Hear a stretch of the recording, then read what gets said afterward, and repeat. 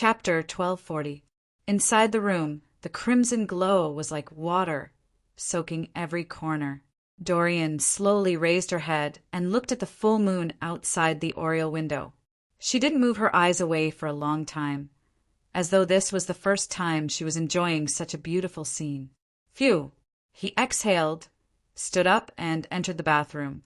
He turned on the faucet, scooped up a handful of ice-cold water, and splashed it on his face. After washing up, Dorian wiped her face with a towel and returned to the living room.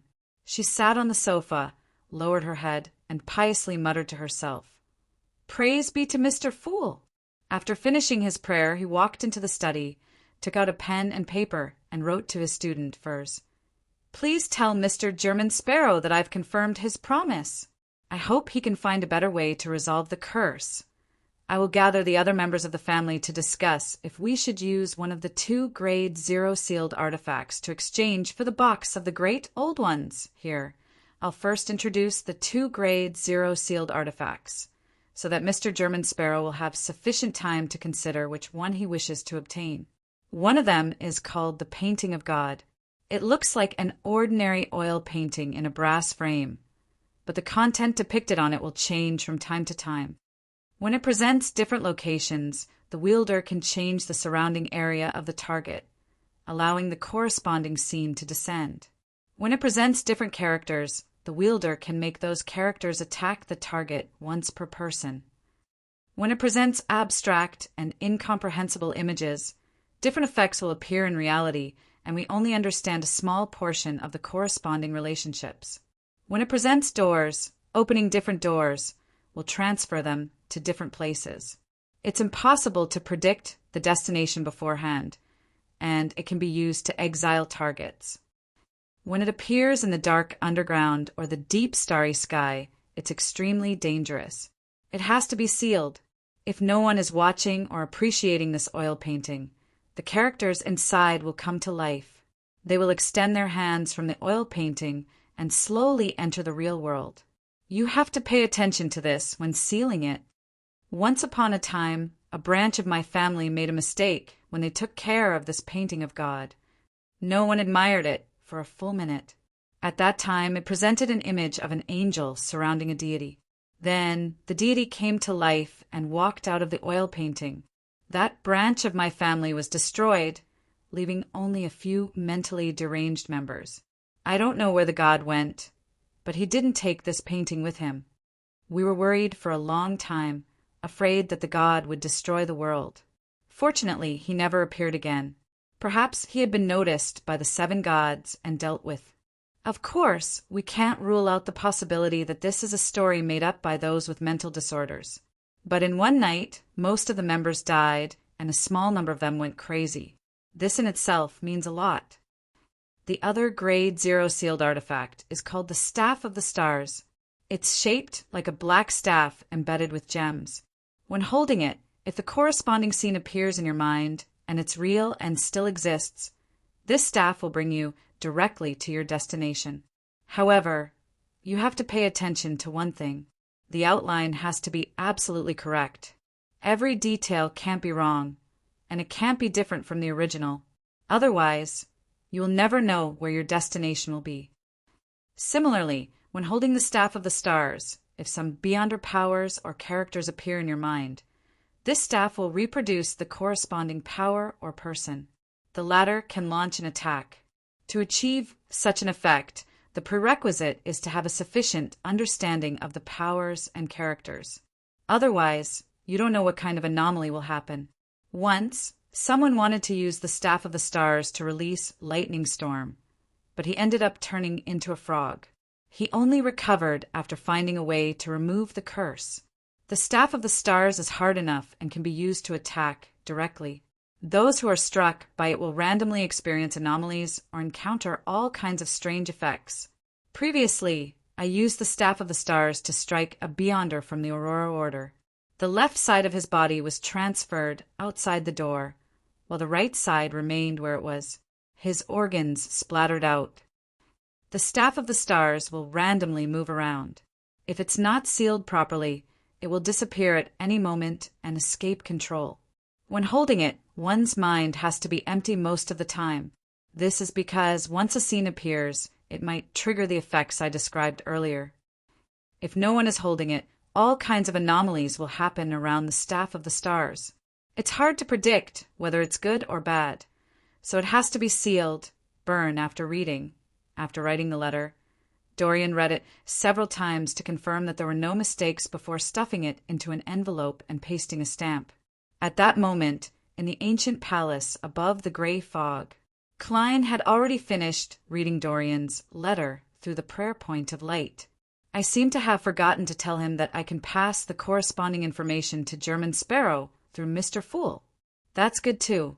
I'll treat it as a benefit for an official member of the Tarot. If every believer does this, I won't be able to handle it if I don't leave some worms of spirit in Sapphira Castle. Yes, this can also effectively maintain Mr. Fool's status, making the members of the House of Abraham not dare to belittle him. Klein mumbled and turned his attention back to the 2 Grade 0 sealed artifacts.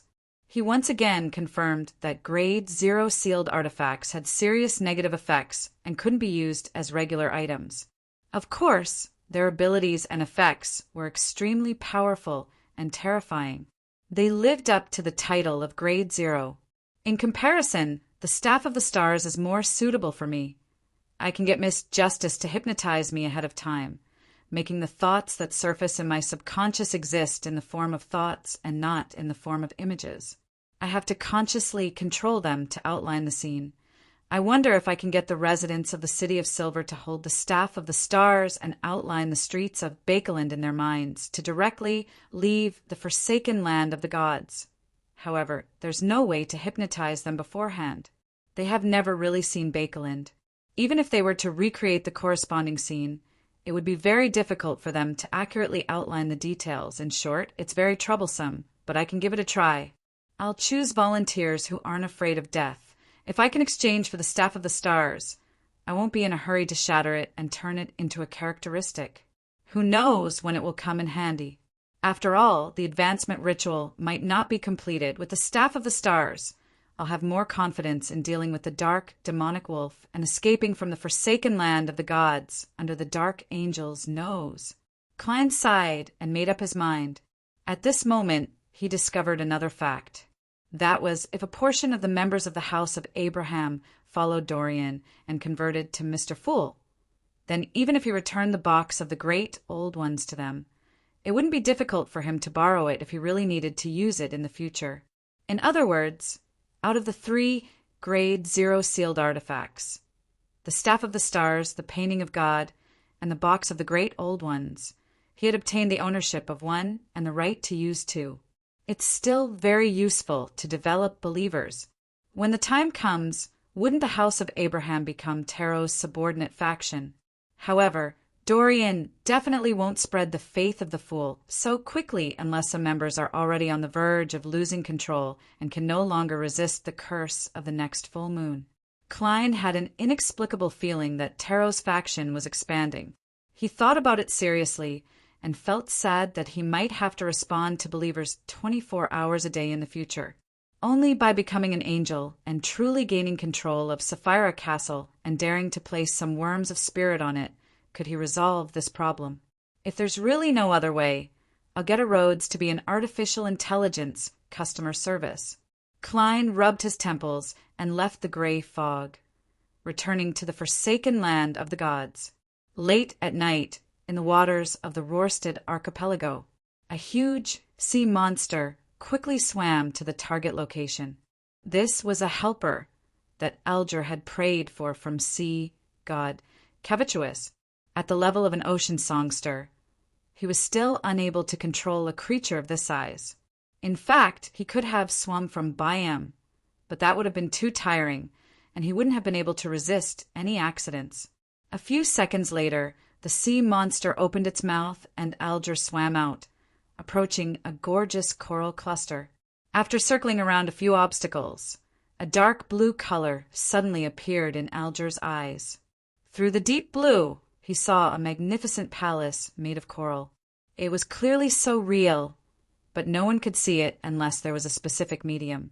Alger stared at it for a while before swimming forward.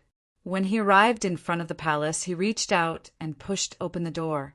The shaking water waves stopped as Alger passed through the barrier and landed on the ground with the help of the wind. He looked around and saw murals painted on both sides. The contents of these murals weren't anything out of the ordinary. They were mainly about ships and elf-faced people fighting against storms and huge waves. However, Alger noticed that the ships weren't sailing in the sea, but a patch of black that was so thick that it couldn't be dispersed. This made Alger think of a phrase, abyss. This is a little similar to the legendary abyss, but it's a little similar. Furthermore, there aren't any devils. They seem to have surged out from underground. These murals record the history of the elves, but it doesn't match the corresponding myths. The world said that every elvish word corresponds to a primordial elf. As Alger pondered, he walked towards the 9 steps ahead. As he approached, he saw 2 thrones and a dark blue crystalline coral. On the branches of the coral, silver bolts of lightning danced, illuminating the surroundings. Alger held his breath and slowed down his pace.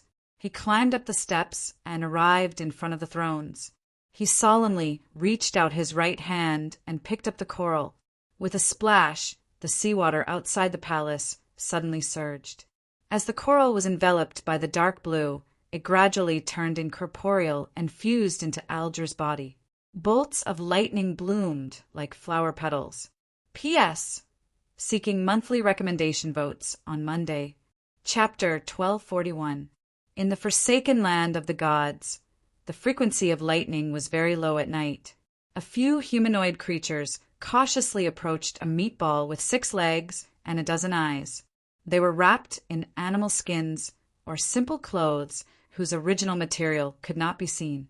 With the help of a few lanterns, they walked through the deep and boundless darkness. Their expressions were very solemn. On their faces, some had 10 to 20 sarcomas, some had 2 eyes that were almost squeezed together, and some didn't even have a nose at all. Instead, it was replaced by a black hole. After a fierce battle, they managed to kill the monster without a hitch. They then split into 2 groups. One group guarded the surroundings, and the other group harvested the spoils of war. During this process, the man with multiple sarcomas on his face suddenly stopped while he was dissecting the monster's corpse to collect the edible parts. "Adele, what's wrong?" the noseless woman asked in puzzlement. The man known as Adele slowly retracted his right hand and revealed an item he had found on the monster. It was an amulet carved from stone that had many traces of corrosion. This is... The man, whose eyes were almost squeezed together, seemed to understand the reason and hesitated to finish his sentence. Adele surveyed the area. "Sin, Ruth, I gave this to my father when I was young. On the day I came of age, he felt that he could no longer control himself. He chose to leave the city and enter the depths of darkness." Exan and Russ fell silent when they heard that. They could understand Adele's feelings. In Moon City, this was a common occurrence. Since they did not have enough safe food, they could only pick mutated plants and fruits and collect monster flesh to survive. This would lead to the accumulation of toxins and madness. After their physical condition deteriorated, they would either die quickly or gradually lose control. In order not to affect the surroundings and cause damage to the city, the latter would often arrange everything after noticing that something was wrong. They would take torches and a small amount of food, leave the defensive circle, and leave alone in the darkness that would never dissipate, never to return. The residents of Moon City could imagine what would happen to them. They would either be killed by monsters or become monsters. There was no other possibility. After 7 to 8 seconds of silence, the noseless female, Exan, hesitantly said to Adele, "That's right. Perhaps this is the monster who killed your father. It has a belt made of beast hide." Adele's voice gradually softened as he raised the bone dagger in his hand and stabbed it down, cutting out a rather normal piece of flesh. The members of the hunting team skillfully completed the collection in silence until Russ, whose eyes were almost squeezed together, suddenly said in a deep voice, there are more and more deformities among the newborn children. The price of accumulating poison and madness from generation to generation wasn't as simple as a decrease in average age. Those who maintained normal physical conditions would gradually experience a certain mutation. For example, Adal had quite a number of sarcomas on his face. Similarly, the accumulated toxins and madness could also be passed on to future generations, resulting in deformities. Russ and XIN in the hunting team belonged to this category. Their lives would be shorter, and it would be easier for them to lose control and mutate. All the hunting groups present knew very well what the increasing number of deformities meant. Perhaps in less than 2 or 3 generations, before the residents of U City grew up and a new generation was born, the deformities might go out of control. In that case, even without external attacks, U City would quickly be destroyed. Only the stone buildings and wall paintings would be left behind to prove that they had once existed. I hope the high priest and the rest can find a new direction. Adal stood up with his lantern and answered weakly. In the past 2,000 to 3,000 years, it wasn't that U City hadn't sought a way to escape their current situation. They had sent one exploration team after another into the depths of the darkness. Some returned after suffering serious setbacks without gaining anything. Some disappeared into the endless darkness without any news. In addition, to the east of U City, there was a grayish-white fog that enveloped the sky and land. It was like an invisible barrier. Not only did it block off vision, but it also prevented any living being from passing through. The residents of U City once believed that this was where hope lay. They believed that the place enveloped by the grayish-white fog was a normal country. They believed that the other side of the grayish-white fog was the land that wasn't cursed. They tried to enter the grayish-white fog again and again, but they failed. They dug a long tunnel, hoping to pass underground without an invisible barrier.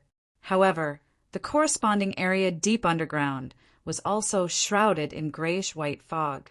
They thought of ways to obtain the ability to fly and attempted to cross it from a high altitude. However, they couldn't see the top of the grayish-white fog until they were struck by lightning. They mobilized the powers of all the demigods and sealed artifacts, attacking the target again and again. Over 2,000 to 3,000 years, they accumulated day after day, but they failed to wear down the invisible barrier at all. Upon hearing Captain Adal's words, the members of the hunting team felt despair and sorrow. It was as though they were slipping down the edge of the abyss, unable to save themselves. Those deformities were the type that found it difficult to control their emotions. At this moment, they more or less felt as though they were suppressing something in their hearts, wanting to erupt. In U City, 200 to 300 years ago, deformities were unable to become beyonders and join the hunting team. They could only do work related to gathering. However, as manpower became more and more scarce, the high priest and the other upper echelons relaxed the restrictions. Let's go. This bit of food isn't enough. Adal looked around and walked deeper into the darkness with the lantern in hand. They didn't take the risk of extinguishing the fire and letting monsters surge out of the darkness, because it was very likely that they wouldn't be able to deal with them. In the suffocating silence, the members of the U City hunting team couldn't help but feel as though there was no end to the darkness. This was just like U City's present situation. They could never find hope, and the lantern in their hands could burn for less and less time. When the last sliver of light dissipated, they would be silently engulfed by the darkness. As he walked, Adal's eyes suddenly reflected a faint yellow. It was a spark that didn't belong to the hunting team. The light of the fire shone into the eyes of all the members of the hunting group, filling up their pupils. Adal, XIN, Russ, and company couldn't help but widen their eyes as intense surprise surged in their hearts. In their lives, in the historical records of U City after the cataclysm, there had never been a spark that came from elsewhere. Indeed, many monsters had the power of the flame or sun domain. But before they attacked, they would hide in the darkness without revealing any light. But now, a spark appeared in the depths of the darkness. Adele, XIN, Russ, and company trembled slightly. They thought of many things, but they couldn't think of an answer. They quickly recalled the hunting arrangements and confirmed that it was impossible for any Moon City residents to appear nearby. Since the flame didn't belong to Moon City, where did it come from? The entire hunting team slowed down. They were shocked, stunned, curious, afraid, worried, and panicked. They had also discovered some destroyed city-states and knew that any abnormality in the darkness could be fatal. Be on guard! Adele finally snapped out of his daze and gave the order. The hunting team immediately took up a combat formation and waited for the faint yellow flame to approach. Time seemed to freeze at this moment. Every second seemed to slow down. Finally, after the flame grew larger, it illuminated a figure. A figure. There's only one person. The members of the Moon City hunting team held their breaths at the same time. It seemed like they were about to meet an outsider. After 2,000 to 3,000 years, someone else had finally set foot on this land. They were no longer the only ones in this abandoned world. As for who could traverse the endless darkness and arrive here, Adele and company had no way of guessing without any experience. As the fire grew bigger and bigger, the members of the hunting group gradually saw the figure clearly. It was a young man with a slender figure. He had black hair and brown eyes. His expression was grave and stern. He wasn't a deformed person, nor had there been any abnormalities. He wore a strange hat and clothes, and carried a lantern made of a special material. He walked out of the darkness step by step. The light from his lantern was brighter than all the lights in the hunting group combined, and the darkness around him faded away quickly. Before long, the light shone on Adele, XIN, Russ, and company. The figure stopped, looked at the hunting team from Moon City, and said in a low voice, "Let's go." "Where are you from?" "He's speaking in Jotun. His eyes are clear and he can communicate." Adele opened his mouth and stopped himself from subconsciously answering. He asked in return, "Who are you?" The figure carrying the glass lantern calmly replied, "German Sparrow." After more than half a year of traveling and overcoming one difficulty after another, Klein's spiritual intuition finally told him that he was about to reach his destination.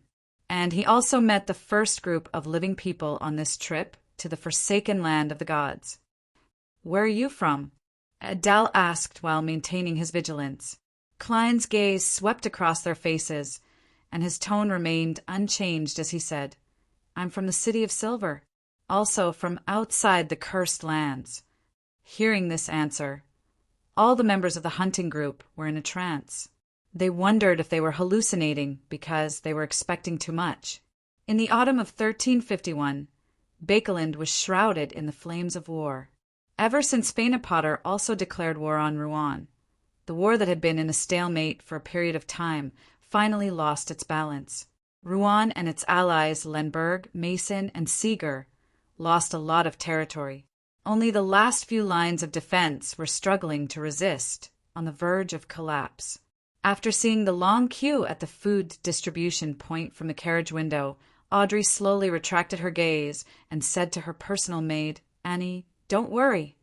To St. Samuel Cathedral. P.S. Double the monthly votes for the last day. Chapter 1242. As the carriage slowly drove on the road, Audrey subconsciously cast her gaze out the window. Many pedestrians stood by the side of the road, staring at the horses that were pulling the carriage. Their eyes seemed to emit a green glow. The lucky ones who had successfully received the food crossed the street in secret and ran to their homes. Teams of policemen in black and white checkered uniforms patrolled the streets. They had revolvers by their waists and short batons in their hands, intimidating those who wanted to take risks. Recently, we don't even dare to go out on the streets alone. Annie, Audrey's personal maidservant, muttered softly. Audrey nodded, slightly without a response. After a while, the carriage arrived at Phelps Street and stopped at the edge of the square in front of St. Samuel Cathedral. The flocks of white pigeons had already disappeared. It was empty. The Rouen Charity Bursary Foundation, as well as the Rouen Poverty Relief Foundation and the Rouen Medical Charity Foundation, had moved from 22 Phelps Street to a few small rooms inside the cathedral. This was because the building they were in had collapsed during an air raid some time ago. To the staff of the three foundations, it was a thrilling memory. If they hadn't left 22 Phelps Street early for different reasons, they would have long become victims. After getting off the carriage and passing through the door, Audrey saw a girl with black hair, brown eyes, and a thin face walk over. Without waiting for the other party to speak, she took the initiative to say, "Melissa, is there any more food that can be distributed?" Melissa shook her head with a solemn expression. "Even the injured soldiers that we're helping don't receive enough food." Audrey's green eyes dimmed. She didn't show her helplessness or weakness as she nodded slightly. "I'll think of a way." From the city of Silver, from outside the cursed lands, German Sparrow's words echoed in the ears of Adele, Exian, Russ, and the other members of the Moon's city hunting team. It made them feel as though they were in a dream, unable to snap back to their senses for a long time. Just as Adele gradually regained his rationality and deliberated over what to say, Exian, who was born without a nose, excitedly asked a series of questions. "Where is the city of Silver? What does it look like? How far is it from here? How many normal people are there outside the cursed land?" Klein glanced at her and replied in an emotionless voice. On the other side of this cursed land, the city of Silver discovered a plant that can be eaten normally. It's called blackface grass. This allowed them to maintain the stability of their species, allowing them to effectively explore the depths of the darkness and seek a way to leave. They found some mushrooms recently. These mushrooms can use the flesh and blood of monsters as nutrients and produce fruits that are not poisonous or crazy. The city of Silver has taken a step further in escaping its madness. When the new generation grows up, even if they're old, it won't be so easy for them to lose control. These words left Adele, Exian, and company disappointed, as though their persistence no longer had any meaning. The life in the city of Silver described by German Sparrow was the most beautiful scene they could imagine, but others simply had it. "There are deformities among their newborns?" Exian asked in a dreamy tone. Klein shook his head. "Almost none." "Will their parents walk into the depths of the darkness when their physical conditions decline? No, when they grow old?" Adele subconsciously asked. Klein, who was wearing a black trench coat and top hat and holding a lantern, replied, "I won't, because they bear the curse of killing their kin. If a life is not ended by the hands of a blood relative, it will turn into a terrifying evil spirit or monster." The members of the Moon City hunting team finally found some sense of reality. Their hearts were like a lake that was slowly heating up, with bubbles popping up one after another. These bubbles were fragile, hollow, and could burst with a single poke. There was actually nothing inside, but something called hope and light flickered inside. Russ, whose eyes were almost squeezed together, could not help but repeat Exian's question. "How many normal people are there outside the cursed land?" Klein looked at them with a complicated gaze. "I'm basically a normal person. I don't have to worry about monster attacks all the time. I don't have to be afraid of being in the dark. I don't have to go crazy when I'm old. I don't have to bear all kinds of curses. I can see the sun when I wake up every day. I have enough food every day. There's a crimson moon rising every night. However, all of this is being destroyed." Klein silently added. This time, Adele, Exian, Russ, and company were somewhat at a loss. This was because the scene described by German Sparrow seemed to be something they could imagine, but at the same time they couldn't imagine it. It was just like how, when they read the few remaining ancient books, they could understand a certain spirit, but they couldn't truly understand certain contents. They had no idea what the sun or the crimson moon was. However, they had normal food every day. They didn't have to bear all kinds of curses. They didn't have to constantly worry about monster attacks. They didn't have to be afraid of being in the dark. And they didn't have to go crazy when they were old. This was the beauty they yearned for day and night. There's such a place in this world. Is this the heavenly state recorded in the ancient books? Is this land really cursed? The members of the Moon City hunting team fell silent once again. Among them, some of them opened their mouths, but they didn't know what to ask. Some of them wanted to bring German Sparrow back to Moon City and inform the High Priest and everyone else of this news, but they were afraid of attracting danger. During this process, they didn't let down their guard. Klein wasn't surprised by their attitude at all. Instead, he believed that this was how a civilization in the forsaken land of the gods should behave to this day. With the lantern in hand, he took a step to the left, attempting to circle around the humans who wore beast skins or strange clothes and continue heading east. Regardless of what story these people had or if they were worth helping, he planned on investigating and listening to them later. This was because his spiritual intuition told him that his destination wasn't far. The western continent he was teleported to was just 2 to 3 hours away. The moment Klein took a step, Adal and company immediately bent their backs and prepared to defend and attack. However, they didn't manage to wait for German Sparrow to approach. They watched him walk more than 10 meters to the left and turn back. Seeing the young man dressed in strange black clothes, wearing a strange black hat, and carrying a strange transparent lantern gradually fade away, Adal, who had quite a number of sarcomas on his face, had his expression change a few times as he shouted. That's right. He shouted, "Who are you?" Klein didn't turn around. With the lantern that emitted a faint yellow light, he walked deep into the darkness. He said normally, "A missionary, a person who spreads the light of my Lord." Adal, Exan, and company looked at each other, their expressions filled with confusion. They hesitated for a while, and just as the faint yellow light was almost gone, all of them instinctively took a step forward and followed behind Klein. They didn't dare approach, but they didn't want to leave either. Just like that, they carried the food they had hunted and silently walked forward, seemingly monitoring and guarding against him. As for Klein, he walked at a moderate pace, maintaining a general speed. He didn't wait, nor did he attempt to shake them off. Just like that, both sides walked extremely quietly under the sparse lightning. At some point in time, Russ and another member of the hunting team had left the team. With the beast skin lantern and the food they had harvested, they turned around and silently disappeared into the endless darkness. As time ticked by, Klein finally stopped. With the help of the lightning that streaked across the sky, he saw a grayish-white fog a few hundred meters away. The fog connected the ground and extended all the way to the sky, as though it had no top. At the same time, the fog extended to both sides without end. Klein stared intently for a long time. Even though there was darkness in between, he slowly raised his head. Only when the second bolt of lightning subsided did he retract his gaze. Is the vanished western continent behind or inside the fog? Klein thought with a heavy heart. He couldn't help but slow down his breathing. He held the lantern and continued forward until the dim yellow light illuminated the solidified fog.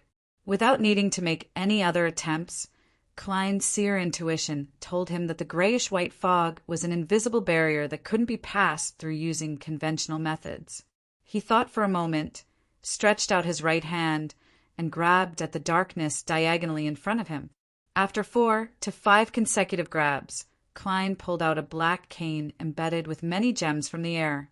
This was the Staff of the Stars, a terrifying sealed artifact, numbered 0 to 62, that Klein had exchanged with the box of the Great Old Ones. Of course, Klein had only summoned the historical, void projection of the Staff of the Stars at the moment.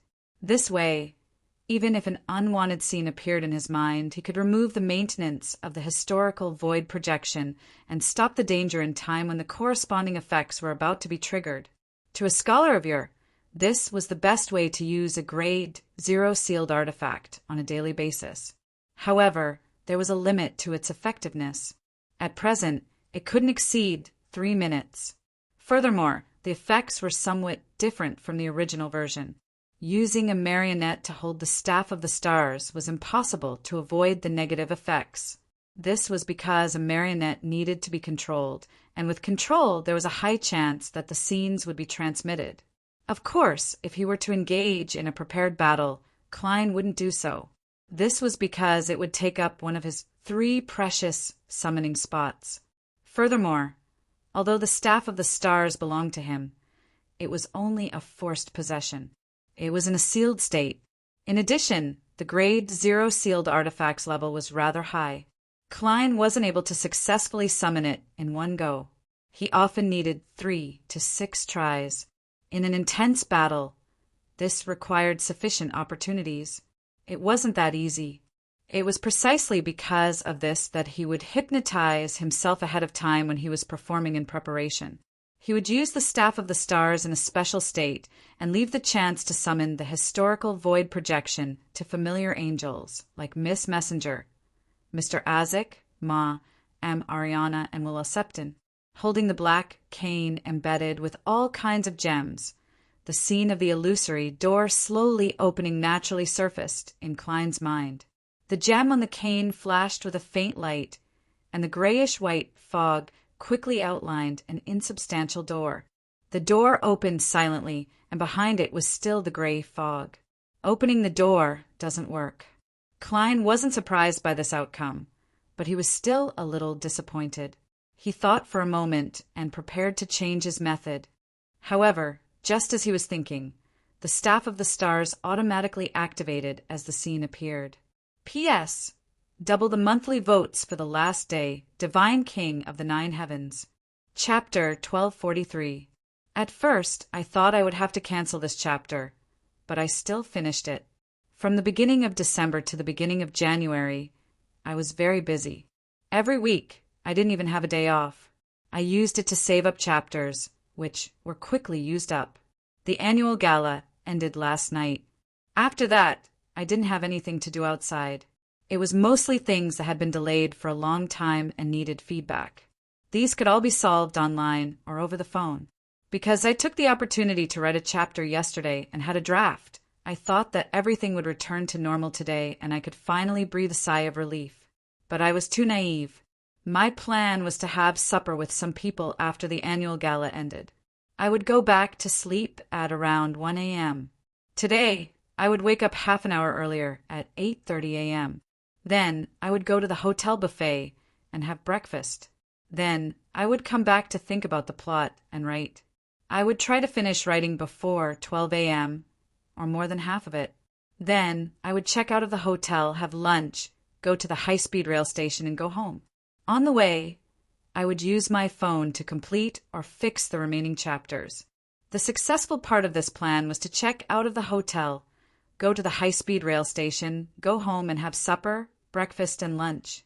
Yeah, I ate supper until 1:30 a.m. After I washed up, it was around 2 a.m. I thought that I could sleep for another 6.5 hours. In the end, at 5 a.m., the hotel suddenly gave me a wake-up call. A wake-up call?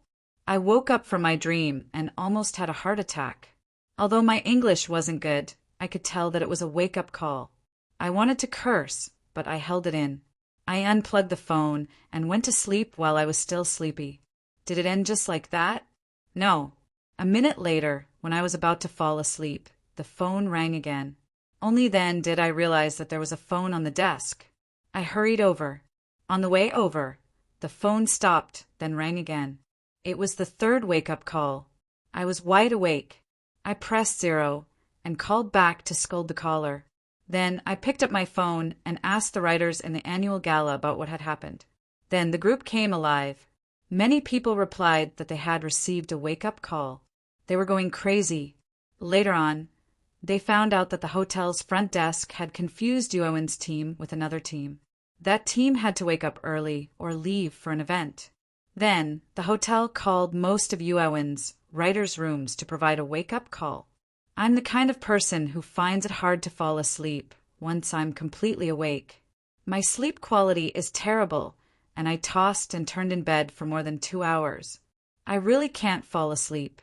I thought about how I still have to write, so I woke up before 8.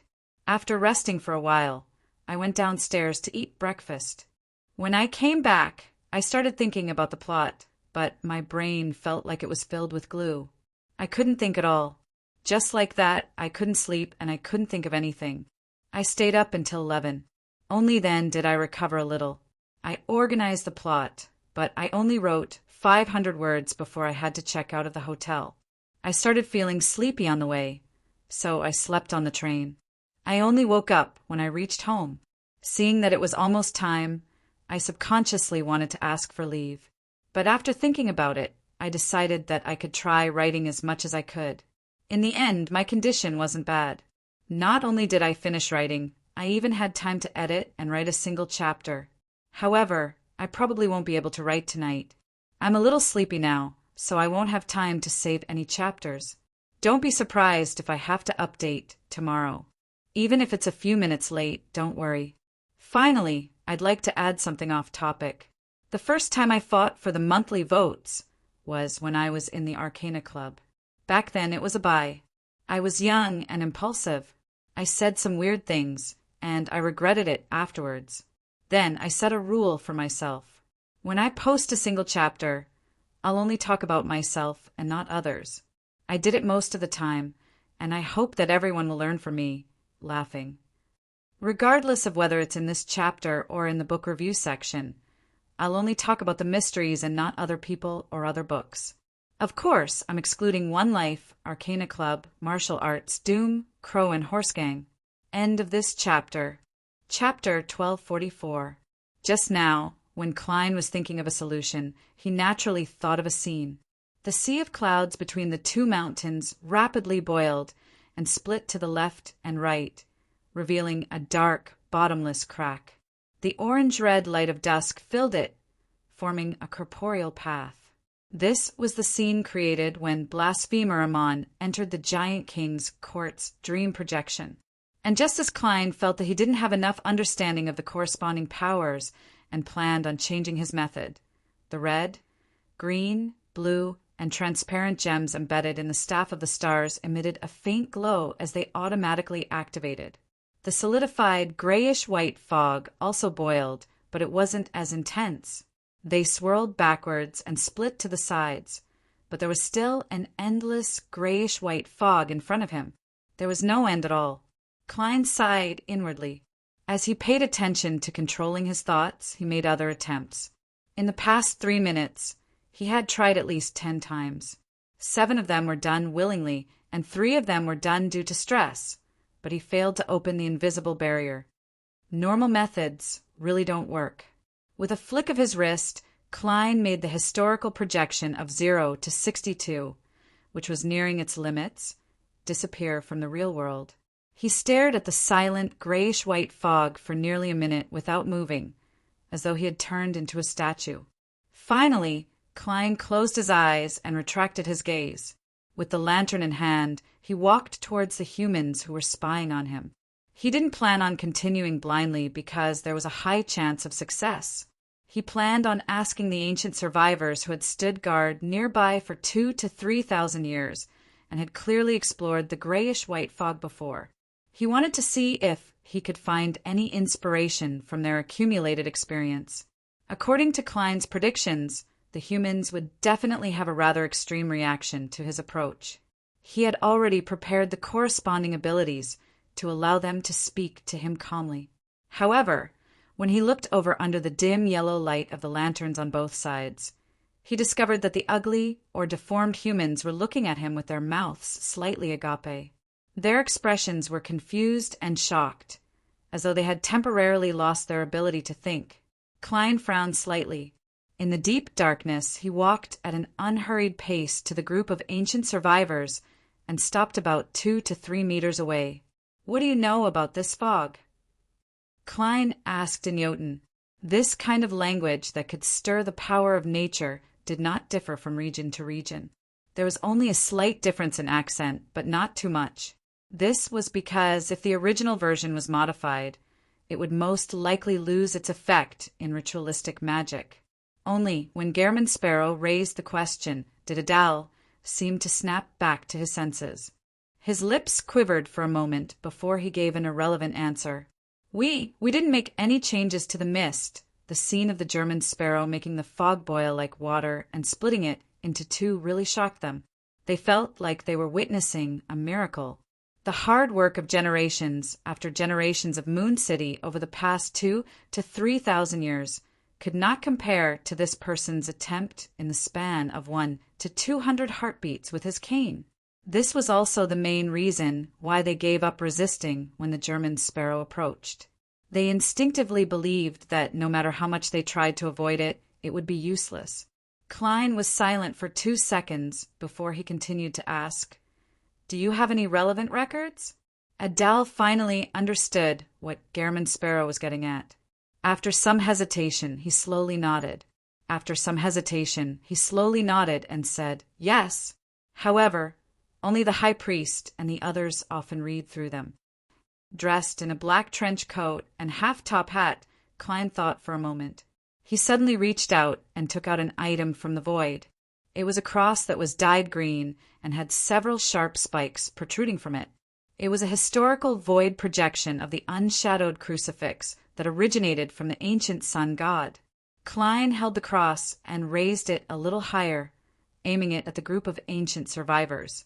Pure, bright, and warm light bloomed, dispersing the surrounding darkness and illuminating Adele, Exan, and company. Their combat experience made them reflexively attempt to defend, but their instinctive comfort made them stop halfway through their actions.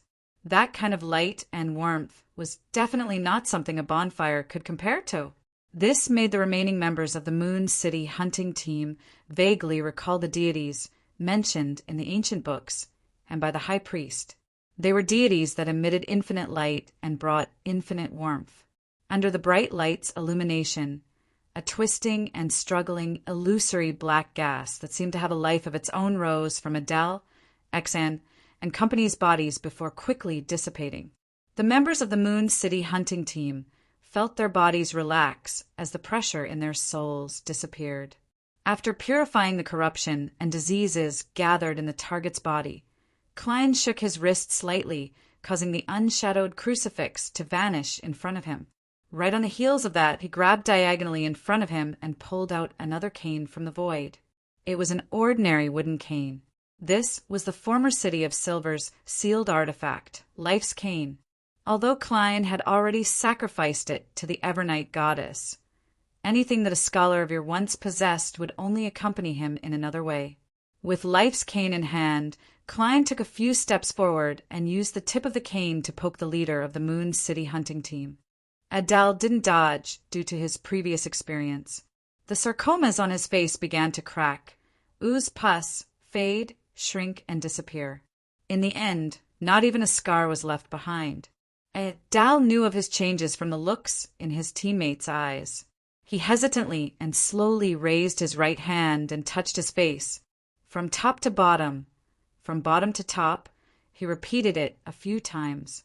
During this process, he realized that his condition had never been better. It was even better than when he had just become an adult. Klein didn't look at him. He took a diagonal step and used Life's Cane to treat the other ancient survivors. With Adele as an example, Exan and company were on guard as they accepted the touch of the cane's tip. Then they felt an indescribable feeling of being reborn. Among them, the two deformities who were easily agitated couldn't help but shed tears. Unfortunately, I can't treat natural defects. Mental illnesses can be treated, but some crazy tendencies can't be treated. Klein retracted his right hand and made the historical projection of Life's Cane dissipate.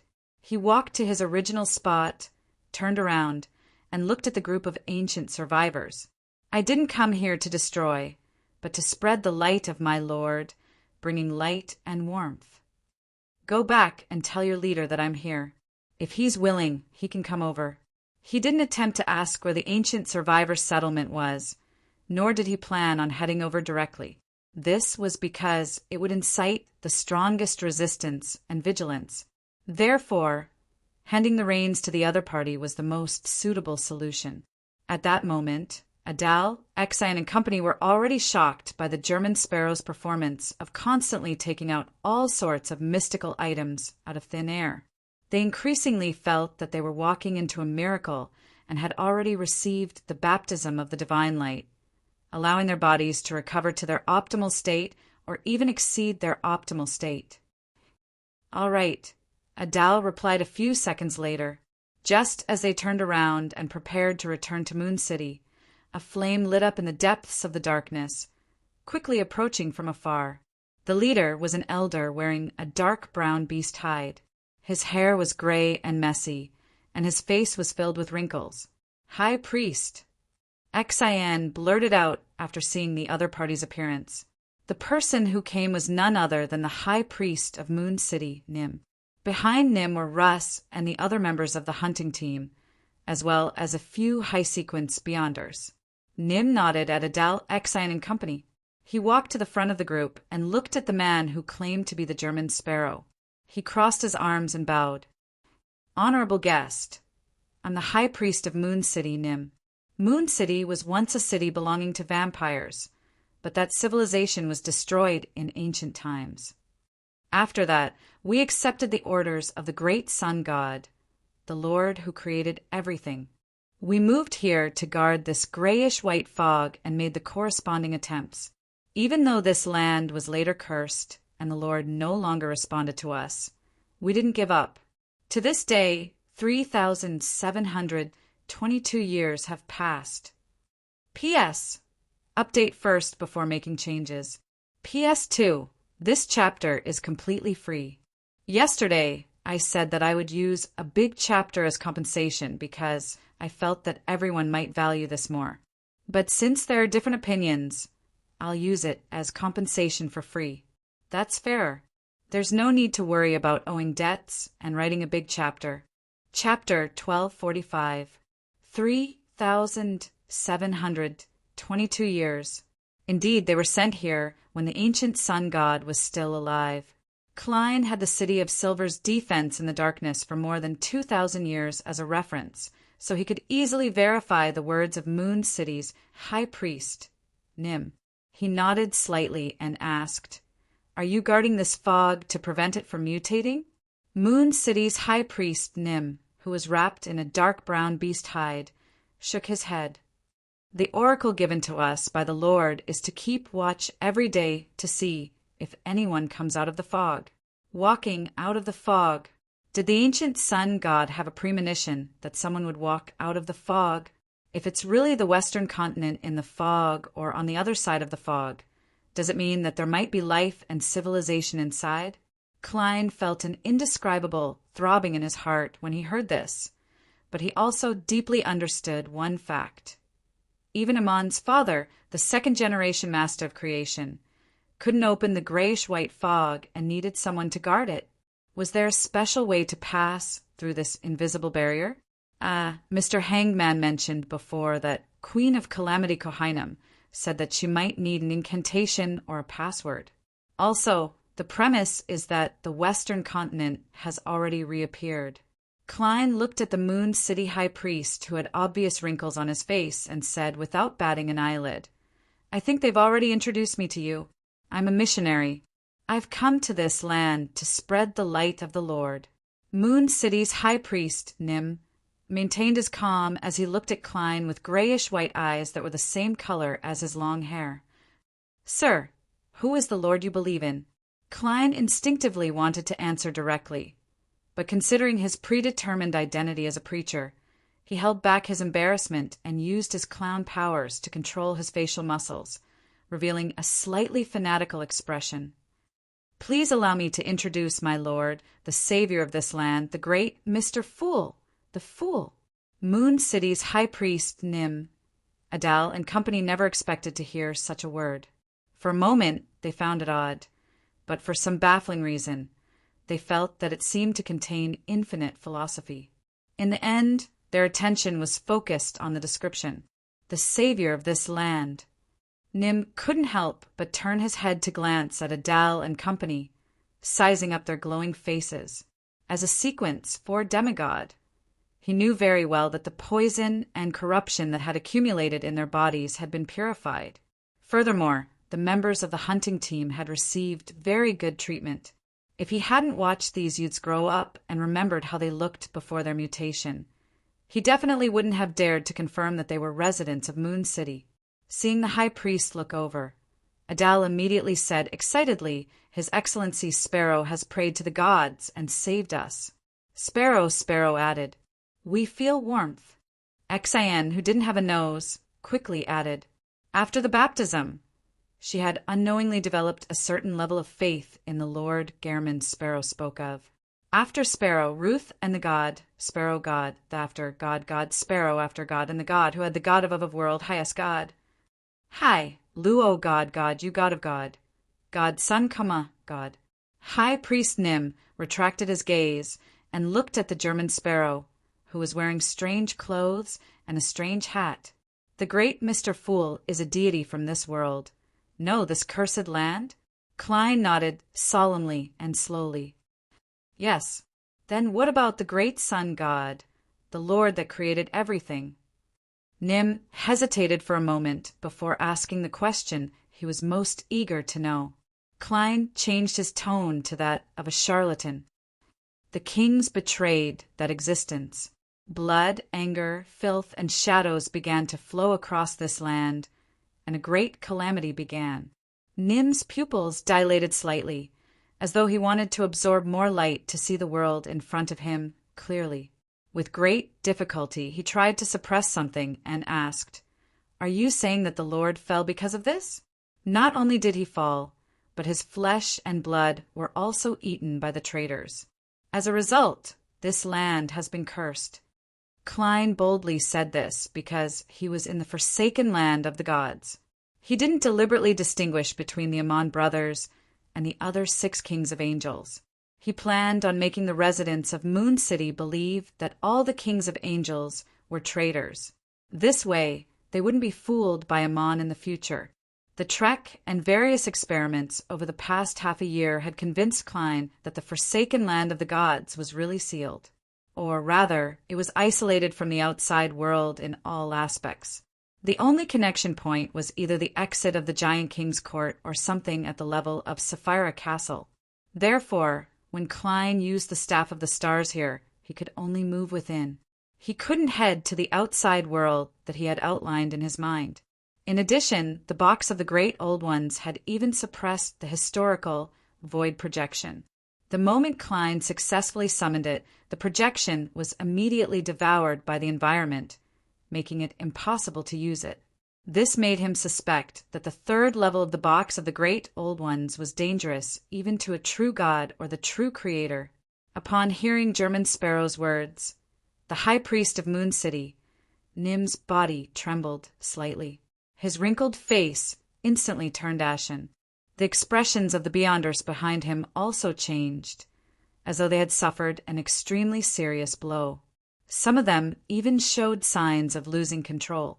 Upon seeing this, Klein reached out again and pulled out Life's cane from the void.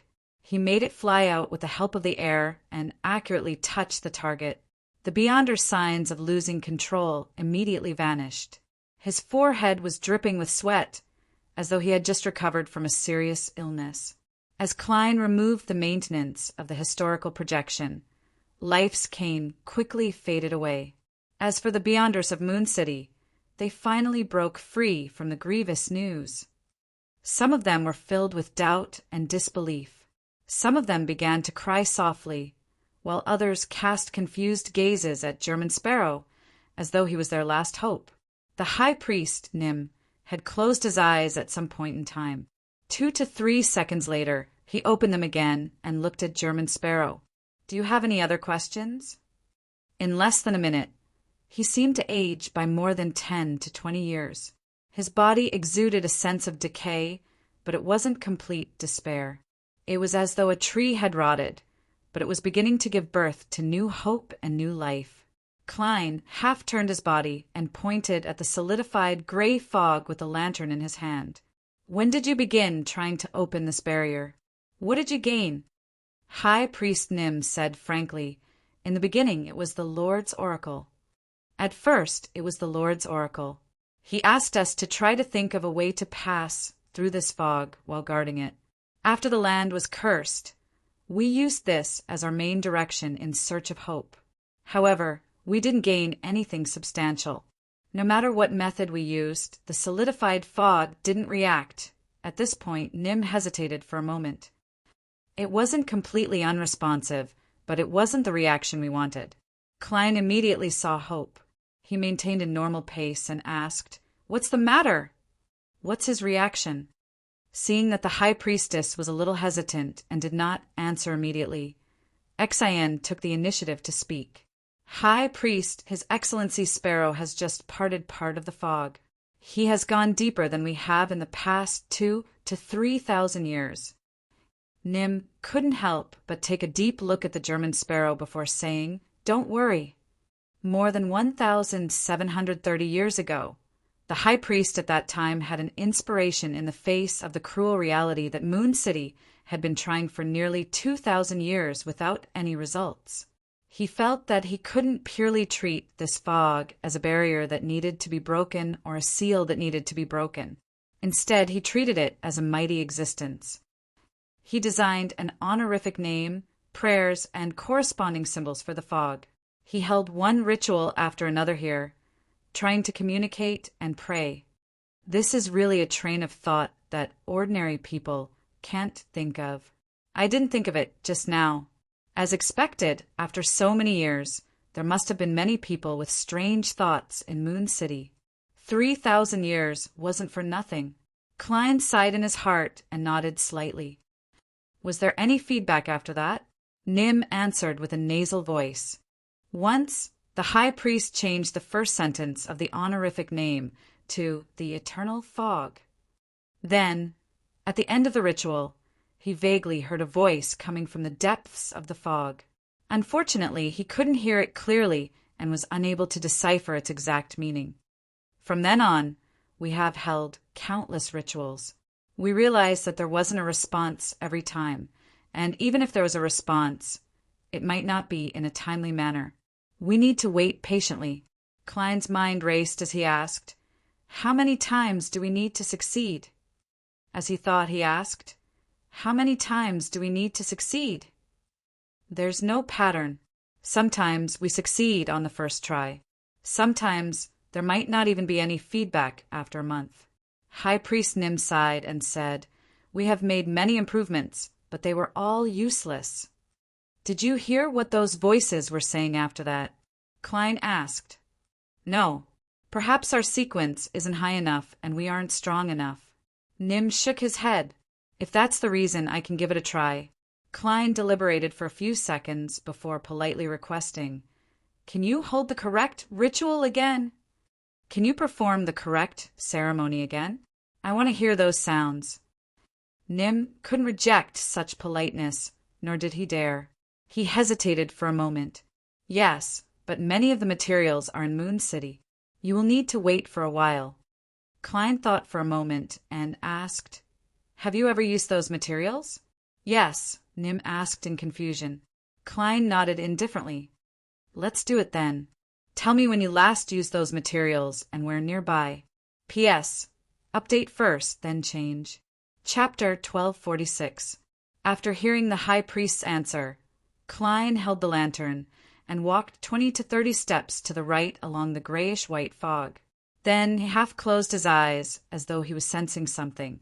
This made the Moon City Beyonders following behind him not dare to make a sound, afraid that they would disturb the oracle. After 4 to 5 seconds, Klein reached out his right hand and slowly grabbed at the air in front of him. An altar made of stone fell from the void into reality.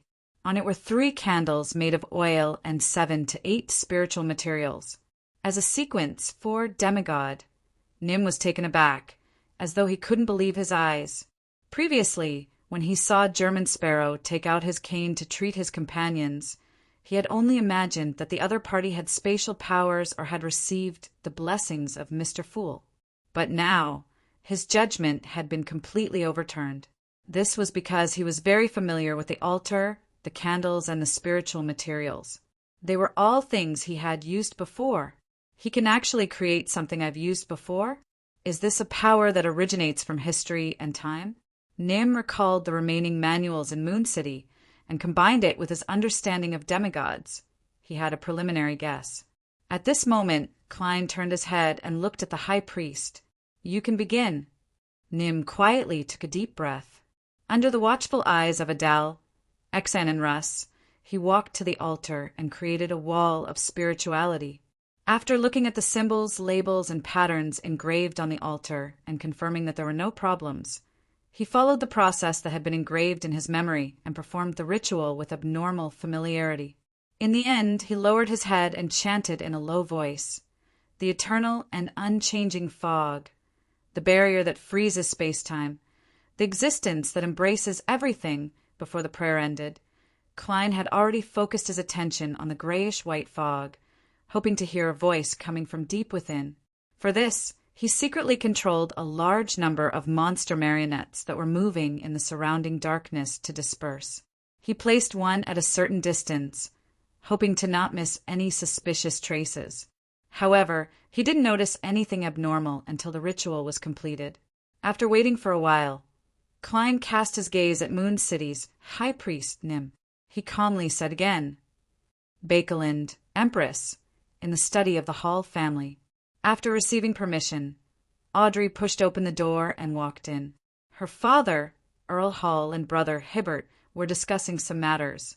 "Oh, baby, you don't look so good." Earl of Hall looked at the door. Audrey didn't act. She forced a smile and said, "There's a huge shortage of food in the Poverty Relief Fund. I want to collect more food. I visited many nobles today, but they all told me that there's no more food left, even if I buy it with gold pounds." While they were talking, the nobles were either in the small living room or in a place specially used for afternoon tea. In front of them were high-quality black tea and a variety of exquisite desserts. From time to time, they would ask Audrey to comment on the cooking skills of their dessert chef. Their servants' faces were ruddy, and their footsteps were light. They almost didn't make any noise, so as not to disturb their guests. The current situation. Earl Hall sighed when he heard that. Audrey thought for a moment and said, "Seriously, Dad, I remember that there should be a lot of food at home. Dad, I remember there should be a lot of food at home. Can I buy some with some money?" "Audrey, you've already done too much." "There's no need for this," Hibbert Hall said with a frown. Hibbert Hall said with a slight frown. Audrey just looked at her father and did not respond to her brother's words. Earl Hall's expression, which had relaxed a lot because of his daughter's arrival, slowly turned serious again. "Audrey, the premise of charity is not to affect your and your family's lives. This is a principle I hope you will keep in mind." Audrey, who was dressed in a gold and white dress, frowned slightly before relaxing again. She said sincerely, "Dad, the food we've stockpiled at home is enough for everyone in this house to eat for an entire year or even more. Besides, there's still a lot of food in East Chester County." As Winter County hadn't completely fallen, the Fasac army that invaded through mid-Seashire didn't attack East Chester County. As for the Fasac, Intis, and Fainapotter fleets at sea, they were suppressed by Ruan's armored fleets. They could only barely deal with them and protect the sea supply line. Earl Hall looked at his daughter's emerald green eyes for a few seconds before suddenly sighing and smiling. "Audrey, you've really grown up. You have your own ideas and good perseverance. However, none of us know how long this war will last. We don't know what the final outcome will be. We have to reserve a lot of food to deal with all of this.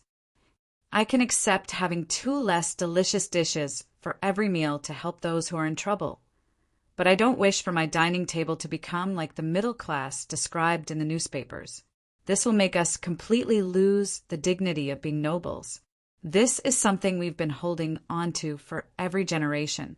Do you understand what I mean? I was just making an analogy.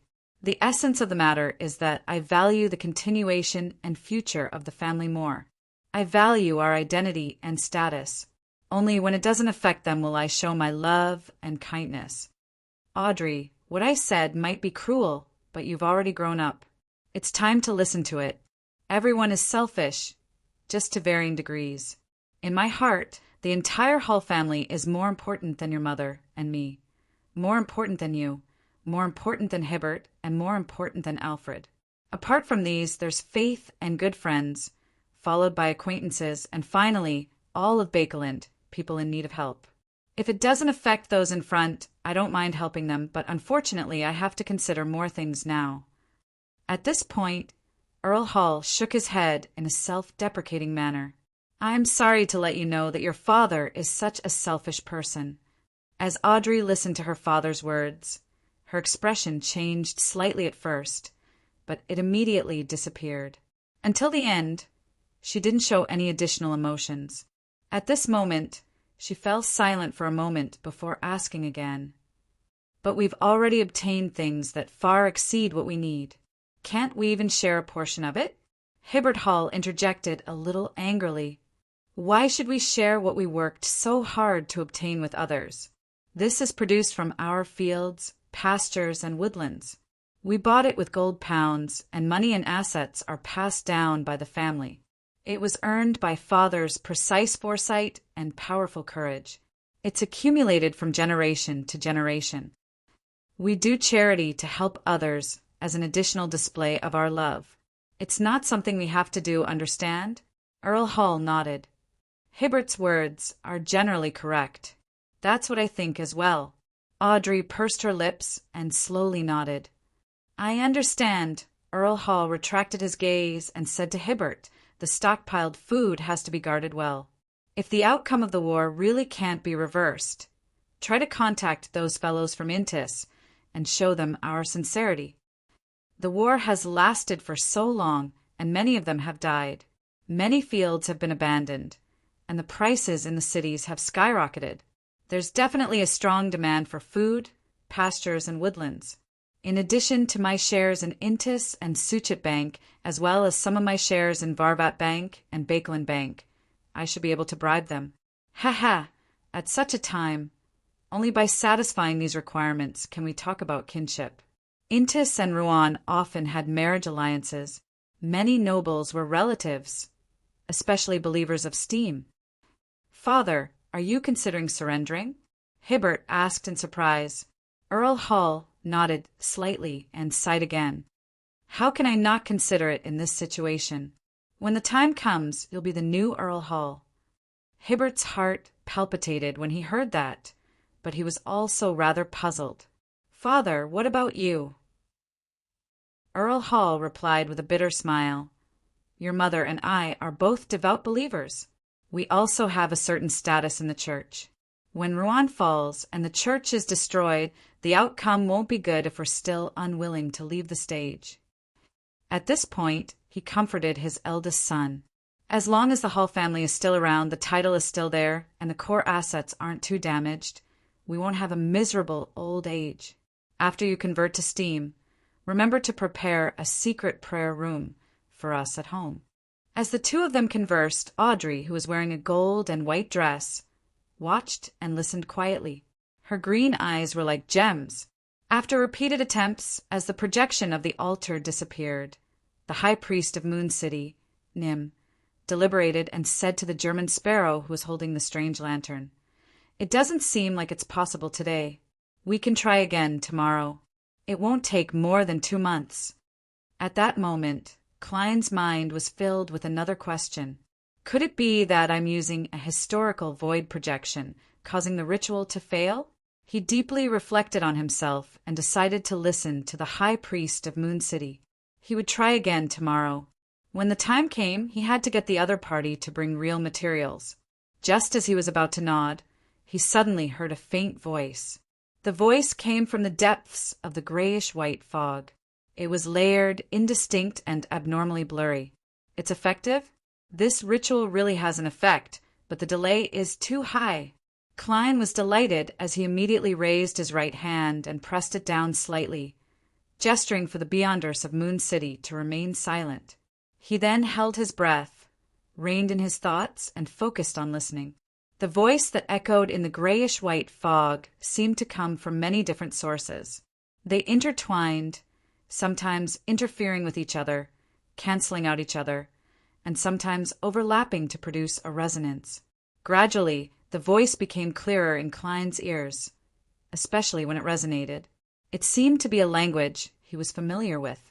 It seemed to be countless people chanting a name together. The name was The Celestial Worthy of Heaven and Earth for Blessings. Chapter 1247. The Celestial Worthy of Heaven and Earth for Blessings. When he heard the voices in the depths of the grayish-white fog, Klein trembled slightly as the back of his head went numb.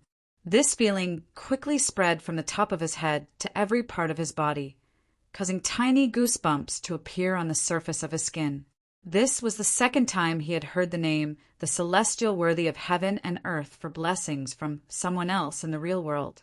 The first time was said by a mon who had stolen his thoughts. In fact, he didn't know the exact meaning, nor did he truly grasp the incantation. Therefore, in essence, this was the first time. At the edge of the legendary Western continent, outside his vanished hometown, Klein heard the incantation that had caused him to transmigrate for the first time in the real world. He heard one of the most important secrets hidden in his heart, and he heard the Eastern-style honorific name that pointed to an unknown existence. He stood there, his mind almost blank. His ears were echoing with muffled and clear chants and shouts. The Celestial Worthy of Heaven and Earth for Blessings.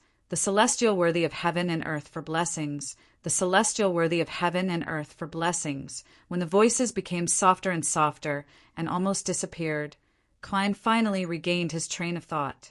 As a false god who had done quite a number of guilty deeds, his first reaction was, "I've changed the Celestial Worthy of Heaven and Earth for Blessings to King of Yellow and Black who wields good luck. Will I incur the wrath of the heavens?" Back when he set up the 3-paragraph honorific name of the fool, the first paragraph described his own experiences and state. Back then, he thought that he had transmigrated and was afraid of exposing the problem. He changed the fool from an alternate world to the fool that doesn't belong to this era. In the end, it revealed the essence of the incantation. The second paragraph bound the gray fog to him, making the direction even clearer. And in order to completely limit it and not create any ambiguity, Klein directly translated the last sentence of the incantation in the third paragraph of the honorific name, which was the Celestial Worthy of Heaven and Earth for Blessings. He originally thought that it was nothing, but he later suspected that the previous owner of the strange door of light in Saphira Castle was the Celestial Worthy of Heaven and Earth for Blessings, or rather, a certain existence wearing an Eastern vest. Of course, it was also possible that the Celestial Worthy of Heaven and Earth for Blessings was the true body. Later on, he wore a coat that was more suitable for the current world. As for which one it was, Klein couldn't guess, because he had never heard of the honorific name the Celestial Worthy of Heaven and Earth for Blessings. Outside of himself in the real world, Klein was suspicious, fearful. In reality, he didn't pay much attention to this matter. He seemed to be used to it. However, at this very moment, the chants of heaven and earth, Celestial Worthy of Heaven and Earth for Blessings, were like warship cannons that continuously bombarded his heart and mind, causing the worry and fear that had accumulated in his subconscious to surge out. After calming himself down, Klein began to force himself to use reason to think about the current situation. Are these chants hidden in the grayish-white fog, or do they come from the vanished Western continent? I knew it. The color and state of this fog are very similar to those beneath Saphira Castle. Its power also originates from history. One has to have the correct power of the domain of time to open it. Queen of Calamity Kohainem said that when the apocalypse comes, the Western continent will definitely reappear. In other words, only by pushing time to that node will the grayish-white fog come to life. Only then will it be possible to open it with the corresponding incantation. The one who made the Western continent disappear or sealed it, or made it into a protective isolation, is the Celestial Worthy of Heaven and Earth for Blessings, an existence suspected to be the former owner of Saphira Castle? According to various theories, Saphira Castle and the other 9 items were left behind by the original creator. They are different parts of his body or something he personally created. The Celestial Worthy of Heaven and Earth for Blessings is roughly equivalent to the former owner of Saphira Castle, roughly equivalent to the original creator. However, Sapphira Castle only appeared after the original creator split. Furthermore, the incantations like the celestial worthy of heaven and earth for blessings can only point to Sapphira Castle. They can affect places like the Chaos Sea. Also, the disappearance of the Western continent is definitely something that happened before the Second Epoch. As an ancient god, Elf King Sinaithrim was unable to return to his hometown. In other words, in the chaotic and crazy First Epoch, or even before the First Epoch, after the original creator split into Chaos Sea, Sapphira Castle, and other things, something happened before the ancient gods were born. These things caused the Western continent to disappear, and the former owner of Sapphira Castle to disappear. The ancient sun god, the city of Silver Creator's prophecy, is also very interesting. It's said that someone will walk out of the grayish-white fog, so he sent people to Moon City to guard this place. And strictly speaking, I actually came out of the grayish-white fog from the Western continent. However, I left the Western continent to enter Sapphira Castle. Long before the ancient sun god's prophecy, I left the grayish-white fog in 1349 in Rouen. Yes, after going around in circles, I came here again and encountered the people from Moon City. The ancient sun god's prophecy has really come true. However, the process was a little complicated, and the way it was realized was unexpected. As Klein pondered, his mood gradually improved. This was because the situation and his spiritual intuition told him that there were still civilizations in the Western continent that were isolated by the grayish-white fog. There were still many people alive.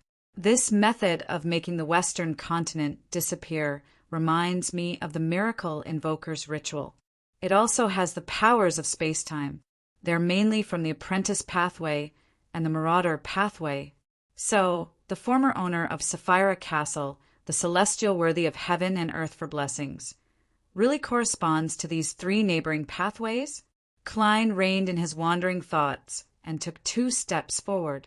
He then turned around and said to Moon City's High Priest Nim and company, "I heard those voices clearly. What are they saying?" Nim's grayish-white eyes suddenly widened as his wrinkled face revealed an uncontrollable excitement. Adal, Xin, Russ, and company had similar reactions, or even more intense. Even their bodies were visibly trembling. This was a problem that had troubled the residents of Moon City for more than 1,000 years. Solving this problem had already become a symbol of escaping their current situation. Klein took a deep breath and said in a charlatan-like tone, "They are praying to my lord." This was definitely not a lie. After all, as the Fool, he had already gained initial control of Sapphira Castle. The last sentence of his honorific name was King of Yellow and Black, who wields good luck, which was equivalent to the celestial worthy of heaven and earth for blessings. Nim and company fell silent. When they looked at Klein again, their eyes were filled with obvious respect and fear. Combined with the miracles he had shown, they gradually viewed Mr. Fool as their savior. Klein surveyed the area and calmly said, "That's right. All of you, retreat at least 100 meters. All right, Your Excellency Sparrow." High Priest Nim agreed without hesitation. After the Beyonders of Moon City had retreated a sufficient distance, Klein reached into the void with his right hand and quickly dragged out another version of himself. Following that, his true body vanished. Right on the heels of that, Klein's historical void projection walked in front of the solidified grayish-white fog. He extended his right hand and pressed it down. There seemed to be an invisible barrier there that was a bit cold, blocking everything. After staring at it for 2 seconds, Klein opened his mouth, suppressed his voice, and recited in Chinese, "The celestial worthy of heaven and earth for blessings." As his voice echoed, the grayish-white fog in front of him didn't react at all. It remained still and frozen. He waited for nearly a minute, thought for a moment, took a deep breath, and chanted softly again, "The celestial worthy of heaven and earth for blessings. The celestial Lord of heaven and earth for blessings. The celestial Lord of heaven and earth for blessings. The celestial worthy of heaven and earth for blessings." This was the complete incantation for the luck enhancement ritual. As the last word was said, Klein's right hand which was pressed against the invisible barrier, suddenly felt an obvious tremor. The gray fog began to sway, as though a boulder had been thrown into a lake. The ripples quickly transmitted and overlapped with each other, vaguely outlining a door in front of Klein. A bolt of lightning streaked across the sky, illuminating the scene. The Beyonders of Moon City, who were not far away, widened their eyes, unable to move their eyes away. Among them, the latecomers who had never witnessed such a scene were even more shaken, unable to restrain themselves. From their point of view, there was no doubt that this was a miracle. Klein held his breath, waiting for the door to take shape. However, the ripples eventually calmed down. He was just one step away from success. After a moment of silence, Klein recited the incantation again. He kept chanting, but even if the ripples in the grayish-white fog didn't disappear, it was unable to truly outline the door. For a moment, he wanted to make an attempt with the complete ritual. In other words, he would place 4 portions of food and recite the incantation while taking 4 steps counterclockwise. But soon, he laughed foolishly at his idea. This was because if he did this, he would enter Sapphira Castle without opening the invisible barrier. After taking a deep breath, Klein grabbed a gold coin from the void and used divination to confirm that the effects of the complete ritual were as he had imagined. Is it really not time yet, and the apocalypse hasn't arrived? Klein stared at the grayish-white fog in front of him. There was no movement for a few minutes. When a bolt of lightning streaked across the sky and illuminated his face, he turned around and walked to Moon City's high priest, Nim, with the lantern in hand. It's not the correct time to open it, according to the oracle. There's still more than 10 years left. Without waiting for Nim, Adal, and company to respond, Klein pointed at the nearby darkness with his empty right hand.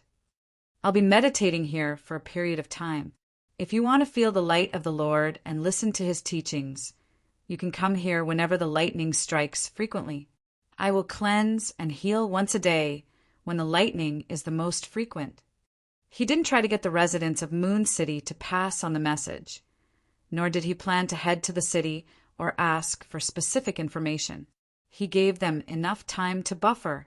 Moon City's high priest, Nim, heaved a sigh of relief and replied with increasing respect, I will pass on your words to everyone. Chapter 1248. City of Silver, top of the spire, chief's room. Colin Iliad, who had white hair and an old scar on his face, looked at the deep darkness outside the window until a silver-white beam suddenly erupted in the distance, bringing a few seconds of light. Only then did he retract his gaze and nod slightly. Chermont successfully broke through. His gaze then fell on the 2-meter-tall young man standing in the middle of the room. Derek, do you know why I, who had become a Sequence 3 Silver Knight after my first exploration of the Giant King's court, kept suppressing my subsequent plans and not implementing them? Derek thought for a moment. Your Excellency, on the one hand, you want to see if there's any other way to circle to the seaside. On the other hand, you are waiting for the other elders of the 6-member council to advance to Sequence 3. And now, both of these things had been accomplished. Nearly 5 months ago, an expedition team from the City of Silver discovered a hidden path. From there, they circled around the mountain where the Giant King's court was located and arrived at the seaside. However, the sea was illusory. There was no way to pass through it. Forcefully entering the water would only cause their bodies to gradually disintegrate. Now, another demigod of the 6-member council, Wade Chermont, had finally advanced and become a Sequence 3 Silver Knight. He could have his own honorific name and respond to the prayers of the other residents of the City of Silver within a certain range. Colin Iliad sighed. Very good. Your understanding of the situation is very clear and comprehensive. If it wasn't for the fact that I have no other choice, I really don't wish to bring you into the Giant King's court again and attempt to open the sleeping dark angel's palace. At this point, Demon Hunter Colin paused for a moment before continuing. I don't know how much danger such an exploration will bring. All I can do is make sufficient preparations in advance. Now, Chermont has finally succeeded. Even if an accident happens in the future and we are unable to return, he and the other elders will be able to support the City of Silver, allowing everything to continue and wait for the next opportunity.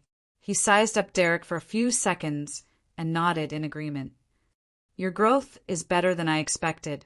If it wasn't for the fact that the matter with the Giant King's court was caused by you, I really wanted to keep you in the City of Silver as a reserve elder of the 6-member council. Hearing this, Derek Berg answered without hesitation. Even if you want me to stay in the City of Silver, I have to apply to head there. This was the light he saw. This was a chance to save the City of Silver in his heart. He was willing to give up everything for it. Cullen Iliad showed a rare smile. You're still too young.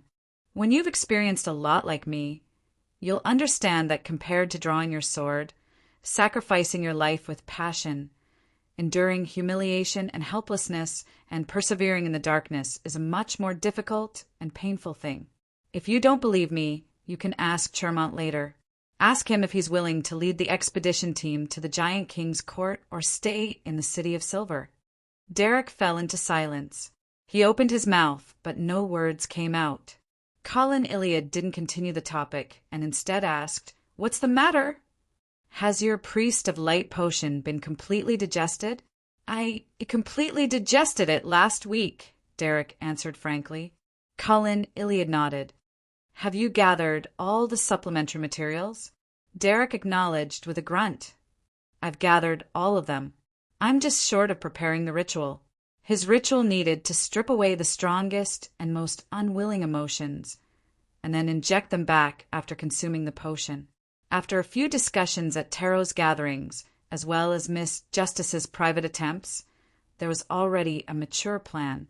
With the help of this sequence, for Manipulator's control over the mind domain and Mr. Fool's angel's embrace, it would be completed. Demon Hunter Colin didn't rush him as he calmly said, "Don't be anxious. The second exploration of the Giant King's court will still take some time. Wait for me to become an unshadowed." Derek took the initiative to ask. Cullen Iliad didn't deny it as he nodded slightly. "I'm also waiting for Lovia to become a Black Knight. Her ingredients and ritual have already been prepared." Upon hearing this, Derek immediately felt pressured. In the capital of the Rorstad archipelago, the City of Generosity, Byam, at the top of the bell tower attached to the Church of Waves, Cardinal of the Church of the Storm, high-ranking deacon of the mandated Punishers, Sea King John Cotman stood behind the railing, looking at the sea that wasn't as blue as before, as well as the burning ship wreckage floating on it.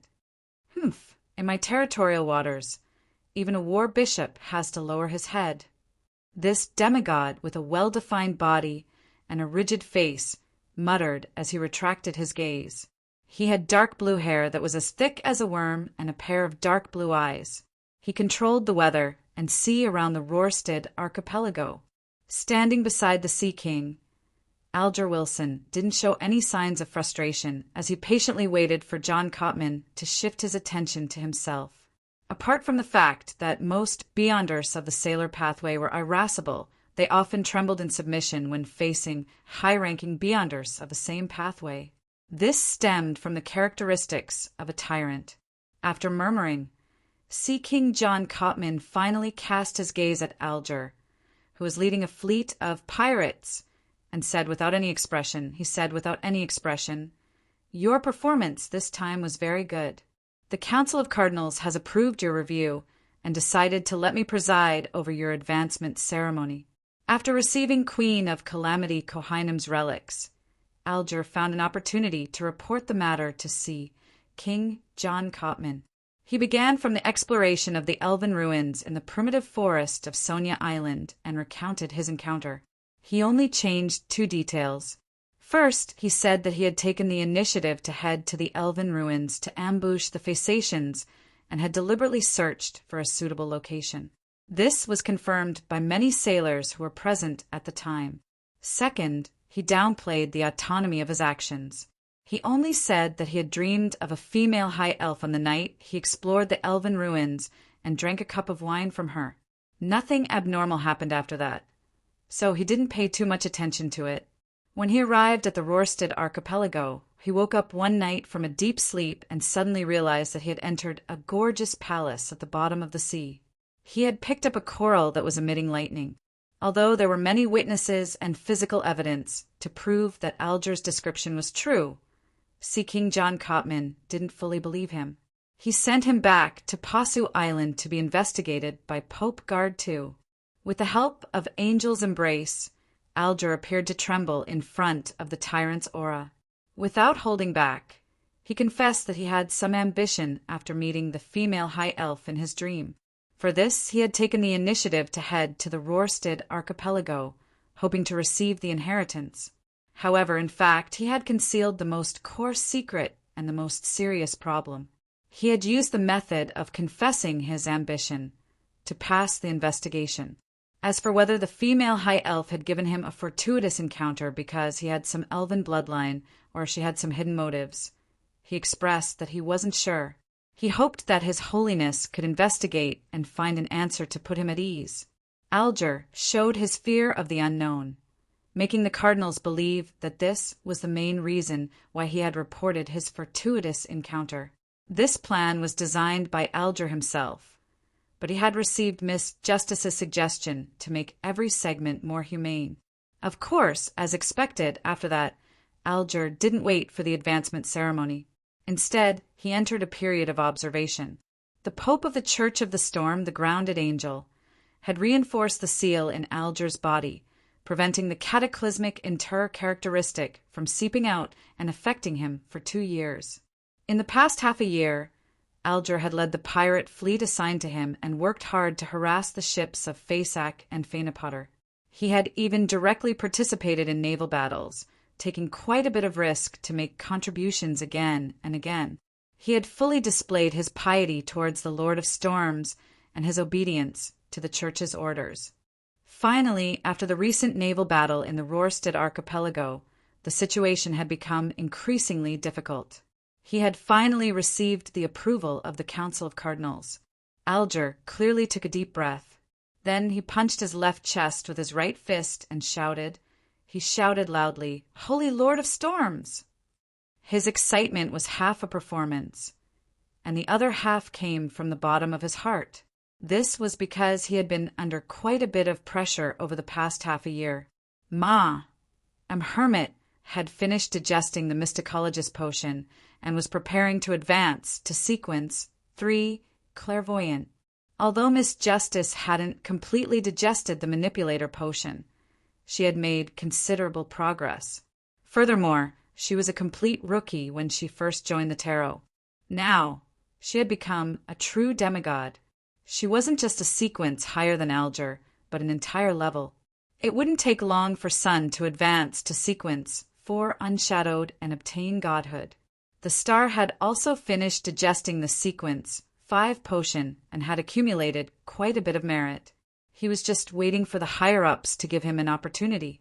After one trip after another, Miss Magicians wasn't far from digesting the potion, and her teacher had prepared the corresponding sequence 4 secrets, sorcerer potion ingredients for her.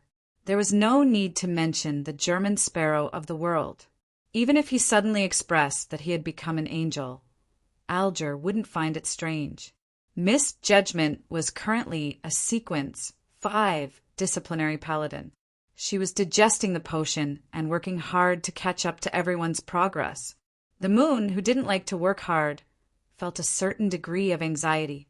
He was seeking the possibility of becoming a sanguine earl. Faced with such a situation, as one of the most senior members of the tarot, Alger naturally didn't wish to be left behind.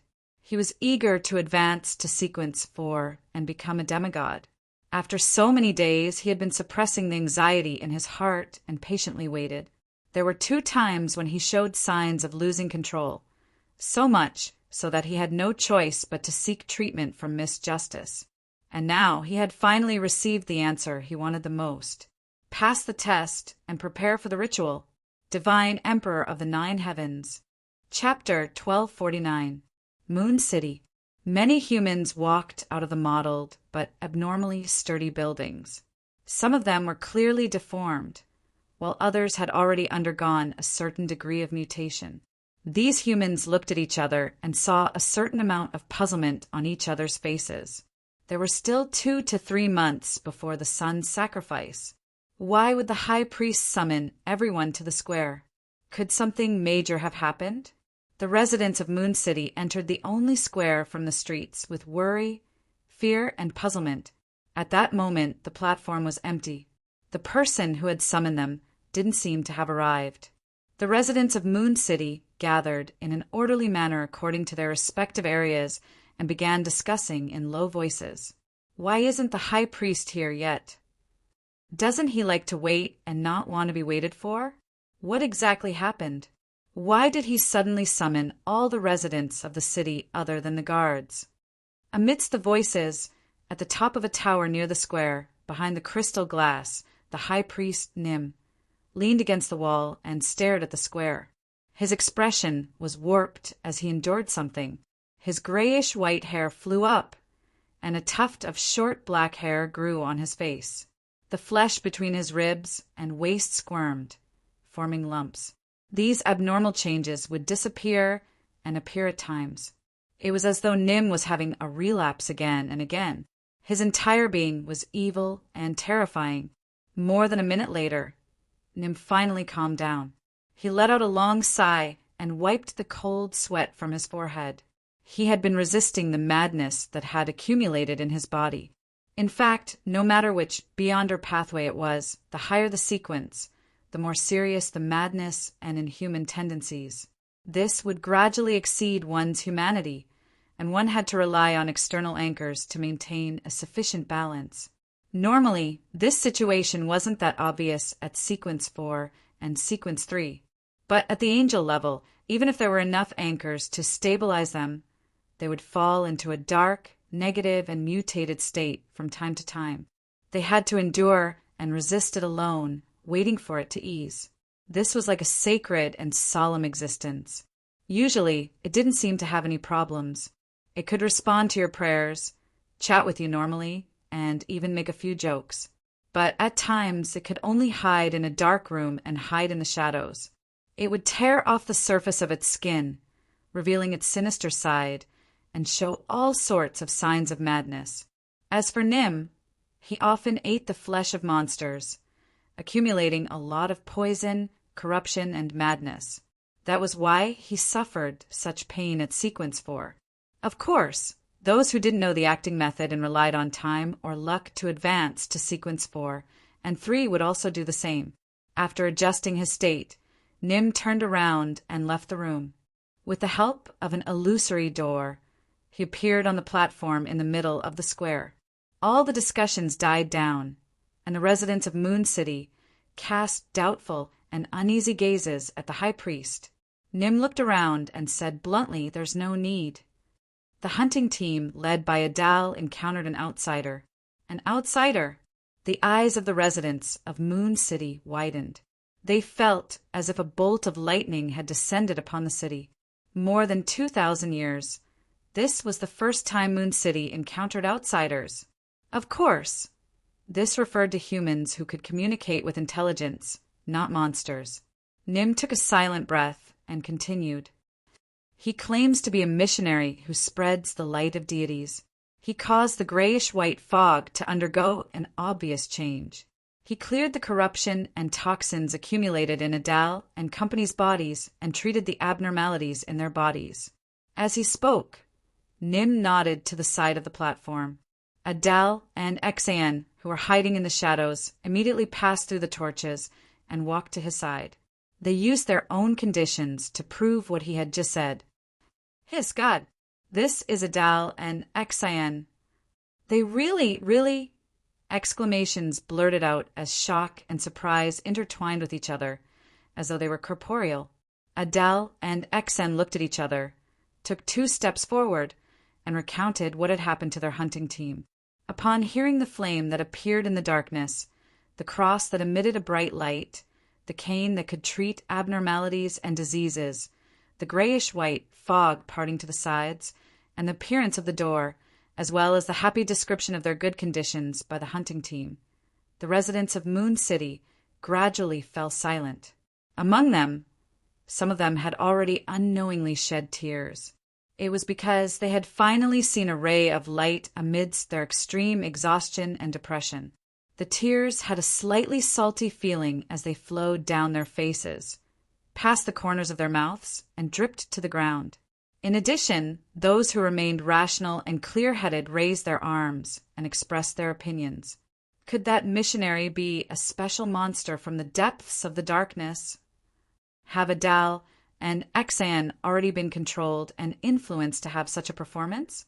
After the wave of questions subsided, Nim said in a deep and clear voice, "I've checked them and also used sealed artifacts to check them.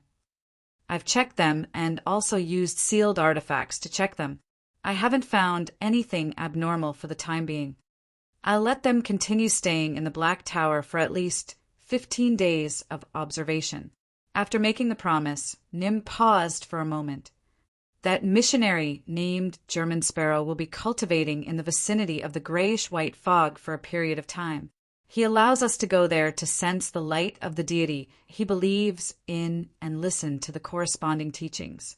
And every day he will purify and treat us when the lightning is the most frequent. Everyone can choose to head there, but they have to report in advance and listen to the arrangements. They are not to act on their own and affect the city's defenses, and those who go there will be quarantined for 15 days like Adal and Exan when they return. The residents of Moon City fell silent as they looked at each other. They couldn't make up their minds. At this moment, Russ and another member of the hunting team, who had previously returned to the city to inform the high priest and failed to receive the purification and treatment, stood up. "High priest, I want to go." "All right, I'll lead this team tomorrow." Nim nodded slightly and agreed. He had originally planned on giving such a team a name, but he couldn't think of a good description. All he could do was stammer and skip it. In his heart, he actually had a name, but he didn't dare say it out loud. Pilgrim. With Russ and company taking the lead, several Moon City residents stood up and expressed their willingness to take the risk. When the frequency of the lightning increased, a new day arrived. A team of 7 to 8 people from Moon City carried animal hide lanterns and began trekking in the darkness towards the edge of the grayish-white fog. After the darkness and light alternated countless times, Russ and company's eyes suddenly reflected a flash of fire. It was a bonfire that was slowly burning. German Sparrow, who was wearing strange clothes and a strange hat, was sitting on the other side. He held an iron-black long stick and was roasting something. There were monster corpses lying around the bonfire. There were all kinds of strange things growing on these corpses. Some of them were pure white and plump, as though liquid would spurt out with a single poke. Some were black, with blood-colored threads and fat patterns embedded in them. Some were covered in golden spots, and the lid at the top was the size of a palm. These things were densely packed, covering different parts of the monster's corpse. It had a demonic and alluring beauty to it. After taking a few steps forward, the high priest, Nim, discovered that German Sparrow was roasting one of those strange items. Droplets of fat dripped down, producing sizzling sounds in the fire. It made the light more obvious as it emanated an alluring fragrance. Gulp. The Moon City residents and the team instinctively swallowed a mouthful of saliva as they developed a strong and uncontrollable appetite. Every cell in their bodies was screaming crazily, "I want to eat. I want to eat. Let me eat." Klein, who was sitting on a rock, raised his head and pointed at the colorful things growing on the monster corpses around him. They're called mushrooms, and they're divided into different types. If you're willing, you can pluck them and eat them yourself, but you can't touch the completely black ones. Furthermore, they have to be sufficiently cooked before you can eat them. Otherwise, you will suffer a terrifying curse. Moon City's high priest, Nim, thought for a moment and answered on behalf of the others. "We want to first listen to your Lord's teachings and feel his brilliance." Klein nodded slightly. As he spun the roasted stick he had summoned from the historical void, he said, "You can sit down and listen. You can sit down and listen." After the 7 to 8 Moon City residents sat opposite the bonfire, he said with a solemn expression, "I'm from the Giant King's court." This was a term that the residents of Moon City were familiar with. They immediately felt energized as they shifted their attention away from the things being roasted on the bonfire and cast it at German Sparrow. Following that, Klein described the situation in the City of Silver and the situation outside the Cursed Land like before. He also mentioned the city ruins he had seen along the way. This made the residents of Moon City sigh, yearn, and find it unbelievable. At times, they would empathize with him and feel grief. Midway through his speech, Klein suddenly stopped. He retracted the iron-black stick in his hand, brought it to his mouth, and bit off a mushroom. The rich gravy seeped out with a slightly hot feeling, cleansing his mouth. After more than half a year in the forsaken land of the gods, Klein had already overcome his aversion to mushrooms. After all, Donnas often had to be assigned by him to do certain things. He was unable to meticulously prepare food sacrifices, so the gap in between could only be filled with mushrooms. Closing his eyes in satisfaction, Klein handed over the iron-black stick in his hand and smiled. "You can give it a try." High Priest Nim was still hesitating when Russ reached out his hand. As he thanked him, he plucked a mushroom and sent it into his mouth. He ate in such a hurry that his mouth was scalded. However, his expression warped for a moment before it suddenly froze. Following that, his expression relaxed bit by bit, gradually revealing a feeling of intoxication, enjoyment, and desire. In the end, Russ's tears flowed out uncontrollably as he sobbed in a low voice. This is the best food I've ever eaten." Even though their taste for food had changed over the generations, humans were still unable to adapt to the toxins and madness. They craved sugar and fat. At that moment, all the residents of Moon City could tell that Russ was touched. Chapter 1250. You guys try it too. Klein handed the iron-black stick in his hand to the other Moon City residents. Those people's throats squirmed as they couldn't help but swallow a mouthful of saliva. However, they didn't immediately respond. They cast their gazes at the high priest, Nim, waiting for him to nod. Nim took out an item from the animal hide clothes he was wearing. It seemed to be a magnifying glass with a handle. At first glance, Klein almost looked like a monocle. He was so scared that his heart skipped a beat. Fortunately, he controlled himself in time and confirmed the details. Nim held the metal handle and placed the glass item in front of his right eye. He examined Russ through the lens for a few seconds. After a brief silence, he put down the item and nodded at the other residents of Moon City. Apart from Russ, the people finally reached out and carefully and orderly removed a mushroom from the black skewer before stuffing it into their mouths.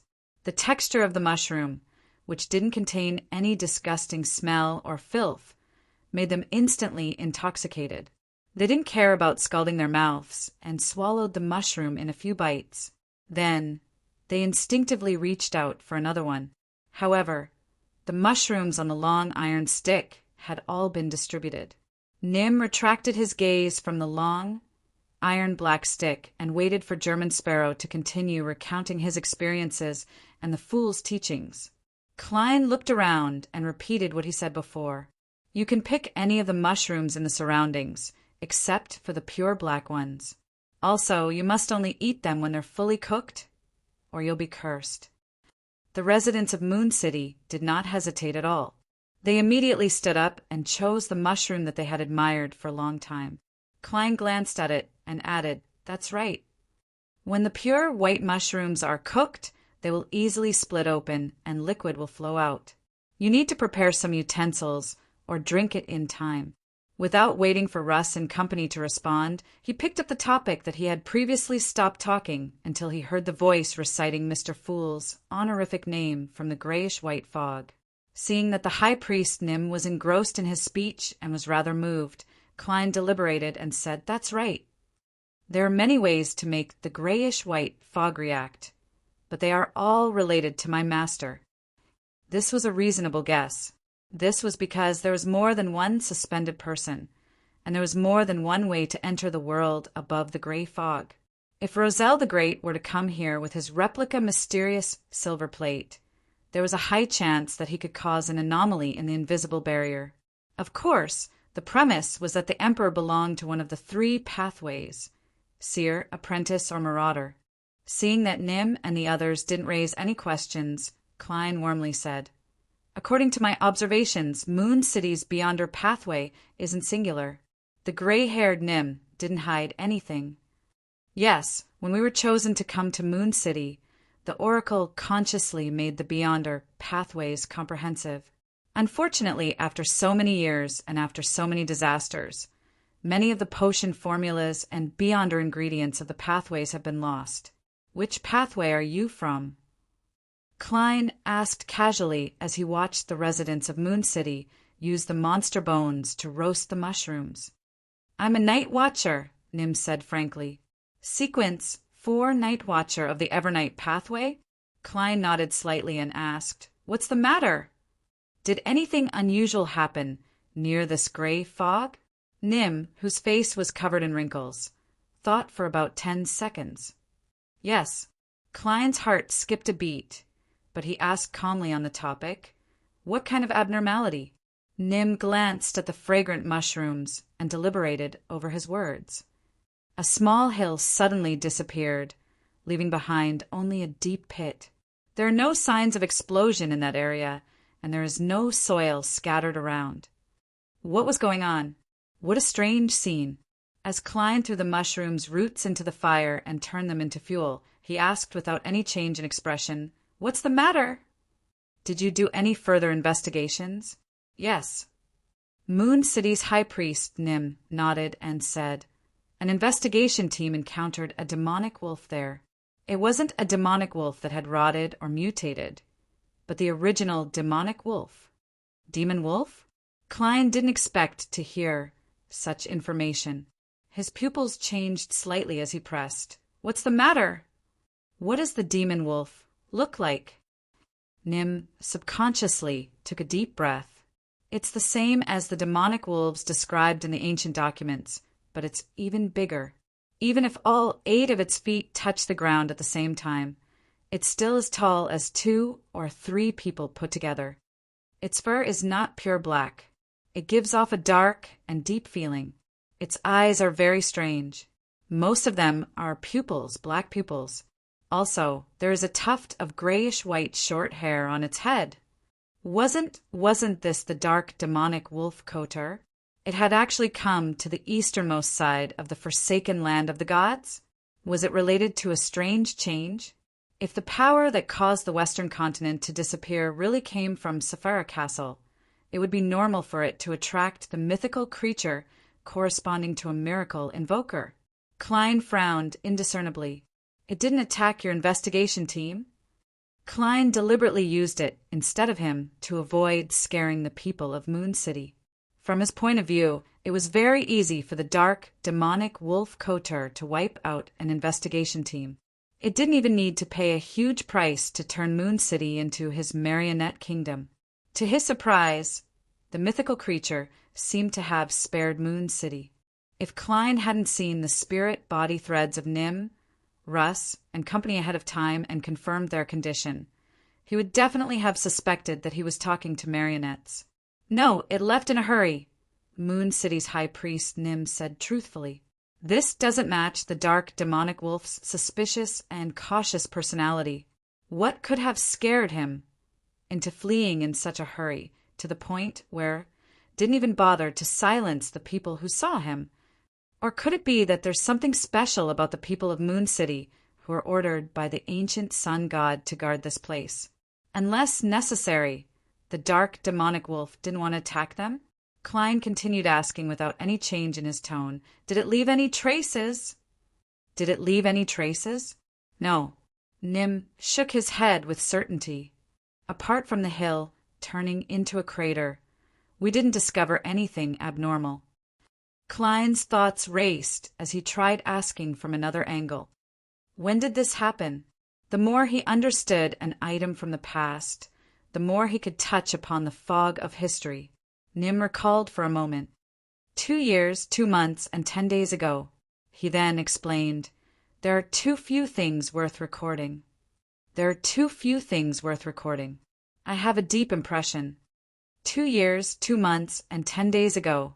It's currently September 8th, 1351. If we go back in time, it's June 28th, 1349. This. Klein's right hand suddenly trembled slightly. His pupils and expression were normal, but this was the result of a clown's deliberate control. He remembered very clearly that June 28th, 1349 was the day he transmigrated and became Klein Moretti. It was the day he repeated the luck enhancement ritual and entered Sapphira Castle in the true sense of the word. The anomaly here, the appearance of the dark, demonic wolf, and the mythical creature's hasty departure are all related to me? Klein's heart surged with emotions. He was momentarily unable to find an explanation, so he pretended as though nothing had happened. After some thought, he said, did something similar happen in the past 2,000 to 3,000 years? No. Nim gave a very certain answer. What about 208 years ago? Did anything special happen? Klein pressed. That was the time when Roselle the Great transmigrated to this world. Nim hesitated for 2 seconds before saying, I can't tell you the exact answer. I can't give you an accurate answer. You need to go back and look through the corresponding records. Thankfully, the information and documents in the past 300 years haven't been damaged. At this point, he added, don't worry. My limited impression tells me that there shouldn't be anything special. If that's the case, then the reason for the anomaly here and the appearance of the dark demonic wolf was because I entered the world above the gray fog and bound Sapphira Castle to me? Klein nodded slightly and didn't ask any more questions. He simply said, tell me where the pit is. By the time High Priest Nim answered, the mushrooms roasted by the residents of Moon City were already edible. Some of them took a bite of the white mushrooms and were scalded by the milk inside, but they couldn't bear to spit it out. Some chewed repeatedly, savoring the faint sweetness. Some ate one after another, unable to stop themselves. Nim was somewhat taken aback when he saw this, as though he couldn't believe that these people were from Moon City. Every one of them was filled with conflicting feelings of hunger and satisfaction. Their faces seemed distorted, but they were brimming with pure happiness. High Priest, you should try it too. Russ, whose eyes were very close, handed Nim a mushroom covered in golden patches that emitted a strange, sweet fragrance. Nim hesitated for a moment before carefully shining the magnifying glass at it. Then he took the mushroom and stuffed it into his mouth. The next second his expression changed slightly, and he slowly half-closed his eyes. He had tasted a similar taste in some mutated tree roots, but none of them were this pure and memorable. After an unknown period of time, Nim looked at the indifferent Gairman sparrow and said with abnormally sincerity, Your Excellency, we wish to hear Mr. Fool's teachings. I haven't had the time to make it up yet. However, as I'm getting closer and closer to the level of an angel, the corresponding matters should be brought forward. I have to prepare an anchor in advance. As Klein's thoughts raced, he recalled the words he said back when he tricked, modified the believers of Sea God. His expression quickly turned solemn. He raised his right hand and grabbed at the air, dragging out a bronze cross with many spikes. Klein then pressed his right thumb on a thorn, allowing his blood to soak into the unshadowed crucifix. The coppery green color on the surface of the unshadowed crucifix rapidly peeled off, revealing its body formed purely of sunlight. God said. Klein opened his mouth and said in a low voice, raising the radiant cross in his hand quite a bit higher. Warm, bright, and penetrating light surged out like a tide, instantly filling up the surrounding area. The accumulated darkness and discomfort in Nim, Russ, and company's bodies rapidly melted away as though their bodies and minds had been purified.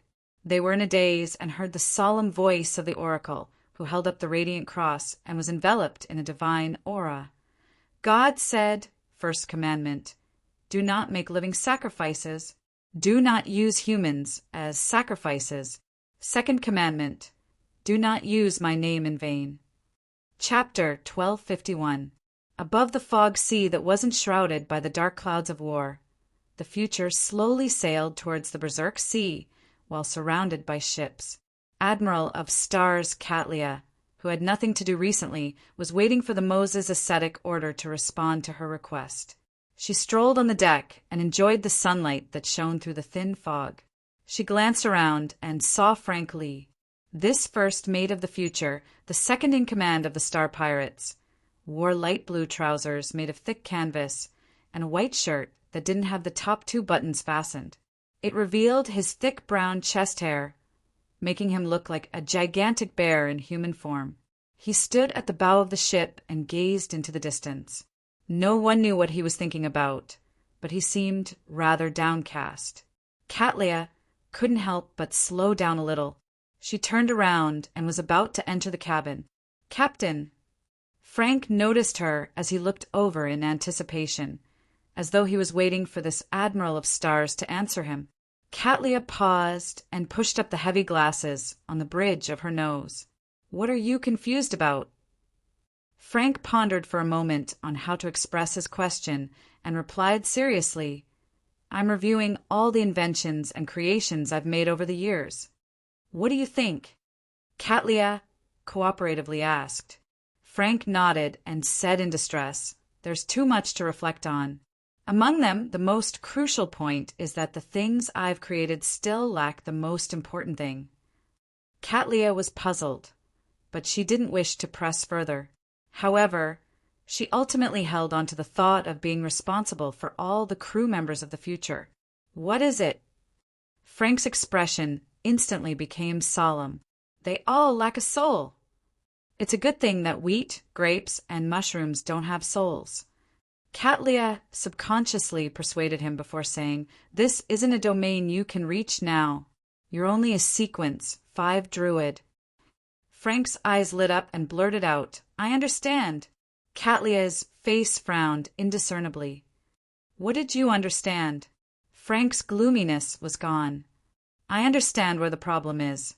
That is, the creation that I want to create has already exceeded the limits of a druid's ability. So, Captain, I don't want to be a druid anymore. I want to be a classical alchemist." This was sequence 4 of the plantar pathway, the starting point of a demigod. Admiral of Stars Katlia's expression froze for a few seconds before she assumed the posture of a captain and demigod. "It's good to have a goal, but you have to recognize how difficult it is." What he meant was, don't hold any expectations and don't take this goal seriously. Frank Lee, who was encouraged, immediately nodded heavily. "I will do my best." In order to prevent Frank Lee from messing around, Katlia decided to control the progress of this matter. "I will help you too." At that time, even if he found something, he could tell Frank Lee that it was a pity. Frank was very glad and thanked the captain from the bottom of his heart. "I will also write to German Sparrow and ask him for some help. He's a good friend of mine." What Frank didn't know was that the few letters he had written in the past half a year had gone through a rather complicated process, handing them to a messenger to Furs. Furs would hand them over at the tarot gathering or request Mr. Fool's help. Katlia nudged her thick glasses again, and without another word, she turned around and entered her cabin. After returning to the captain's cabin, before she had the time to think about the matter, she saw an additional letter on the desk with the brass sextant. Katlia was delighted.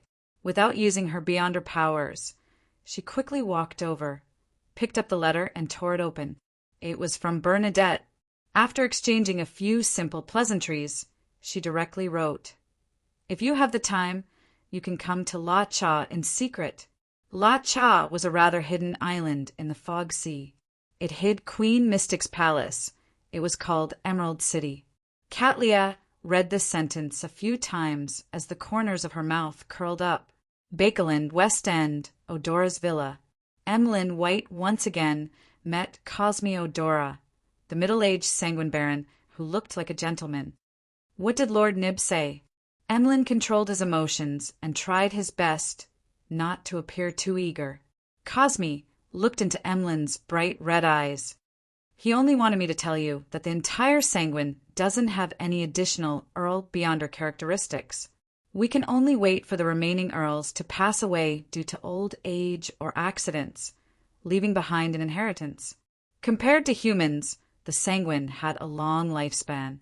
Even without a noble title, ordinary members could live for about 300 years. Under such circumstances, they could slowly accumulate their Beyonder characteristics, filling up every level and not letting too many Beyonder characteristics be left vacant. That was why it wasn't easy for an ordinary member to become a baron or a baron to become a viscount. They either had to wait for the current survivors to pass away, obtain it from the outside, or make enough contributions to receive a precious reward. And compared to the first two ranks, it was even more difficult for a viscount to become an earl. This was because a Sanguine Earl was already a demigod and could easily live for more than 1,000 years. Those viscounts had to wait generation after generation before they had a chance of waiting for an earl to pass away. It was precisely because of this that as long as an earl characteristic was left vacant, it would immediately be distributed and not placed in the warehouse. If the baron and viscount characteristics were more or less left in the Sanguine treasury in the form of Beyonder ingredients and sealed artifacts, there weren't many of them. Every bestowal had to be very strict, so there really wasn't any room for the earl characteristic. This answer was within Emlyn's expectations. He looked at Baron Cosme and nodded slightly. In other words, as long as any earl passes away, it will be my turn. No. Cosme shook his head. Although you've already accumulated quite a bit of contribution, you haven't reached first place. What's my rank? Emlyn frowned slightly before relaxing his brows, not allowing himself to make it obvious. Cosme coughed and cleared his throat. 12th. This might not even be my turn when the apocalypse comes, since the ancestor has given me the heavy responsibility of saving my race. Why didn't she arrange these matters? My Scarlet Scholar potion has been digested for months. Could it be that this is another test? Emlyn lampooned inwardly and fell silent for a few seconds before asking thoughtfully, "What's the matter?" He asked thoughtfully, "If I obtain an earl characteristic from somewhere else, will the race help me prepare the ritual?" Cosme exhaled and said, "Of course." "Of course." Emlyn didn't stay any longer. He left Odora's villa and took a carriage back to his residence. Ever since Fainapotter declared war on Rouen, he had never been to the Harvest Church. He had only heard from the star that the door had been smashed and many things had been snatched away. It had become a residence for vagrants.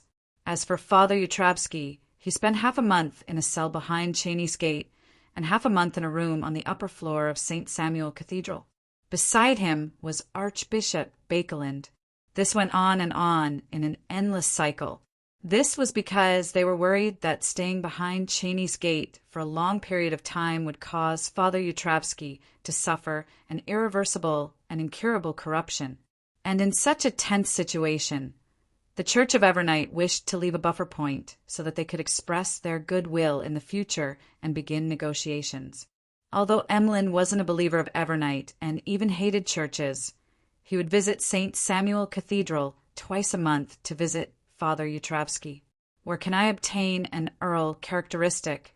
Feeling that he had fallen behind and that he might not be able to shoulder the responsibility of saving his race, Emlyn looked at the desolate streets as he seriously considered every possibility. He quickly had some ideas. Hermit mentioned that the Aurora Order's St. Tenebris has grazed a shaman king. This corresponds to an earl characteristic. If I can hunt this demigod of the shepherd pathway like how I lured the Saint of Secrets, the problem will be resolved. However, with the previous lesson, St. Tenebris likely won't easily step into a trap again. There's also the possibility of directly attracting a king of angels. This was something everyone had discussed on the tarot. The conclusion they came to was to avoid the Aurora Order for the next year and try not to provoke them.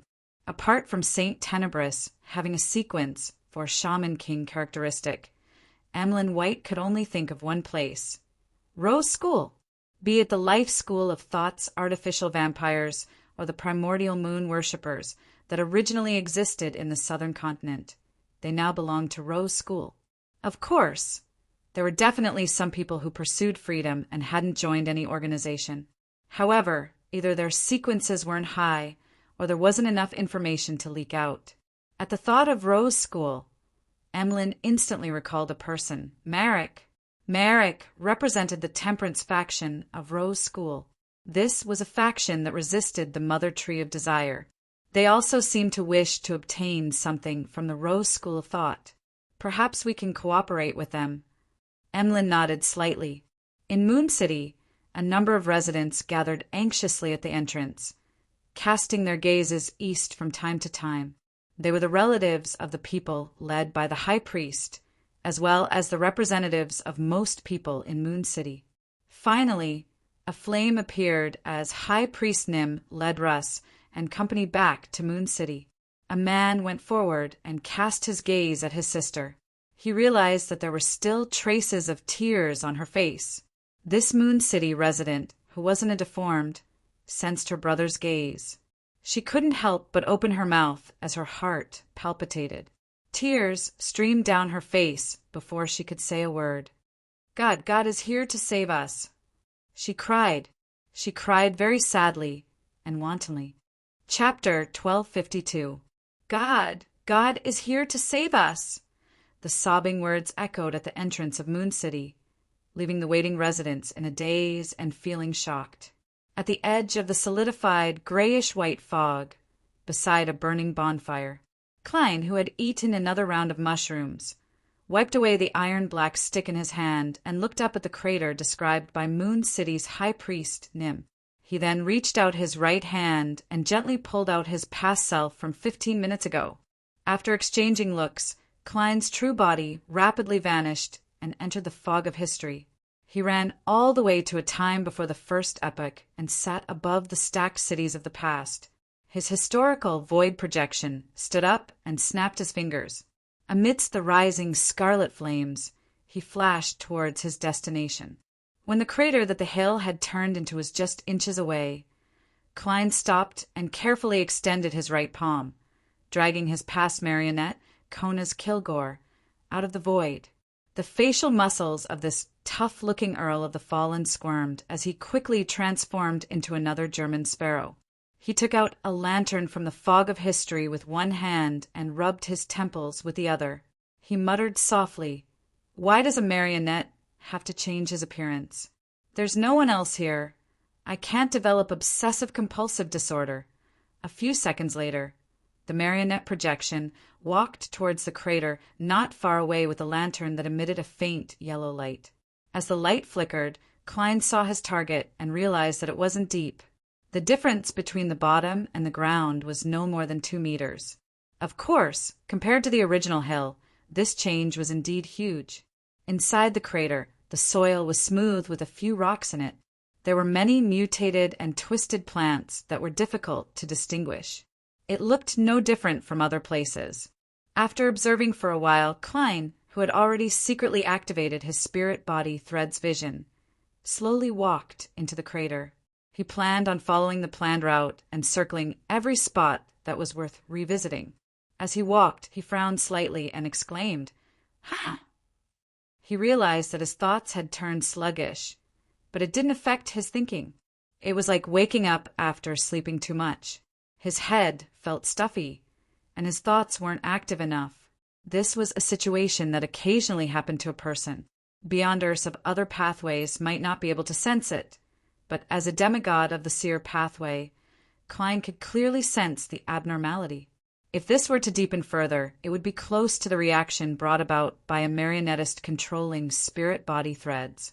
The influence left behind by dark demonic Wolf Kotur? That's not right. If he had unintentionally left it behind, it means that he had presented a complete mythical creature form. Then Moon City's investigation team would have long collapsed and lost control. If he had intentionally left it behind, what's the point of doing so? Tell others that he had been here? Puzzled, Klein walked around the area, but did not find anything out of the ordinary. After some thought, his main body, which was hiding in a historical void before the first epoch, took 4 steps counterclockwise, chanted an incantation, and went above the gray fog. He wanted to do a divination, with the specific time and location, the high priest of Moon City, Nim's description, and the on-site investigation, as well as the help of the illuminated historical fragments. Klein believed that the prerequisites for divination were basically met. This couldn't be said to be enough, but it was barely enough for him to give it a try. Furthermore, if the matter of the hill turning into a crater was really related to Sapphira Castle and him, then the success rate of the divination would greatly increase. The revelation would be very clear and unaffected. Without any thought, Klein, who had already considered the details, sat on the fool's high-back chair. He conjured a dark red fountain pen and yellowish goatskin parchment and wrote, "On the 28th of June, 1349 of the 5th epoch, an anomaly occurred in this place." Putting down the fountain pen, Klein grabbed with his left hand and took out a clump of crater soil from the fog of history, using it as a medium for divination. With one hand holding the soil and the other holding the goatskin parchment, he leaned back in his chair and recited the divination statement 7 times. Then, with the help of cogitation, he entered a deep sleep. In the gray world of dreams, Klein saw the grayish-white fog, the hill that was dozens of meters tall, and the surrounding twisted and mutated plants. A few seconds later, the fog suddenly squirmed and quickly spat out a black shadow. The black shadow was like a huge velvet curtain, crazily absorbing all the light around it. It was translucent as it grew larger and larger, completely enveloping the hill. The hill disappeared along with it. Not even its roots could be seen. All that was left was a deep pit. The strange plants at the edge of the crater that were similarly covered suddenly had thin, illusory spirit body threads that extended towards different sections of the black curtain. The curtain became more and more transparent and illusory. Finally, it reached a point where it couldn't be seen with the naked eye. If not for the spirit body threads revealing the actual situation, Klein wouldn't have discovered that the curtain was covering the surface of the crater.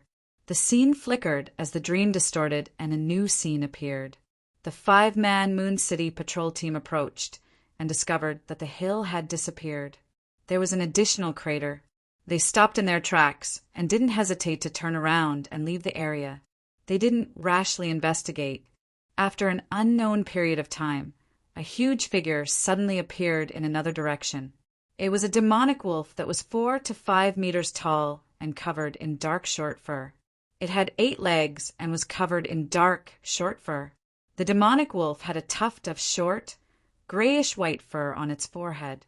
Its pure black pupils occupied at least 3/4 of the space in its eyes. It was none other than dark, demonic wolf Kotur, who had yet to reveal his complete mythical creature form. The dark, demonic wolf raised his head and opened his mouth as though he was roaring, but there was no movement. In the next second, a figure appeared in front of him. It was another him. The dark, demonic wolf's historical void projection gently kicked with his 8 legs and instantly arrived beside the crater. After he surveyed the area, he carefully lowered his head and picked up the completely transparent curtain that had caused the entire hill to vanish. The curtain suddenly came to life as it rapidly contracted and wrapped around the dark, demonic wolf. It was as though he had added a half-black, translucent piece of clothing onto him. The dark, demonic wolf trembled slightly as though he had turned into a puppet of clothes in 2 to 3 seconds. However, this was only a projection in the historical void.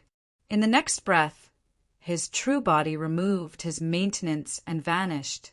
The curtain lost its support and instantly collapsed, spreading out to the ground. Dark, demonic wolf Kotur didn't give up. From time to time, he would transform the surrounding monsters into marionettes or summon historical projections. He made them come forward again and again, suffering all kinds of failures. But in the end, his new batch of marionettes still managed to pick up and control the curtain The entire process didn't make a sound, as though he was performing a mime. Following that, the gigantic demonic wolf made the marionettes bring the curtain close to him. At this moment, the nearby grayish-white fog squirmed again, forming a vortex that was comparable to a hill. The vortex emitted an invisible suction force, causing the strange curtain and dark demonic wolf Kotor to be pulled over at the same time. This scene caused substantial ripples to appear in Klein's dream.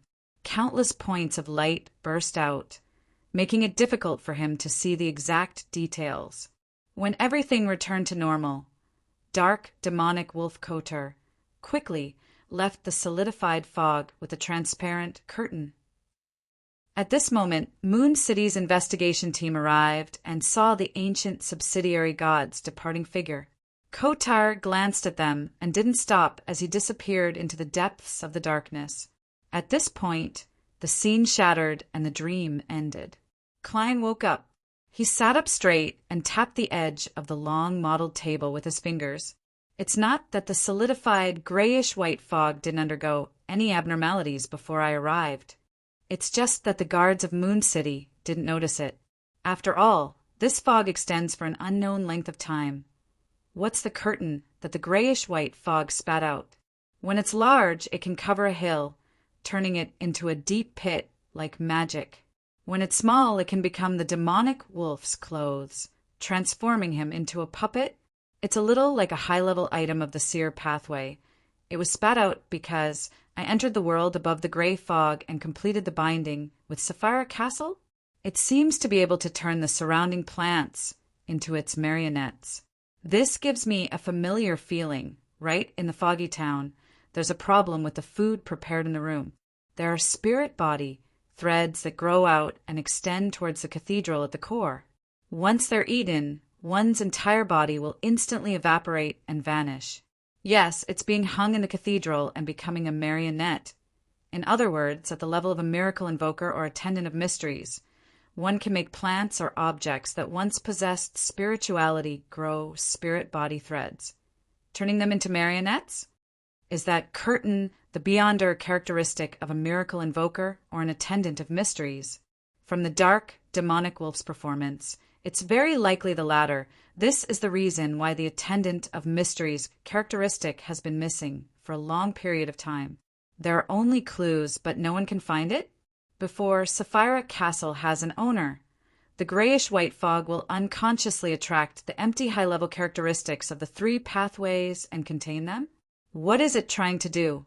That suction force is really strong. It even scared the dark, demonic wolf, Kotar. He couldn't care less about staying and only wanted to escape. What is he suspecting and afraid of?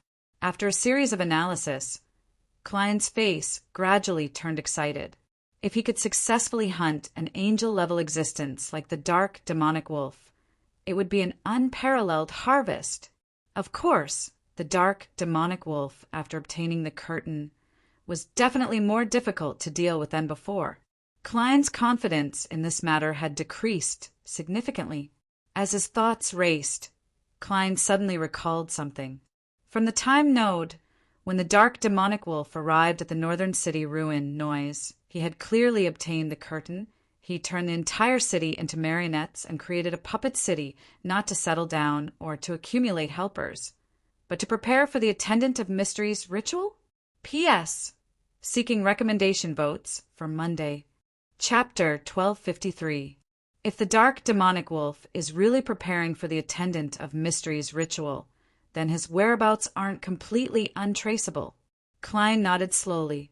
He already had some vague thoughts in his mind, but he could not truly sort them out. He instinctively wanted to use the soil that had been tainted by the curtain to directly divine the whereabouts of the item and lock onto the dark demonic wolf's current hiding spot. However, considering that the other party was an angel, this method would most likely alarm him, making him alert and take evasive measures.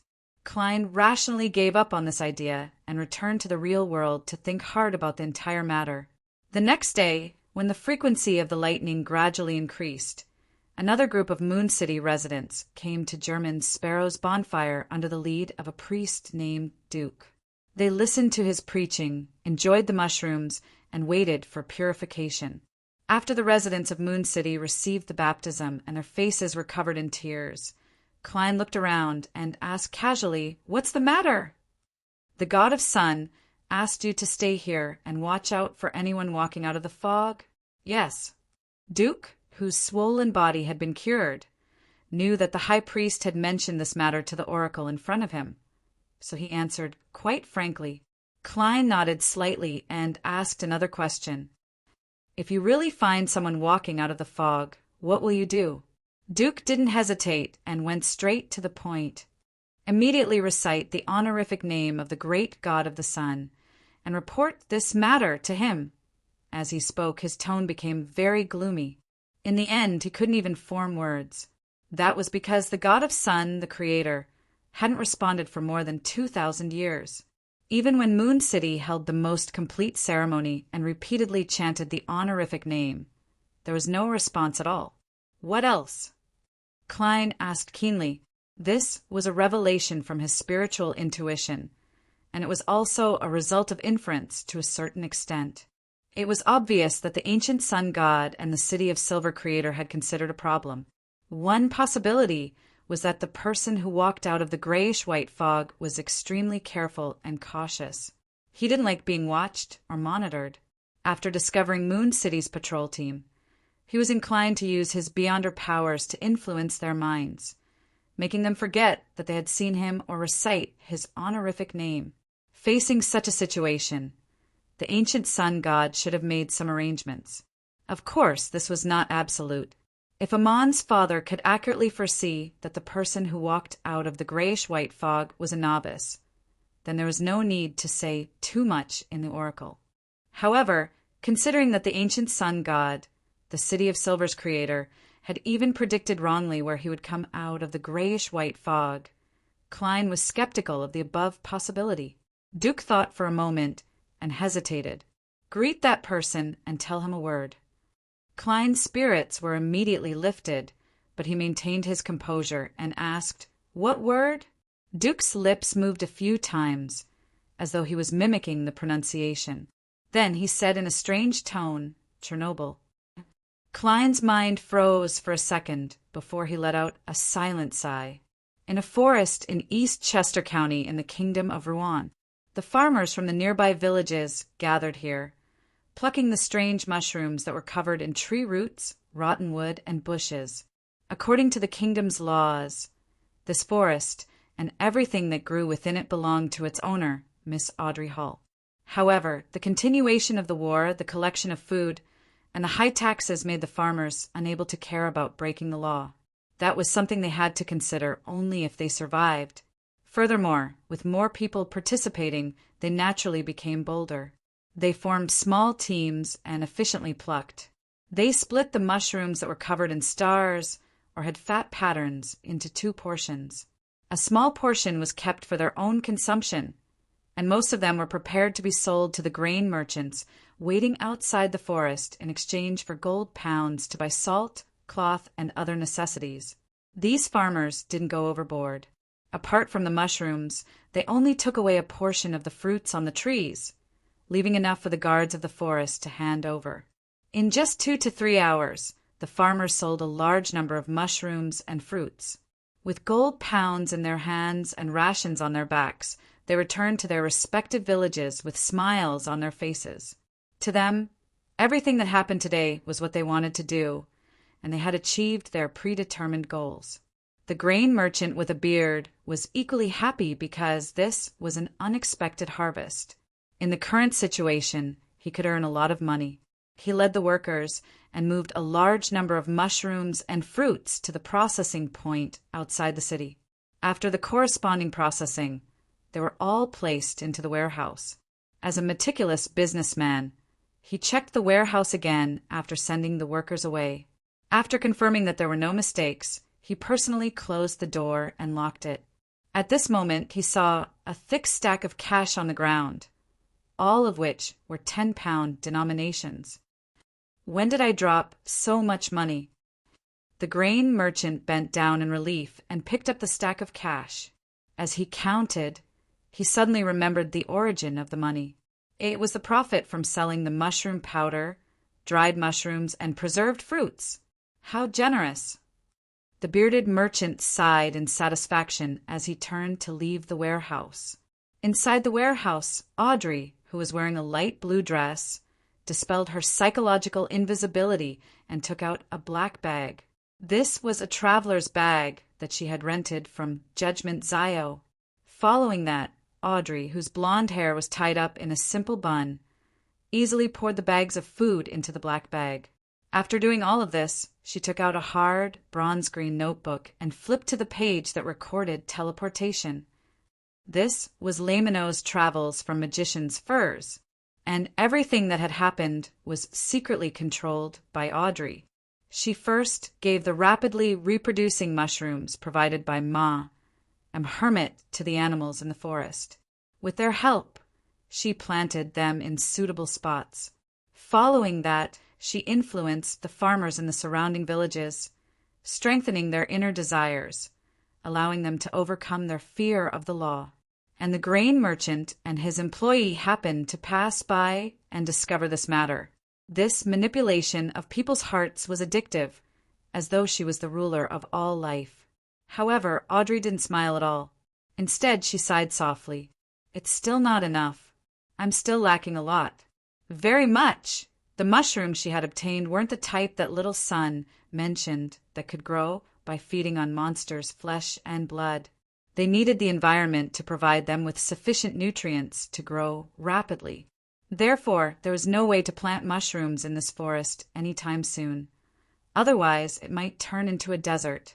Staring at the empty cloth bags, Audrey's green eyes shimmered as she couldn't help but think. Large amounts of food are concentrated with the church.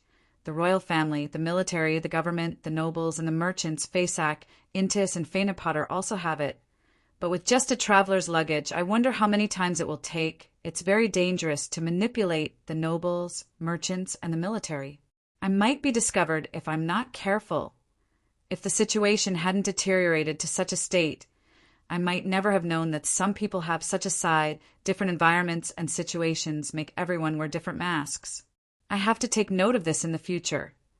As her thoughts raced, Audrey, who lacked experience in dealing with such matters, planned on seeking Mr. World's advice in the next 2 days to see if he had any suggestions.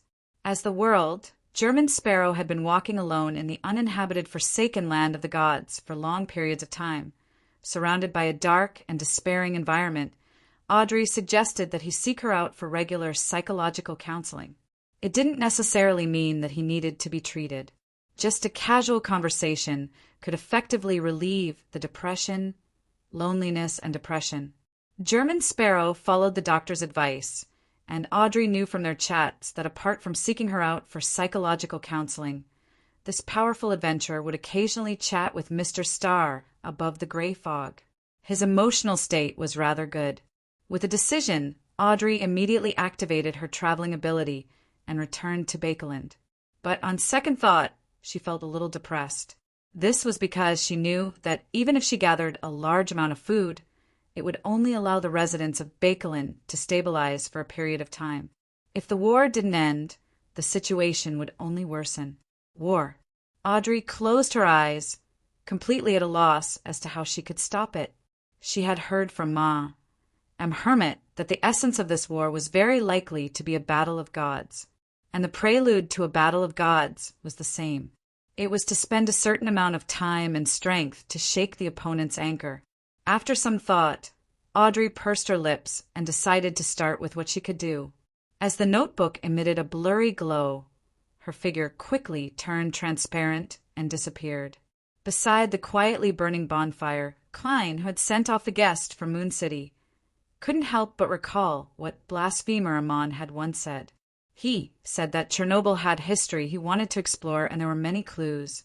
The ancient sun god had also specially emphasized Chernobyl. Amidst his thoughts, Klein suddenly had the urge to explore Chernobyl. This wasn't considered an impulse.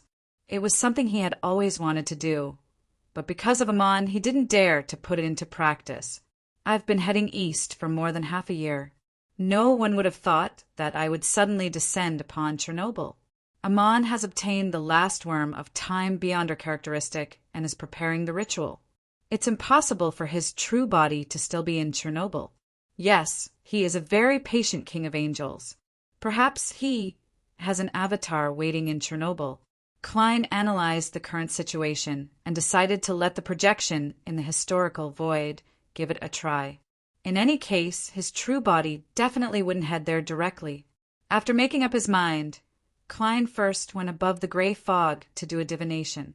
Then he returned to the real world, reached out, and dragged out his past self from 5 minutes ago. This historical projection gained consciousness as his true body vanished. Following that, he grabbed a few times and took out the black staff embedded with many gems. Staff of the Stars. Klein wanted to use the powers of the Staff of the Stars to directly teleport to Chernobyl. P.S. Update before making changes. 9 Heavens, Divine Sovereign. Chapter 1254. At the same time that he received the Staff of the Stars, Klein took out a gold coin from thin air with his other hand and flicked it with a clang. As the gold coin tumbled, the revelation he had obtained from his divination naturally surfaced in his mind.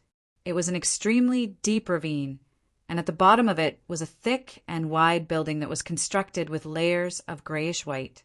Every detail was a restoration of the Chernobyl that Klein had seen back then, but it didn't come from the spirit world, but from Klein's subconscious.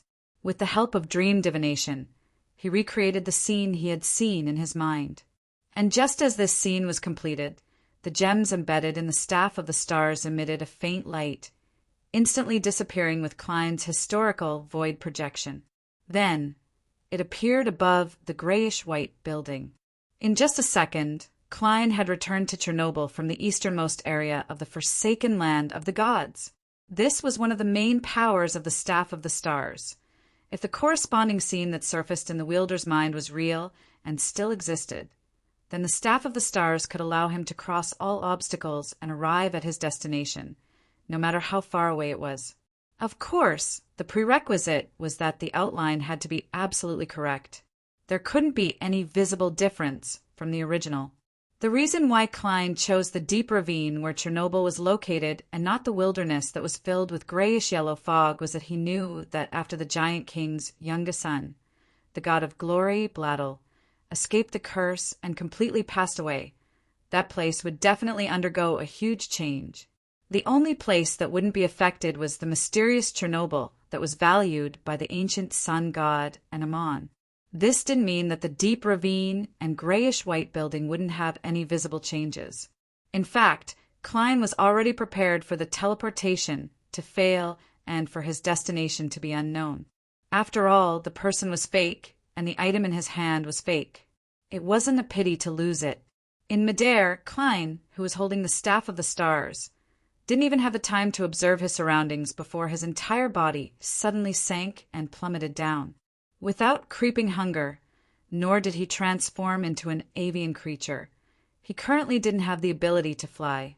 Therefore, even though the demigods of the seer pathway were so strange and terrifying, they actually had an ordinary human side. As his thoughts raced, a beyonder power appeared in Klein's mind. The Staff of the Stars lit up in different colors, stirring up violent winds around it. The wind wrapped around Klein, causing his black windbreaker to flutter and his body to slowly descend. During this process, Klein's right hand trembled, allowing the Staff of the Stars' historical void projection to return to its usual spot. This was to prevent any accidents from happening due to his instinctive imagination. Right on the heels of that, he pressed down on the half-top hat on his head with his left hand. Just as the lightning in the sky faded, he pulled out a lantern from the void. Under the dim yellow light of the lantern, Klein's feet, which were wearing buckless leather shoes, stepped firmly on the ground at the bottom of the deep ravine. The endless darkness around him seemed to hide monsters one after another. In front of him was Chernobyl, which was made up of layers of gray. With the lightning in the sky and the lantern in his hand working together, Klein soon discovered a situation. This thick and wide grayish-white building didn't have a door. Yes, every place is sealed. I remember that the ancient sun god opened an illusory rift in the grayish-white wall. Klein thought as he found the spot in his memories and began chanting the fool's honorific name. In the easternmost part of the forsaken land of the gods, beside the solidified fog near Moon City, Klein, who was hiding in the historical void, immediately entered Sapphira Castle. With the help of the prayer light, he used his true vision to scan the situation in Chernobyl. There wasn't a single Amon in the deep ravine and the remnants of the grayish-yellow fog in the wilderness. As for Chernobyl itself, even with the true vision provided by Sapphira Castle, Klein was unable to see what was happening inside. Beneath the layers of grayish-white, there seemed to be absolute nothingness without any color. It's indeed not simple. As expected of a place where the ancient sun god, the City of Silver's creator, walked out, Klein sighed inwardly as he quickly left Sapphira Castle and returned to the historical fragment from before the first epoch. Outside Chernobyl, Klein regained his consciousness as he reached out his hand and took out Lamino's Travels. He quickly flipped to one of the pages and prepared to use the apprentice's door opening. Such a move was actually a little rash for Klein, but considering that it was only a historical void projection, he felt that it wasn't a problem. Beyonders of the seer pathway are indeed cautious and rash at the same time. I'm cautious when preparing and rash after making preparations, showing the duality of caution and recklessness. As Klein lampooned himself, he silently passed through the obstacle and entered Chernobyl. After repeatedly opening doors, he finally left the place where the grayish-white was poured. He saw a thick, half-open metal door in front of him. The metal door wasn't tall, only about 5 meters tall. It was clearly prepared for humans. In front of it were 2 pitch-black traces and 2 firearms that were more sci-fi than any weapon of the current era. These 2 firearms were a little similar to the ones Klein had seen in magazines in his previous life, but he wasn't a fan of such things, so he couldn't be sure. Klein didn't pick them up, nor did he attempt to study them. This was because his spiritual intuition told him that the 2 gun-like weapons had been completely corroded. Any touch would instantly cause them to dissipate and turn into bubbles. After taking a look, Klein dispelled Lamino's Travels. With a lantern in hand, he passed through the 2 pitch-black traces and arrived behind the metal door. There was a very wide aisle, and on both sides were rooms of different sizes. Some of the tables and chairs inside had toppled over. Some were intact, while others were missing half of them. The walls and ground were covered in black traces. It looks like a research institute. Klein made a preliminary judgment based on the remnant items and overall layout. Without needing him to search deliberately, he soon discovered a room with a collapsed machine. On the table were a few yellowish pieces of paper. They seemed to have been casually placed there after someone had gathered them. The ancient sun god, or Amon. Klein hesitated for 2 seconds before finally stepping into the room. The lantern's dim yellow light dispersed the darkness inside. He picked up the few pages and quickly scanned them. 10 seconds later, Klein put down the piece of paper as the corners of his mouth twitched. He didn't recognize a single word on the few pages. I'd barely passed English in my previous life, much less other languages. Klein suddenly felt how the other Beyonders in this world felt when they read Roselle's diary. He slowly exhaled, extended his hand into the void, and took out an item. This was a translation device that Zhou Mingrue had specially bought when he had saved up some money to travel overseas. During the luck enhancement ritual, it had been in the computer bag beside him. To Klein, the greatest advantage of the translation device was that it could translate offline, as long as it didn't exceed the built-in dictionary. After some fiddling with it, he finally understood what was written on the few pages. Research on the situation of oil production in a dried-up oil field. Why would they build a research institute in a place that no one else would think of? God, what did they discover deep in the oil field? These are really some wonderful materials. What exactly happened? The doctor turned into a pool of black oil in front of me. More, and more people are turning into oil. The research institute is sealed off from the outside. No one can leave. No one can leave. Madness. Everyone has gone mad. We're the only ones who are still normal, but our food is running out. I think I'm hearing things. There seems to be a voice coming from underground. It's summoning me. He is summoning me. The simple and straightforward text sent a chill down Klein's spine. He had the feeling that he was walking towards madness and death, one step at a time. At the same time, a thought naturally surfaced in his mind: the pollution that originated from underground. The cause of all this was the discovery of some strange geological material during the research of the dried-up oil field, and unnecessary in-depth experiments were done. Then the world was destroyed. But if it was a disaster caused by such a coincidence, then it doesn't make sense for me, Roselle the Great, and the others to obtain the item that helped us transmigrate ahead of time. Perhaps there's a coincidence in the inevitable, and there's an inevitability hidden in a coincidence. The pollution from underground had actually been affecting the human world, but it wasn't obvious. It could only intermittently bring about some mysterious events. When this research progressed, he would completely awaken. Klein subconsciously swallowed his saliva. He carried the lantern and left the room, heading deeper into the research institute. He paid close attention to his surroundings to see if there was anything worth paying attention to. After walking for dozens of seconds, his vision suddenly turned much darker. More than half of the lantern's dim yellow light was devoured by the area in front of him. Klein took a closer look and realized that there was a cliff 2 steps away. That part of the research institute had collapsed into the ground. It was dark and empty with no end in sight. Vaguely, Klein seemed to hear a silent cry. It came from deep underground and directly sounded in his mind. Klein had once had such a feeling.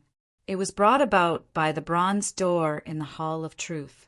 He frowned slightly and took a few steps back, prepared to dispel the historical void projection at any moment. At this moment, a palm that was so shriveled that only skin and bones were left reached out from the darkness and grabbed the edge of the cliff. Then a figure jumped out and landed in front of Klein. He was wearing a pointed hat and a classic black robe. There was a monocle in his right eye socket. He was none other than the Angel of Time, Amon. However, Amon's condition wasn't normal. He was like a skeleton covered in skin. Klein subconsciously took a few steps back as he watched Amon's flesh and blood rapidly fill up. He nudged his monocle and smiled. There's actually a visitor. You are. Chapter 1255. I am. Klein, who was just about to dispel the historical void projection, was stunned by Amon's question. He controlled himself and didn't frown slightly. Instead of answering, he asked, "You're not Amon's true body?" Standing at the edge of the cliff, Amon took a step forward and smiled. "Of course not. You seem to know my true body or other avatars." Although Amon didn't attack, his step forward still gave Klein an indescribable pressure. It wasn't easy for him to not retreat and expose his cowardice. He tersely acknowledged and replied in a deep voice, "That's why I'm very surprised that you don't know me. That's why I'm very surprised that you don't know me. Are you very famous?" Amon, who had crawled out of the darkness, teased with a smile. Then he raised his hand to adjust the crystal monocle on his right eye. After this action was completed, it froze for a few seconds before it stopped. Amon seemed to be thinking and whispered. As though in thought, Amon muttered, "There aren't any other me nearby. Is there really none? Or has the connection been completely severed?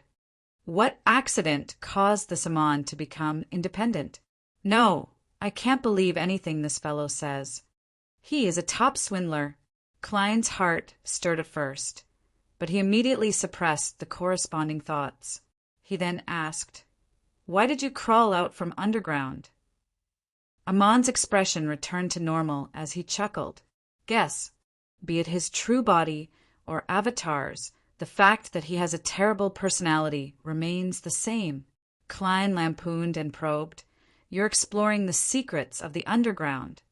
You're exploring the secrets of the underground. Amon nodded slightly. Isn't that obvious? He then turned his body halfway and pointed at the darkness in front of the cliff that light couldn't illuminate. My father crawled out from here, just like I did. Ah, yes, it has a name. You should have heard of it, Chaos Sea. Chaos Sea? One of the 9 Spheroid, Chaos Sea. It's indeed hidden deep underground. Was the corruption behind the bronze door really brought about by it? Back then, I completed my mysticism knowledge by chatting with Amon. The ancient sun god was originally a member of this research institute, but he fell into the Chaos Sea deep underground during the collapse. He only woke up in the second epoch and crawled out. Back then, he was only an ordinary person. According to the law that the higher one's sequence was, the more dangerous it was to approach the underground. Why wasn't he too affected? Klein's thoughts spun quickly. He recalled one thing after another and made one conjecture after another. 2 or 3 seconds later, he cooperated and said, So you took the risk and jumped into search for the buried history and the truth about world? Something like that. Amon pinched the top and bottom edge of the monocle and said with a slightly self-deprecating tone, But I didn't do it voluntarily. Huh. Klein used a simple pronunciation to express his doubt. Amon smiled. Every one of us knows that it's very dangerous deep underground, so none of us wish to go down by ourselves. We have tried many roundabout methods, including creating marionettes to replace ourselves, but none of them succeeded. We were unable to obtain any feedback. In the end, under his true body's presiding, we conducted a fair vote. Unfortunately, I was chosen. It's a miracle that Amon hasn't completely gone mad, as expected of the god of mischief. Even internal decisions have to be made in such a prank. Klein resisted the urge to lampoon. Then, you jumped down by yourself? I can't just wait to be thrown down by them, right? Amon spread out his hands. At this point, he seemed to finally understand something as he muttered to himself. Chaos Sea severed my connection with my main body and the surrounding avatars? I'm independent. Independent. Back when I was in front of the bronze door of the Hall of Truth, I felt that every cell and worm of spirit was giving birth to a new consciousness, producing a self different from my main body. Amon's avatar directly entered the Chaos Sea, so it's very normal for him to have such an anomaly. An independent Amon avatar should be able to effectively scam Amon's main body. No, I can't believe it. Klein had just confirmed Amon's words with his own experience. But he suddenly warned himself not to trust the god of deceit. He smiled and said, Of course. I suspect that you're lying to me. Amon propped up the crystal monocle and sized up Klein for a few seconds. It doesn't matter if you believe it or not. Even if I want to find a partner, it won't be a weak fellow like you. In the era of the 8 kings of angels, were you very close to Red Angel Medici? Since Klein was determined not to believe that Amon was already independent, he attempted to ask, What did you discover in the Chaos Sea? A lot. Guess what it is, Amon said with a smile. I didn't discover anything, Klein deliberately said. Amon shook his head. I think the same for the others. Furthermore, because I haven't come out for a long time and didn't respond, it's reasonable to believe that I've been corroded and digested by the Chaos Sea. Without waiting for Klein to respond, Amon continued. The Chaos Sea is extremely large. It almost fills up the Earth's core and submerges the layer above. It is also the only Sapphira that is both real and illusory. In the world, there is a direct entrance to the Sapphira.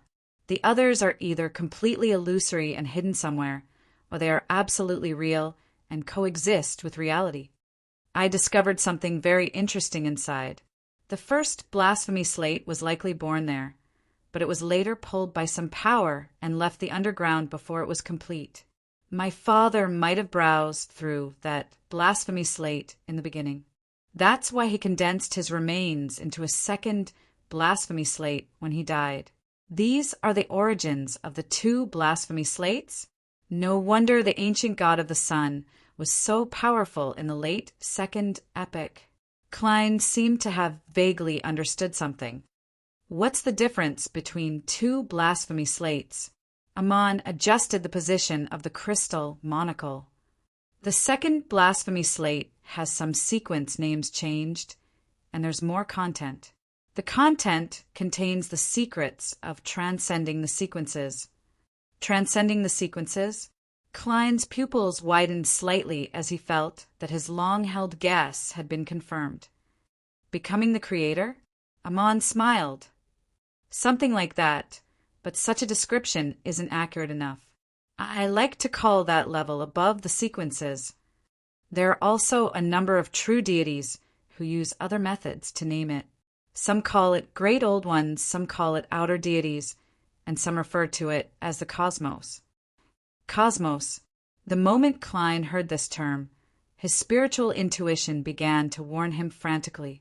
He remembered very clearly that the ascetic leader of the Church of Evernight, Ariana, had once told him that he shouldn't attempt to understand the cosmos before reaching the level of an angel. Otherwise, just understanding it would bring him great danger. Without any hesitation, Klein, who was hiding in the historical void before the First Epoch, gave up maintaining the projection. He stood up on the stacked old city and took 4 steps counterclockwise. Almost at the same time, the violent lightning that streaked across the forsaken land of the gods calmed down.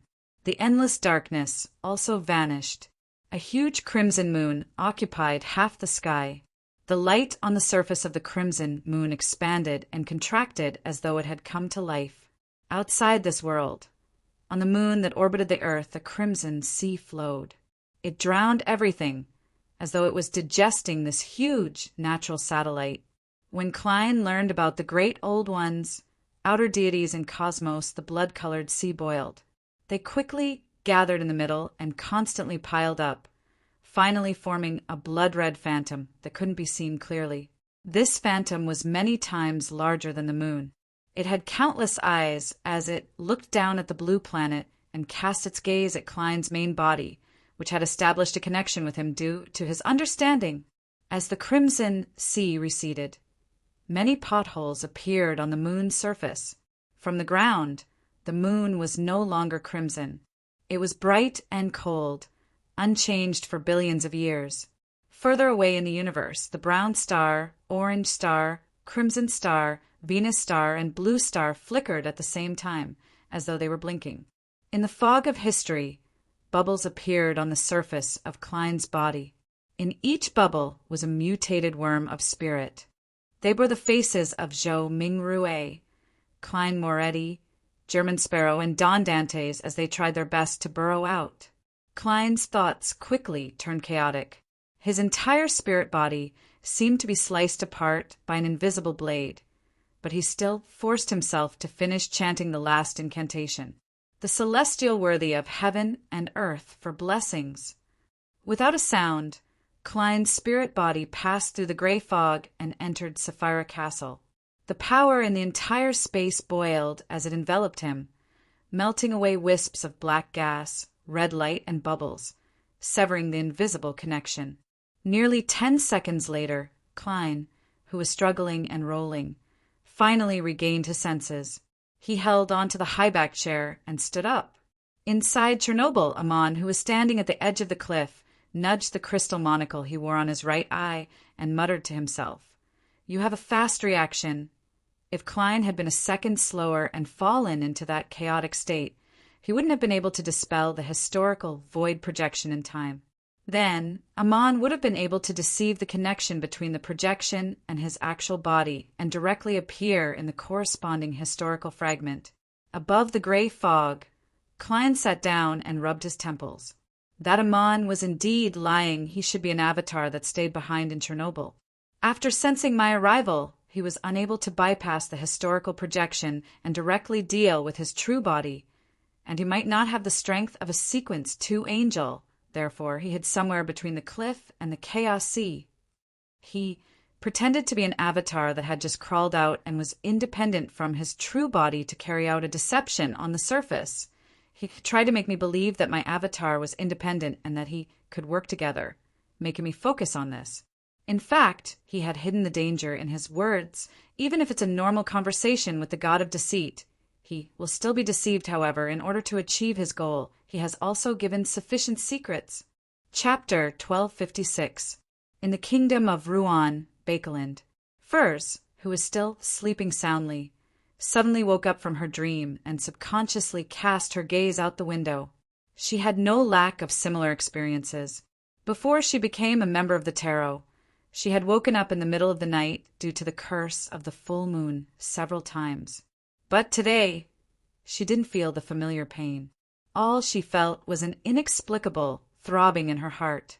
As the curtains sealed the window, Furs couldn't determine what time it was from the weak light. She subconsciously got out of bed, walked to the window, and pulled open the curtains. Sunlight penetrated the thin fog and shone into the room, dispersing the accumulated darkness. Furs stood by the window and looked up into the sky. Her face revealed obvious confusion. The sun had already risen, and the crimson moon had long set. Why did I still have the feeling I had before the curse of the full moon arrived? Furthermore, there were still many days before the full moon. Republic of Intis, capital of Trier. Astronomers who woke up early, mysticism enthusiasts, and beyonders hidden among ordinary people all cast their gazes into the sky. The clouds in the night sky dissipated, and the huge and bright moon completely covered the light of the stars. The color of the moon was no longer the usual crimson red. It was pure white and abnormally bright. All the witnesses were stunned. This was a moon they had never seen before, be it the normal textbooks of human society or books related to mysticism. There were no records of such a phenomenon. Apart from the common waning moons, full moons, and the occasional blood moon, the moon had never experienced such a change, at least not since the fifth epoch, in the past 1,300 years. At this moment, the witnesses realized that other than the crimson and blood-red states, the moon had other colors. Forsaken land of the gods, city of silver. Due to the high frequency of lightning in the afternoon, Derek and the others noticed the abnormality high up in the sky. The lightning and darkness that they were used to had completely disappeared in just a few seconds, leaving nothing behind. The blood-red light that occupied half of the sky was so obvious, so huge, that it illuminated everything incomparably clearly. The residents of the City of Silver, who were more quick-witted, immediately thought of the description of the moon and the corresponding pictures in the general education textbooks. Instantly, a stunned and confused thought flashed through their minds. Could this be the moon? Crimson moon! We actually saw the crimson moon! Soon, the red moon in front of their eyes faded inch by inch, revealing a clear and cold figure. The residents of the City of Silver were even more confused, unsure of what had happened. Derek Berg, who had heard the Hanging Man, Miss Justice, and the other tarot members talk about the situation in the outside world, was even more astonished than them. This was because this was a natural phenomenon that didn't exist outside the forsaken land of the gods. A few seconds later, the moon disappeared, and the deep darkness once again drowned everything. The frequent lightning became the main source of light. What just happened? Do you see that red mass? Moon. That's the moon. That's the crimson moon. Is this a sign that we are about to get out of the current situation? Our second exploration of the Giant King's court will be very successful, and we will open the door to the outside world. Amidst their confusion, most of the residents of the City of Silver subconsciously treated this phenomenon as a good thing, a good omen in mysticism. Only Chief Colin Iliad, the six-member council's leader, Old Lovia, and company had solemn expressions as they frowned. Above the grayish-white fog, inside the ancient palace, Klein, who had roughly figured out Amon's deception, instinctively turned his attention back to the secret he had obtained. He had some guesses about the corresponding content, but when he really uncovered it, he realized that it was more terrifying, more exaggerated, and more despairing than he had imagined. To be able to successfully make the cosmos notice me, it means that most of the secrets revealed by Amon are true. Above sequence 0, there really is another level. This should be the level of the ancient sun god. However, his condition doesn't seem to be right. He suffered a backstab and perished. According to Amon, using the creator to describe this level isn't accurate enough. He named it above the sequence. There are also existences that use the term transcending the sequence to describe that level, indicating that he has escaped the restrictions of the Beyonder pathway. The gods call this rank Great Old One, Outer God, Starry Sky. From this, two things can be seen. First, in the vast universe outside this world, in the boundless starry sky, there are Great Old One and Outer God, which are existences at the level of the Creator. For example, the one who contains the moon. Brown star, orange star, and the others appear to be the original planets. They have changed, preventing Roselle the Great from recognizing them. This is because there are Great Old Ones or outer deities entrenched on them, watching our world. The Great Old Ones in the box of the Great Old Ones came from the mutation after being corrupted by the cosmos. Yes, there's a high chance that there's more than one Great Old Ones or outer deities. Why are they around this planet? What are they spying on? They didn't directly invade because there's a power that's temporarily isolating the outside world. This comes from the 7 deities. Based on the prophecy of the apocalypse in 1368, the 7 deities might not have played the most critical role. They haven't transcended the sequences. When the true barrier disappears in 1368, the Great Old Ones or outer deities will no longer be obstructed. Then the apocalypse of the world will descend. With this in mind, questions that had accumulated in Klein's mind suddenly flashed through his mind.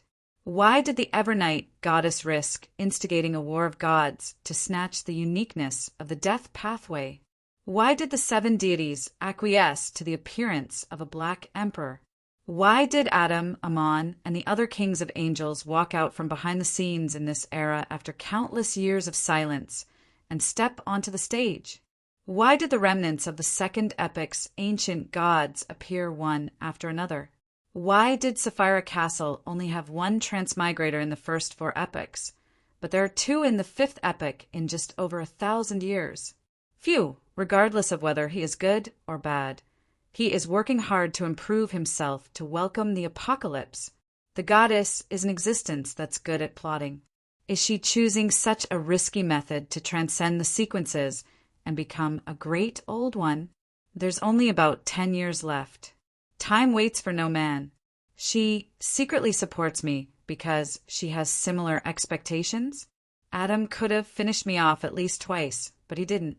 Apart from the fact that I don't have much of a grudge with him, this is also a factor. Klein tapped the edge of the long modeled table and muttered to himself. The key to becoming a Great Old One or an outer deity is one of the 9 Sphirot. Looking around the empty Sapphira Castle, Klein sighed and muttered to himself, I didn't expect this to happen. As for the exact situation, I'll have to see the second blasphemy slate to know. Unfortunately, I don't know when I'll have the chance. He then focused his attention on something else. I wonder if the ancient sun god has completely transcended the sequences. If there's really a native Great Old One born, humanity will at least have a sliver of hope when the apocalypse comes. His fall is more complicated than I imagined. It's no wonder Roselle the Great said that I have to be a sequence 0 in order to preserve myself and protect the people I care about. I wonder if those Great Old Ones or outer deities have their powers infiltrated. Yes, based on how the 7 orthodox deities and the evil gods like the true creator view the primordial moon and the mother tree of desire as enemies. Their true bodies might be Great Old Ones or outer deities. It's no wonder the mother tree of desire can directly mislead my divination above the gray fog. She is the most dangerous existence I know. I understand why the Great Old Ones and outer gods gathered around this world. They likely want to obtain the 9 Sphirot. Destroying the world is just in passing. With this in mind, Klein suddenly recalled what the mother tree of desire had said through Cynthia. "Admiral, I want to have a child with you." Klein couldn't help but shiver as he seriously considered the problem of his safety after returning to the real world. He already had a certain level of understanding of the cosmos. As long as he subconsciously had the corresponding thoughts, he would directly establish a connection with the great old ones and outer deities, causing him to be corrupted. If it wasn't for the fact that Sapphira Castle has already severed the previous connection, I wouldn't even dare return to the real world. Klein thought for a moment and decided to get his psychiatrist, Miss Justice, to help him hypnotize himself and seal the corresponding information deep in his subconscious. He would only remember it when he saw the preset notification. He originally wanted to directly summon the projection of justice in the historical void to do this, but considering that this was a delicate task if the controller didn't have a deep understanding of the mind domain, it was very likely that there would be some mistakes. And once there was a mistake, the great old ones and outer deities would cast their gazes over. Phew!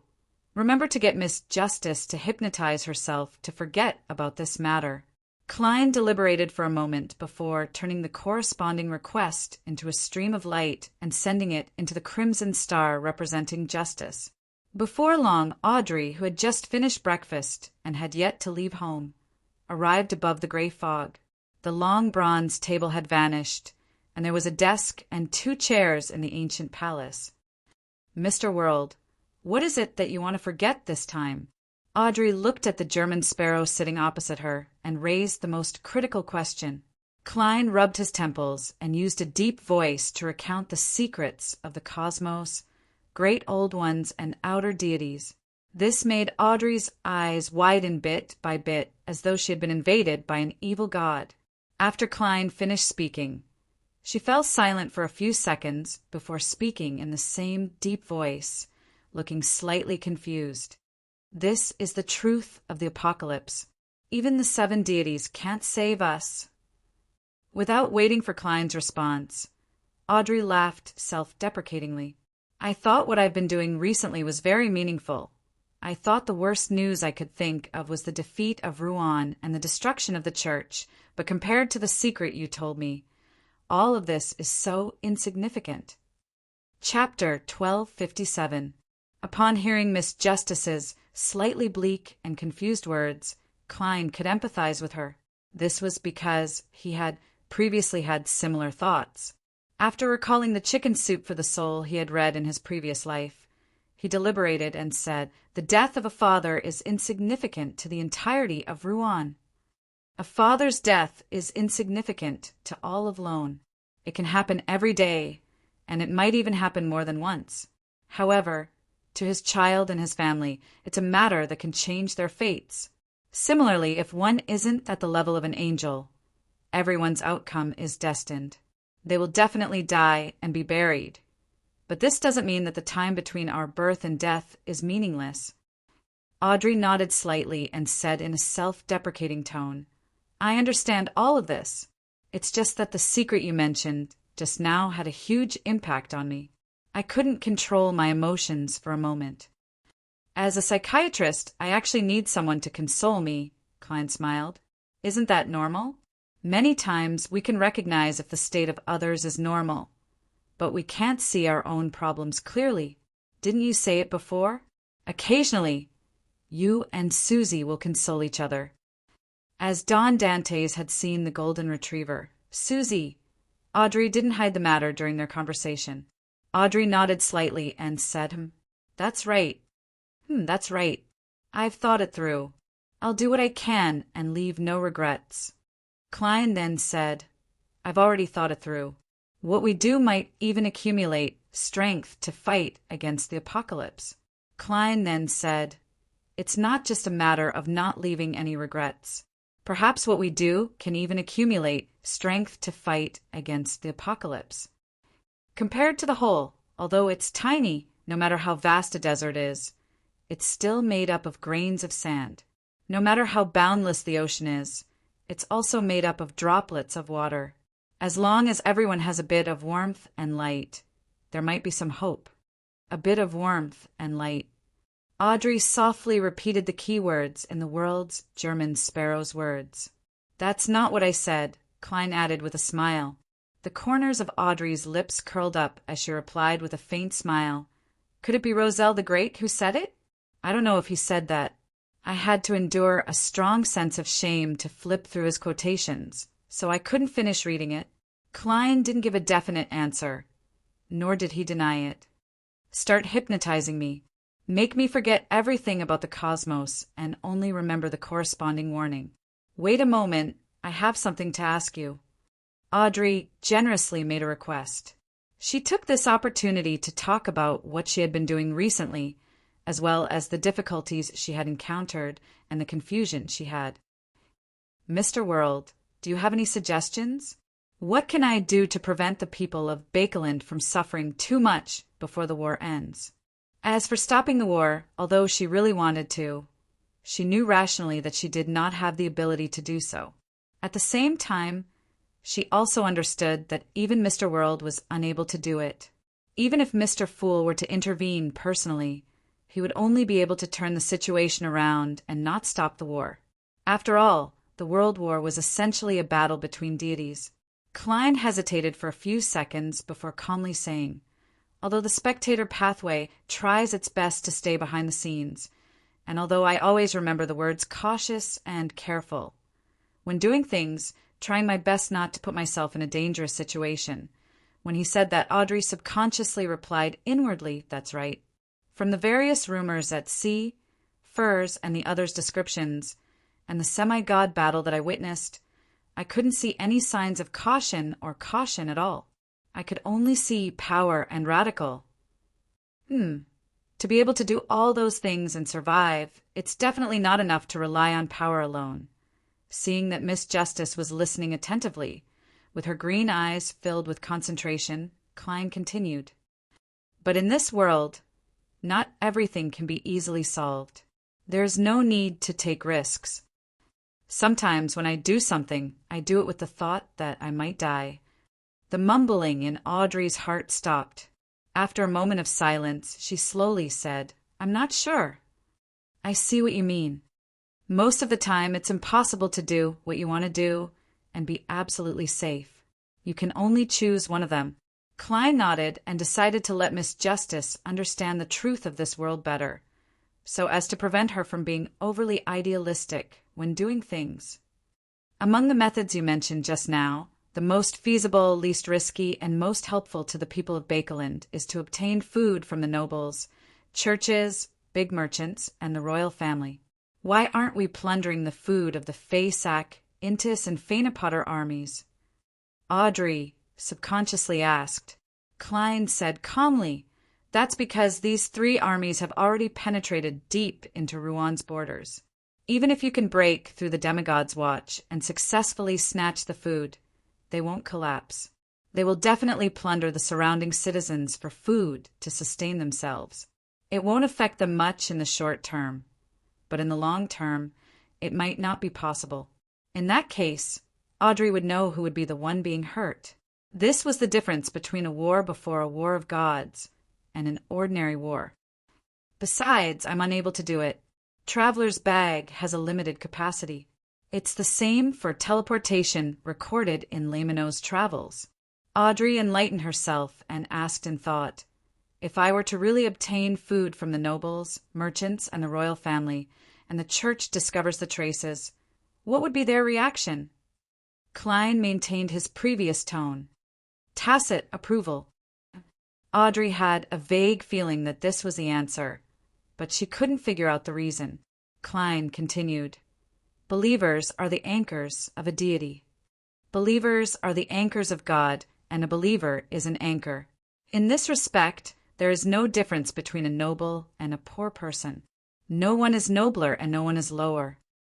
Under normal circumstances, nobles and merchants can use their status, power, wealth, and influence to help the church maintain the system and spread the faith, so they are more valued. But in this situation, which one is more important, a few thousand anchors or hundreds of thousands or millions of anchors? This is a simple math problem. Faced with the truth that had torn away the veil of warmth, Audrey was momentarily speechless. When Klein saw this, he added, "That's right. In that respect, what you want to do makes sense on a larger level. You help the Evernight goddess and the Lord of Storms stabilize their anchors. In the future, this might be the key to fighting against the apocalypse." Audrey pursed her lips bit by bit before releasing them after a long while. She chuckled. "Only now did I realize that I'm actually a little proud of my noble status. What's noble is one's character, not one's status." Klein helped her finish the rest of the sentence. Audrey slowly exhaled and calmed her chaotic heart, but she didn't make up her mind. She casually said, "Our tarot and the Church of Evernight seems to have a pretty good relationship. Mr. Fool and the Evernight goddess are allies." "This question stumps me. I do wish to become allies with the goddess, but the goddess might not think much of me." Klein lampooned before saying rather seriously, We're currently considered allies."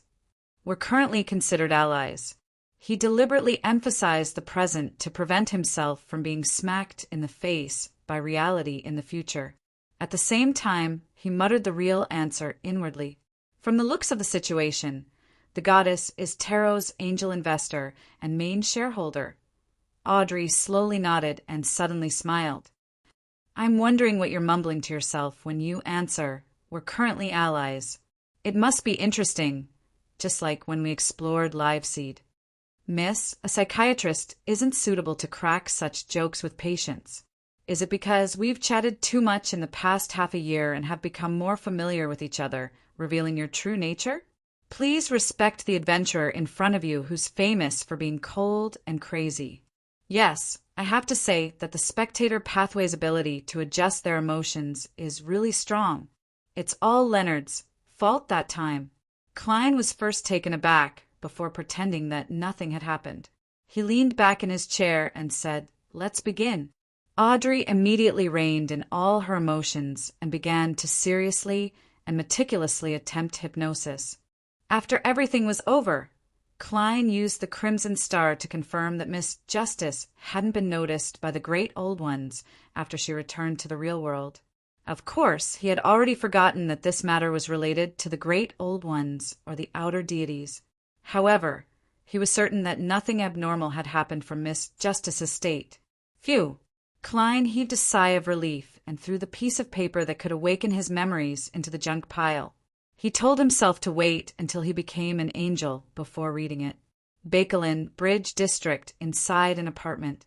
Emlyn White looked at Merrick, who had suddenly appeared in front of him. He took off his top hat and bowed gracefully. "What do you want?" Merrick sat on the sofa, leaned forward and clasped his hands. Emlyn pulled a chair and sat down. "You still want to deal with the important figures of Rose School's indulgence faculty. You have a clue?" Merrick asked with an indifferent expression. Emlyn had definitely made preparations before coming to visit. He said unhurriedly, "That's right. I really don't have any clues about the person in charge of the Rose School in Bakeland. However, after the war intensified, the southern continent's East and West Balam, Star Highlands, Paz Valley, and Hagati Plains fell into chaos. Many of the Rose School's demigods surfaced and walked onto the stage. It was no longer difficult to lock onto them."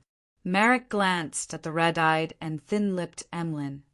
"Which Duke or Marquis of the Sanguine are you representing to say these words?" "Can't I represent myself?"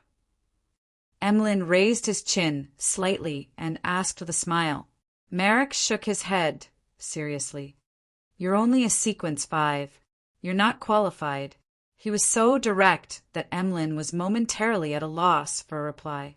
Chapter 1258. Maintaining his smile and calming his emotions, Emlyn replied, I can find a helper of a sufficient level.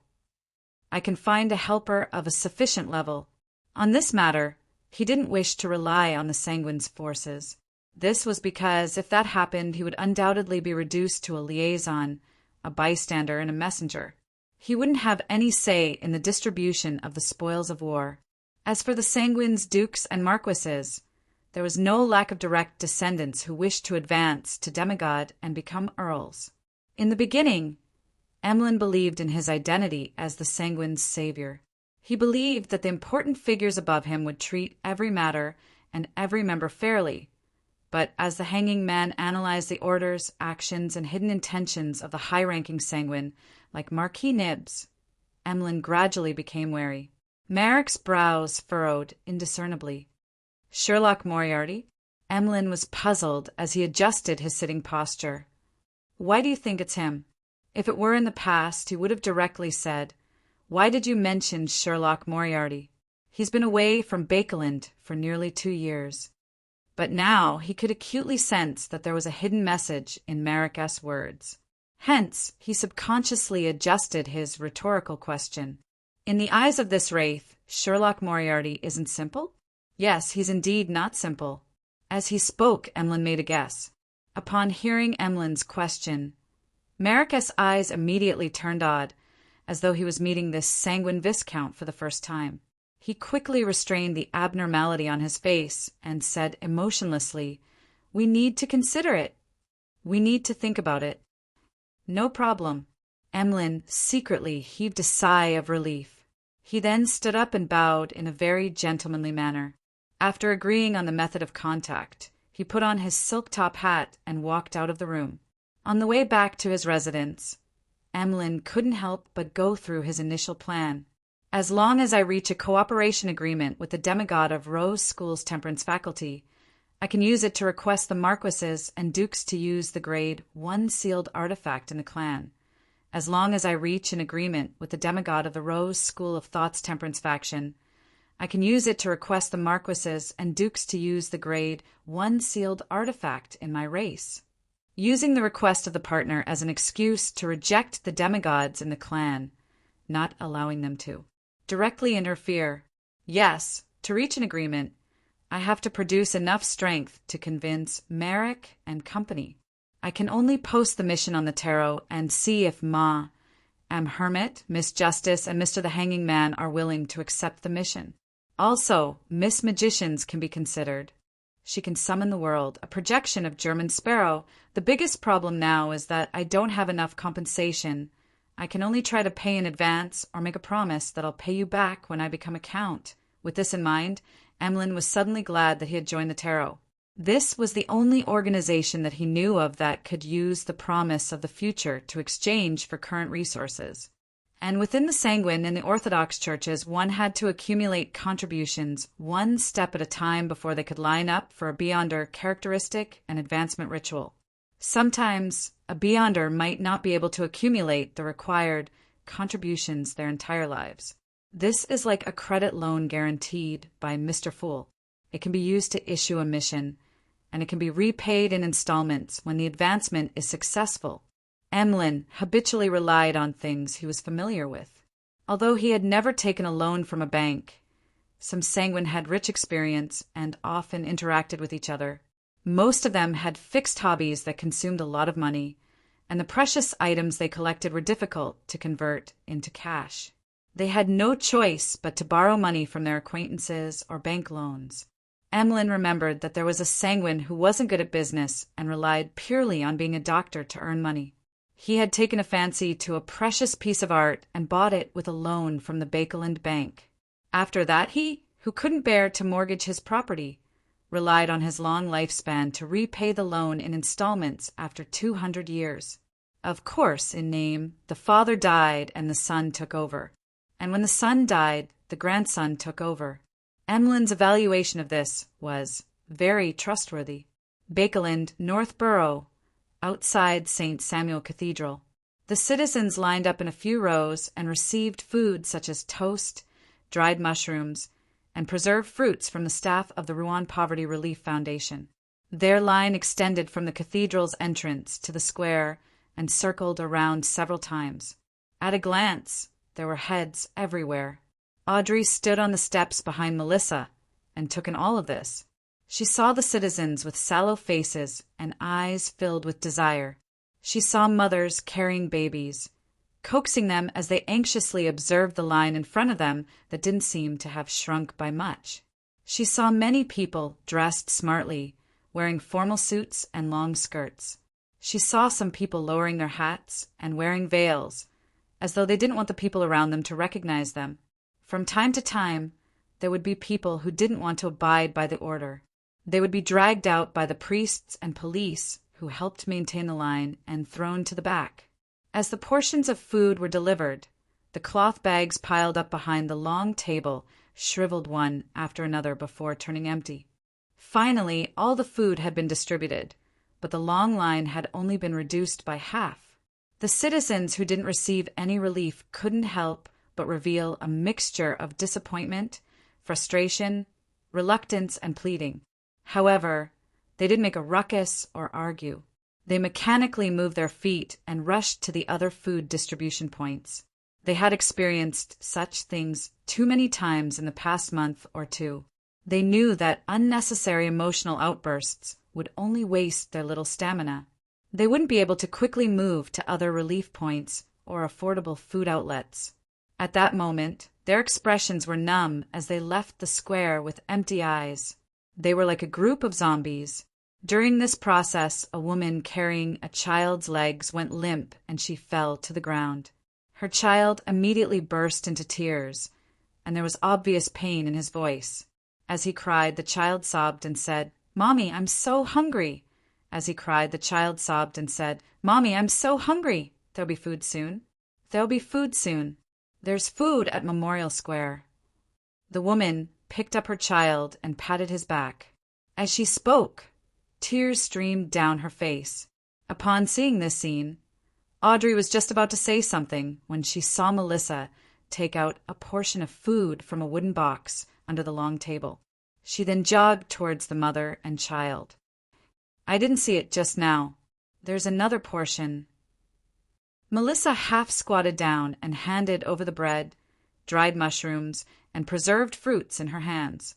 Then she explained softly, afraid that it would cause a fight among the surrounding citizens. The remaining food was actually prepared for the Foundation's staff, who had been busy for a long time. Melissa had given her portion. The woman took the food and handed it to the child. "Thank you, thank you." The child hugged the food tightly and childishly said to his mother, "Thank you, thank you, thank you, thank you." Audrey subconsciously looked around and realized that the church's priests, most of the police, and the Nighthawks who were hidden among the citizens to prevent any accidents had undisguised sympathy, pity, and sadness. After the citizens had basically left, Audrey picked up her portion of food and handed it to Melissa. "You deserve it." Melissa looked at Miss Hall in front of her and shook her head. "I'm giving you my own share. Miss Hall, don't worry. I'll have food when I get home." "My brother is a government employee." With a faint smile, Audrey stuffed the toasted bread, dried mushrooms, and preserved fruits into Melissa's hands. "You don't have to worry about me either. My family has prepared desserts for me when I'm busy outside." As she spoke, she took a wooden box from her maidservant, Annie, and opened it for Melissa. Inside the wooden box were exquisitely shaped cucumber sandwiches, cream muffins, and miniature carrot cakes. Melissa's face revealed a clear look of astonishment. She looked deeply at the desserts for a few seconds before looking up at Miss Audrey Hall. She then lowered her head and didn't say a word. She drank the water prepared by St. Samuel Cathedral and chewed on the toasted bread. Audrey seemed to be petrified by her gaze. She held the wooden box and stood rooted to the ground. She didn't move for a few seconds as she pursed her lips tightly. After the 5th batch of Moon City residents received purification and treatment and enjoyed the magical mushrooms, the ancient city became believers of the Fool without any resistance. They welcomed the Saint and Oracle, German Sparrow, into the city. Klein then held a large-scale mass and used the unshadowed crucifix and life's cane to heal the remaining Moon City residents. High Priest Nim came out of isolation, and at the end of the mass he respectfully asked, Lord Oracle, "What's the complete honorific name of the great Lord?" Klein looked around and said solemnly with a taut face, "The fool that doesn't belong to this era." After giving out his honorific name, he deliberately emphasized one sentence. "Don't recite the honorific name in full when you pray. only when there's an important matter. Otherwise, as Mr. Fool, he would have a mental breakdown from the work call. Nim wasn't surprised at all because it was the same for the ancient sun god. He thought for a moment and asked, "What are the specific requirements for the ritual to worship the Lord?" Klein said with the air of a charlatan. God said the 8th commandment, "Serve me with your heart, not with a sacrifice." The most important thing in the ceremony is devotion. There are no other requirements. It can be very simple. Anyway, the Lord doesn't care. With that said, Klein added inwardly, after clarifying the matter, he raised his right hand and pointed at the pile of mushrooms in front of him. "The Lord bestowed these mushrooms upon you to give you a bountiful harvest. These mushrooms use the flesh and blood of monsters as nutrients. They can rapidly grow and reproduce, and they can accumulate all the toxins, corruption, and madness into the pure black mushrooms. This can be used as a medium for curses or paint for arrows." The residents of Moon City listened excitedly. At the same time, they clasped their hands and lowered their heads. They shouted, "Praise the Fool!" At that moment, Klein seemed to hear countless illusory voices emerge from the air. They mixed with the real praises, surrounding him and fixing him in place. Chapter 1259. After Mass, Klein followed the newly appointed priest of the Fool, Nim, into the Black Tower. Nim didn't hold back as he explained in detail how many demigods and grade 1 sealed artifacts there were in Moon City. 3 demigods. 5 grade 1 sealed artifacts. Moon City isn't weak at all, as expected of a faction that can directly obtain a revelation and guard the borders. Furthermore, in the beginning, their 22 Beyonder pathways were relatively complete. They could effectively cooperate with each other, making certain rituals not require external help or be restricted by the environment. Yes, for them to be able to last until now in an environment worse than the City of Silver, and without the support of a grade 0 sealed artifact, they are indeed outstanding. If it wasn't for the fact that they couldn't find suitable food, they would have been able to last in the darkness for hundreds or even thousands of years. Klein sighed when he heard that. At this moment, Nim said respectfully, "Your Excellency, we are willing to sacrifice all the sealed artifacts and Beyonder characteristics to the Lord. I wonder which one will please him more?" The High Priest had just said that apart from him, the Night Watcher, Moon City also had an iron-blooded knight and an imperative mage. They served as the Lightning Priest and the Night Priest respectively. As for the 5 grade 1 sealed artifacts, one of them belonged to the Monster Pathway. It seemed to be a portion of the Misfortune Sorcerer's Beyonder characteristic, mixed with a bit of a Chaos Walker's characteristic. One of them was a puppet from the Mutant Pathway.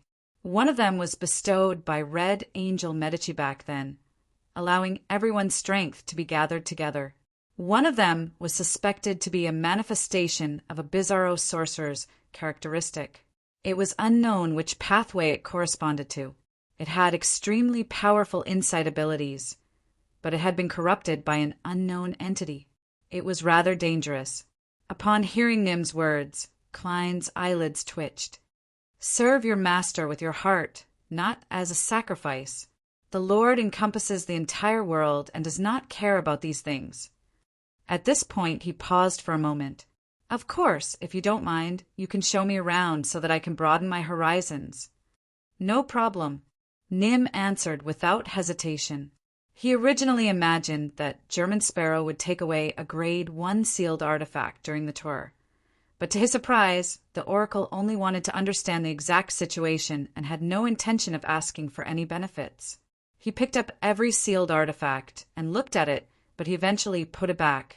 After the tour was over, Klein said to the 3 demigod priests, "I'm not sure. The opportunity to leave this cursed land hasn't come yet. You need to hold on for a while longer.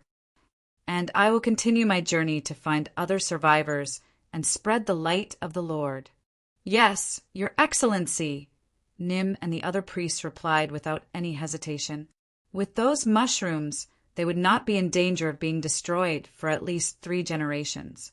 After arranging the matters in Moon City, Klein put on his windbreaker, top hat, and lantern and walked into the deep darkness outside. What he was going to do next was very clear. Find dark, demonic wolf Kotor and hunt the god of wishes. My wish is to obtain the miracle invoker beyonder characteristic and that curtain. I wonder if he can help me realize it. As he walked, Klein mocked inwardly. Seeing that he had escaped the attention of the residents of Moon City, he pulled out another version of himself from the fog of history. His main body entered the void and transferred his consciousness to the projection.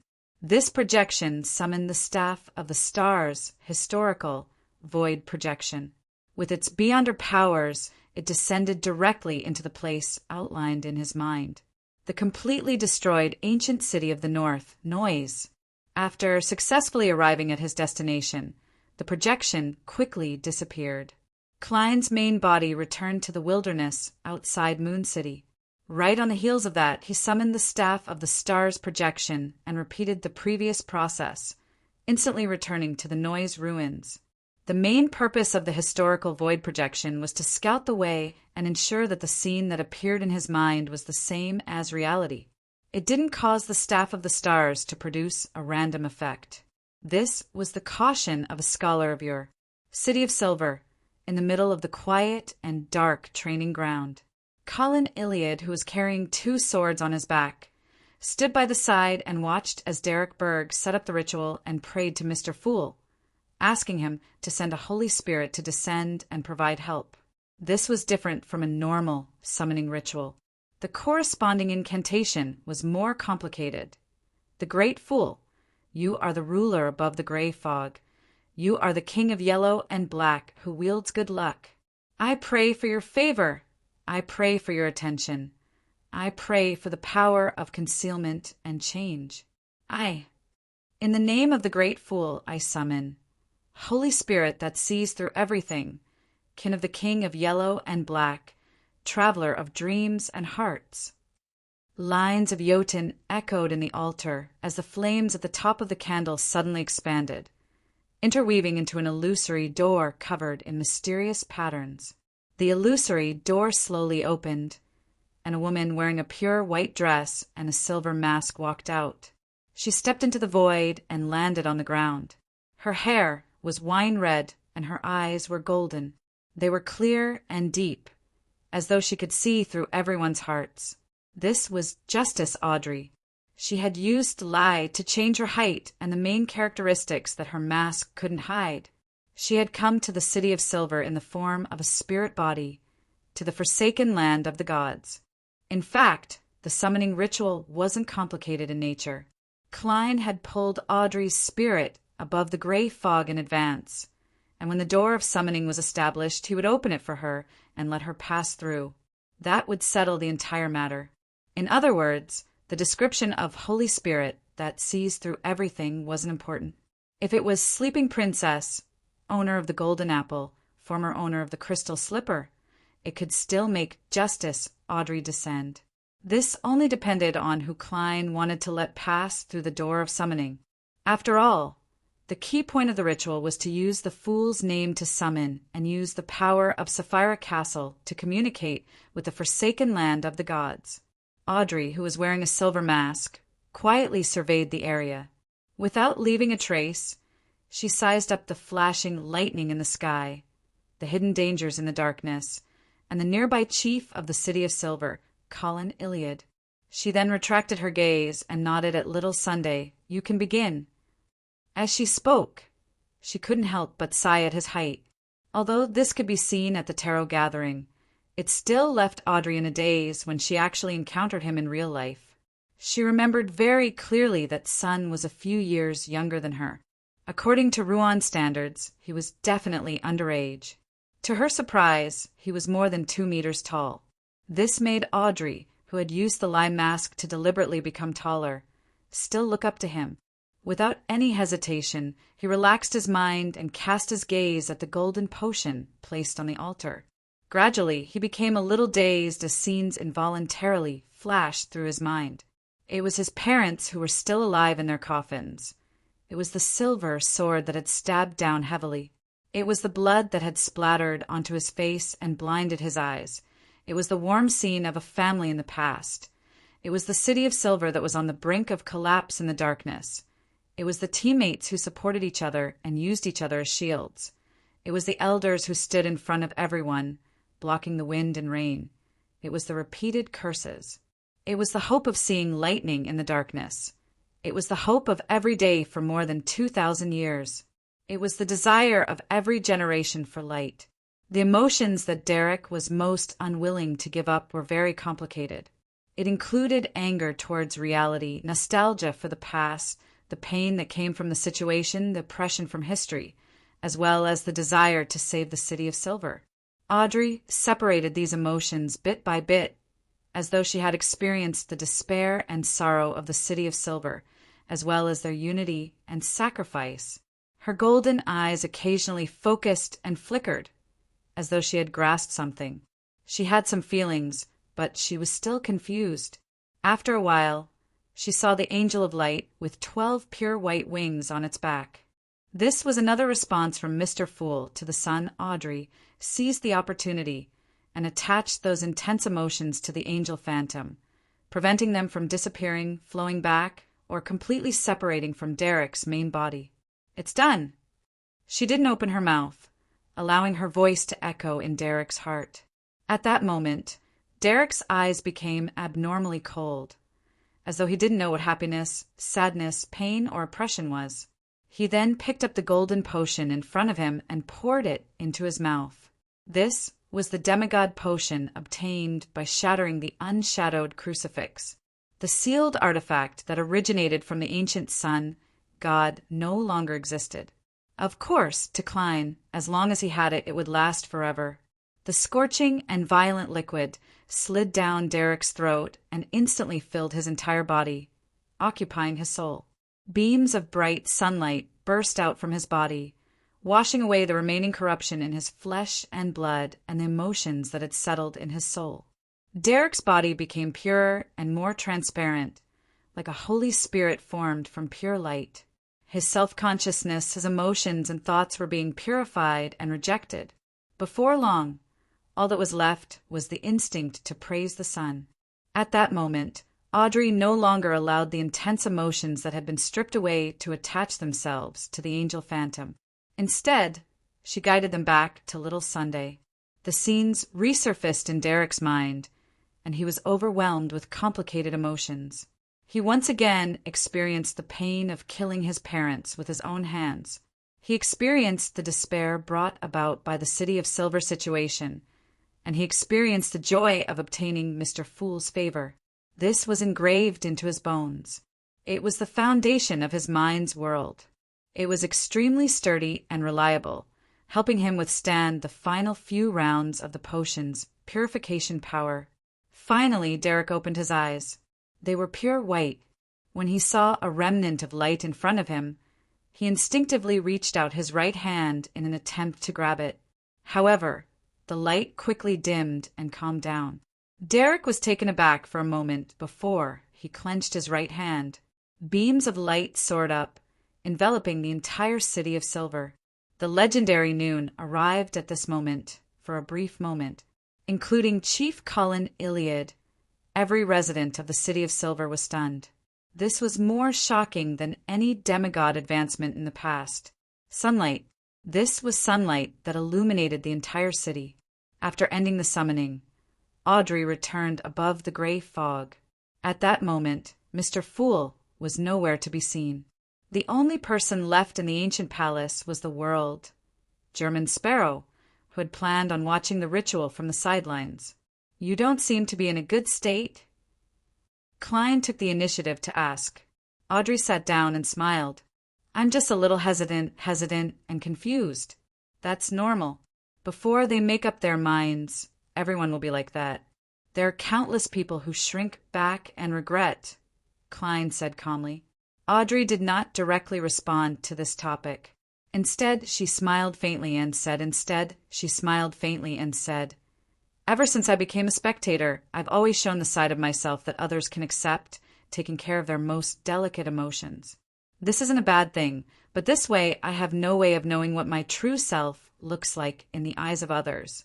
I have no way of removing the gorgeous clothes and seeing the rotten flesh hidden beneath. I have no way of figuring out where the problem lies. Recently, I've been trying to reveal my true state in some details. I want to see how the people around me will react to the current situation. I want to see if they still think that I'm that kind, amiable, and noble lady. Having said that, she suddenly fell silent. After a few seconds, she sighed softly.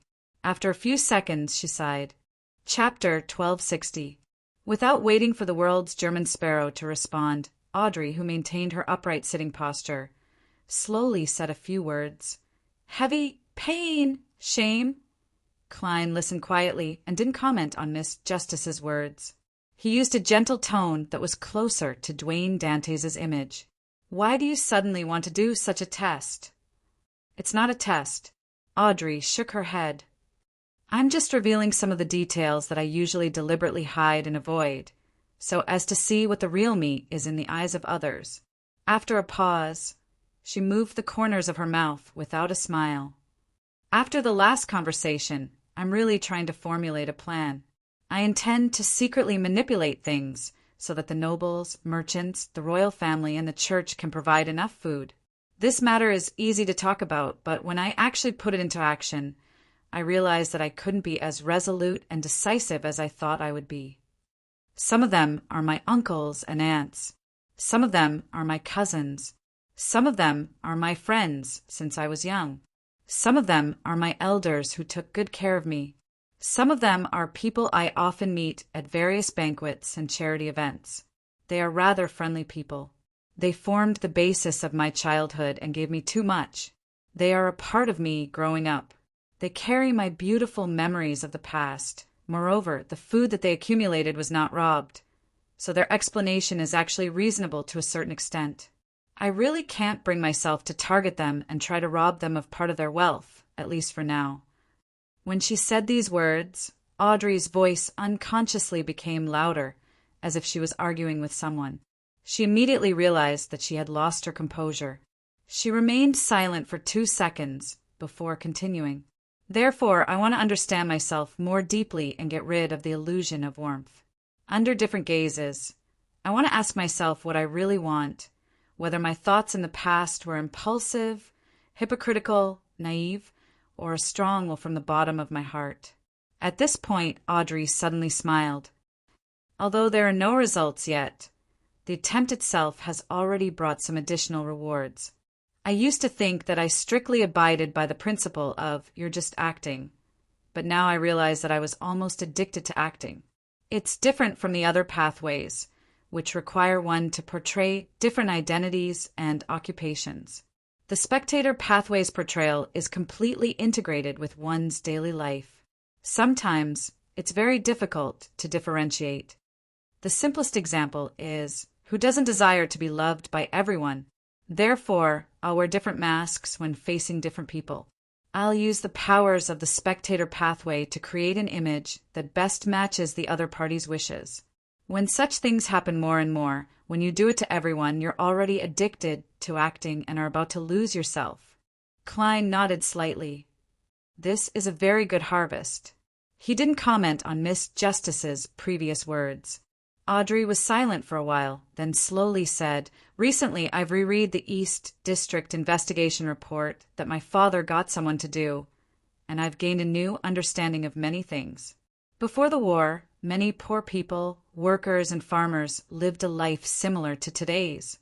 They lived in hunger and pain for a long time.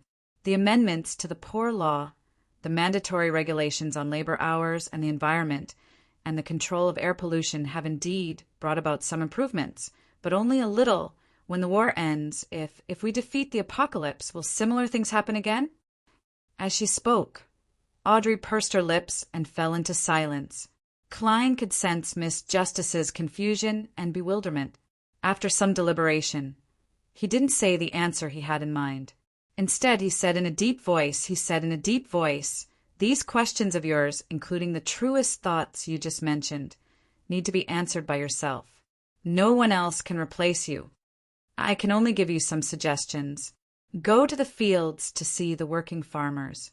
Go to the factories to see the toiling workers. Go to East Borough to experience it in depth.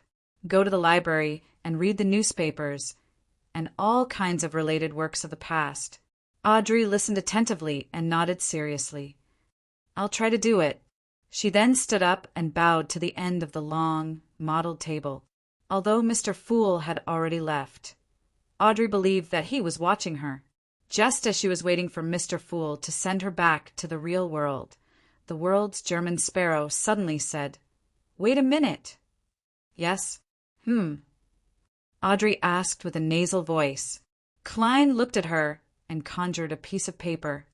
"This is a description of a mythical creature's character and behavior. I hope you can provide me with help in analyzing his reactions in different situations." "All right." Audrey didn't refuse and agreed. After she took the piece of paper and read the contents, Klein deliberated and said, "Regarding what you just said, I have another suggestion. Your doubts and questions are actually divided into two types. Some are indeed urgent, but some are not so urgent. You can wait for things to calm down before you do an in-depth investigation. Well, when people are anxious, they tend to make mistakes. You'd better distinguish between them." Audrey thought for a moment and nodded solemnly. "I understand." After replying, she suddenly laughed. "I thought you stopped me at the end because you wanted to bless me. You wanted me to see the truth and still love this world." Klein was taken aback at first, then he asked with a smile, "You seem to have read a lot of Roselle the Great? He's an outstanding person, but he's also a very complicated and contradictory person," Audrey said with a faint smile. Klein nodded indiscernibly and spoke rather slowly. "That's right. If I wanted to give you my blessing, I wouldn't say so. I will say, I hope that after you see the truth, you will still love your family and friends." Audrey was stunned. Her lips moved slightly as if she was repeating those two words. After a few seconds, she closed her eyes and said in a slightly hoarse voice, "Thank you, Sonia C., Rorsted Archipelago waters." The Blue Avenger led a pirate fleet as it shuttled through the smoke-filled battlefield. Suddenly, a gigantic fireball flew over from an unknown location. Silver-white beams of light parted the surface of the sea, creating a passageway that didn't originally exist. Surrounded by the majestic waves on both sides, it headed straight for the Blue Avenger. When Alger Wilson, who was standing at the bow of the ship, saw this scene, he raised his right hand without a change in expression. A violent tornado suddenly appeared, sweeping up the blue seawater and the silver-white beams of light, making them look like a long snake that soared into the sky and collided with the gigantic fireball. Boom! The water splashed and fell like rain. Alger immediately locked onto a battleship, opened his mouth, and let out an angry roar. With a boom, the ship was suddenly lifted into the air by a ferocious wave. Seizing this opportunity, the Blue Avenger's cannons automatically fired, and the rumbling sounds continued without end. Seeing that the Beyonder on the enemy's battleship still wanted to use the recoil of the fireball to move the ship sideways, Alger suddenly pulled down with his right hand. A thick bolt of silver lightning struck down, charring the Beyonder's body as he trembled constantly. Boom! Boom! Boom! One cannonball after another hit, and the ship disintegrated in midair. At that moment, Alger was in a daze. He couldn't help but look down at his right hand. This is the power of a cataclysmic inter. Is this what it feels like to be a demigod? He sighed inwardly in an intoxicated manner before quickly coming to his senses. He made the Blue Avenger pursue the enemy. An hour later, the intense naval battle ended, and Rouen side once again defended the Rorsted Archipelago. Alger was in a good mood. After the Blue Avenger returned to the port, he called for the sailors to disembark and head to one of the few bars that were still open for a drink. Rouen had issued a wartime ban on alcohol to conserve food, but for sailors, alcohol was indispensable. Therefore, in a place where the Church of the Storm was in charge, the ban wasn't too strict. Furthermore, the Rorstad archipelago was rich in resources, and the population wasn't too large. The sea transportation lines were also under control, so food could still be supplied. After walking for a distance, Alger's gaze suddenly froze. The street in front of him had been bombarded, and many houses had collapsed.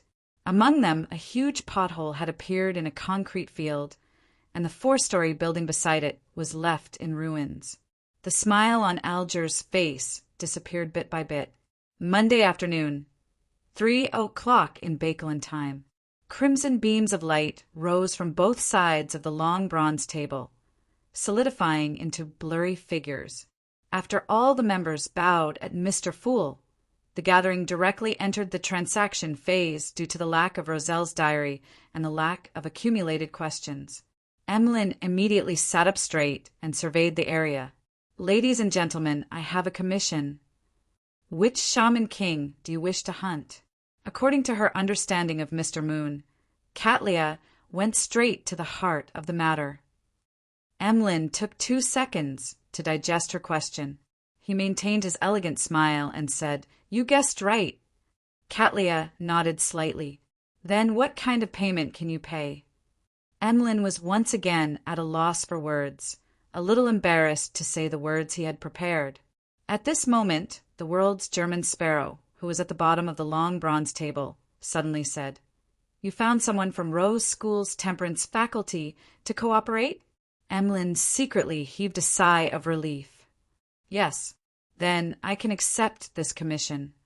As this was a matter between Miss Messenger, Miss Sharon, and Marek, Klein controlled the fake world to take the initiative to accept the order.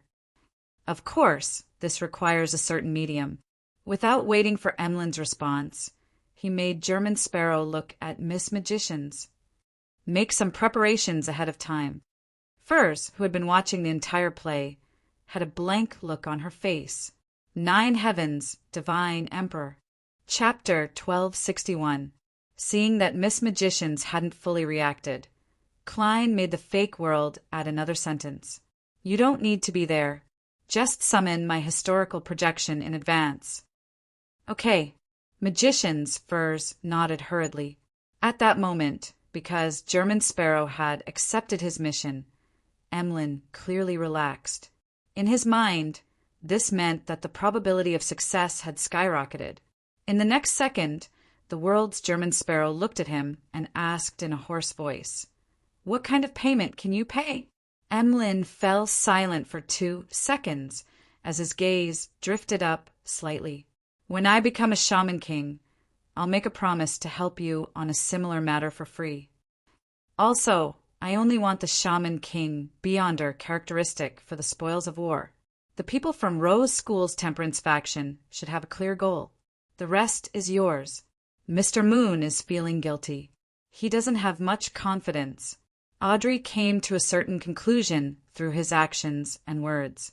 "This fellow, Emmeline, has also learned from others to take out a loan." Klein snickered inwardly as he made the fake world reply indifferently. "Looks like I'm the only demigod you can afford. If Mr. Moon can provide a large amount of food, I don't mind participating." Audrey mumbled inwardly.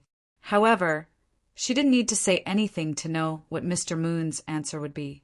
Why do vampires like us have to hoard so many snacks? For the blood race, their staple food was human blood that was rich in spirituality. Food such as bread and meat products were not necessities. Seeing that the world's German Sparrow didn't reject his conditions, Emmeline secretly heaved a sigh of relief. "What else do you want? I will try my best to satisfy you." The German Sparrow thought for a moment. "Provide a mystical item or sealed artifact that can greatly enhance the wielder's spirituality for a short period of time." This was lent to Miss Magicians, allowing her to maintain the historical void projection she summoned for a few more minutes. And without a doubt, the moon domain had such beyonder powers.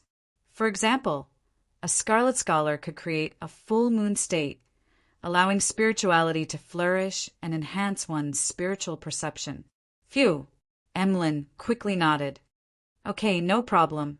Seeing that the human and vampire had come to an agreement, the magician's Furs hurriedly raised her hand. No, full moon. If that happened, she would be lucky if she didn't die on the spot, much less enhance her spirituality. After all, the higher the sequence, the better the effects of Mr. Door's ravings. And Furs had long advanced from sequence 6 scribe to sequence 5 traveler. Emlyn also knew about Miss Magician's full moon curse, so he didn't have any questions about it. He tersely acknowledged, indicating that he would take note of it. At this moment, the hanging man, Alger, who was listening to the entire transaction, thought and said, "That's right." Although the Beyonders of the Rose School's indulgence system are easily controlled by their emotions and instincts, this doesn't mean that their brains have disappeared along with their zombification. Even if their brains have really disappeared, they still have Beyonders of the Moon domain among them. Since their demigod directly participated in the Southern Continent's war and exposed their location, it's impossible that they didn't consider the possibility of the Blood Tribe, Temperance Faction, and other enemies ambushing them in secret. I believe that there's a high chance that they're hiding a trap. Yes, Leonard echoed. Many dossiers indicate that although the Beyonders of Rose School's indulgence faculty are known for being bloodthirsty, cruel, and indulgent, they're still very meticulous when it comes to doing things. They will show a certain level of cunning and sinister. Zio glanced at her friend and said, "That's right. 2 months ago, I encountered a Beyonder incident that involved Rose School. The target was clearly deceived and fell into a trap." The World Gehrman Sparrow listened attentively and laughed before turning to Emlyn. He then turned to Emlyn and said, "Which Shaman King is your target?" Emlyn didn't hide the truth. The Shaman King who led the natives to besiege Rouen main colonial city in East Balam and North Olit. Upon hearing this, a thought flashed through Klein's mind. The Mother Tree of Desire didn't seem to wish for the goddess to grasp the uniqueness of the death pathway. She was driving the natives and using war to shake the Church of Everight's proselytizing foundation in the southern continent. As these thoughts raced through his mind, Klein made the World German Sparrow look at Emlyn and chuckle. "Then my target will be another Shaman King. This has nothing to do with your actions." Without needing him to be too direct, Emlyn, Katlia, and company quickly understood his plan. It was a simple plan. German Sparrow hunted another Shaman King and took the initiative to step into a trap, attracting the forces of Rose School's ambush. And at this moment, the Moon and the Temperance faction of Rose School seized the opportunity to attack the real target. "Isn't that too dangerous?" Emlyn subconsciously replied. The danger was, of course, referring to the German Sparrow who set off the trap. The World's German Sparrow replied very calmly, "That's just a historical projection. If he died, then so be it." Upon hearing such an answer, Emlyn, Leonard, and the other tarot members were at a loss for words. They didn't know if they should marvel at how different a sequence 3 demigod was, or if they should be envious of Scholar of yours Beyonder powers. Klein continued, making words speak. "If Rose School is suspicious of my sudden attack and only diverts a portion of its forces to stop me, maintaining a relatively complete trap, I'll attempt to forcefully hunt down that Shaman King and turn the fake target into the real target. After all you want is the corresponding item. You don't care who the original owner is. A simple but effective plan.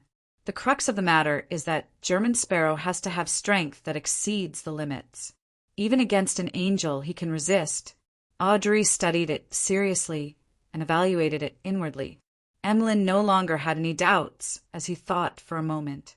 After some thought, he said, "Before the official operation, there's a need to meet with the Temperance faction of Rose School to finalize the details." World's German Sparrow nodded.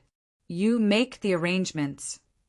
After this exchange, Klein made World conjure a stack of paper and distribute it to the tarot members. "A certain existence, and I will be dealing with a mythical creature. You can give your opinions and share your thoughts." On the piece of paper was written dark, demonic Wolf Kotar's personality and specific actions, as well as Miss Justice's various analyses based on it. Klein hoped to find inspiration through the different opinions provided by people with different personalities and insights. Mythical creature. The world has already targeted a mythical creature? The hanging man Alger, who was much quieter than usual, couldn't help but look up at the bottom of the long bronze table, although he was already mentally prepared for this, feeling that he wouldn't be surprised even if the world's German sparrow suddenly claimed to be an angel. He couldn't help but feel a little surprised and shocked when he realized that the hanging man was really targeting a mythical creature. Katlia had similar feelings, but she immediately thought of the snake of fate, the death consul, and the ancient bane. This matched the certain existence mentioned by the world's German sparrow.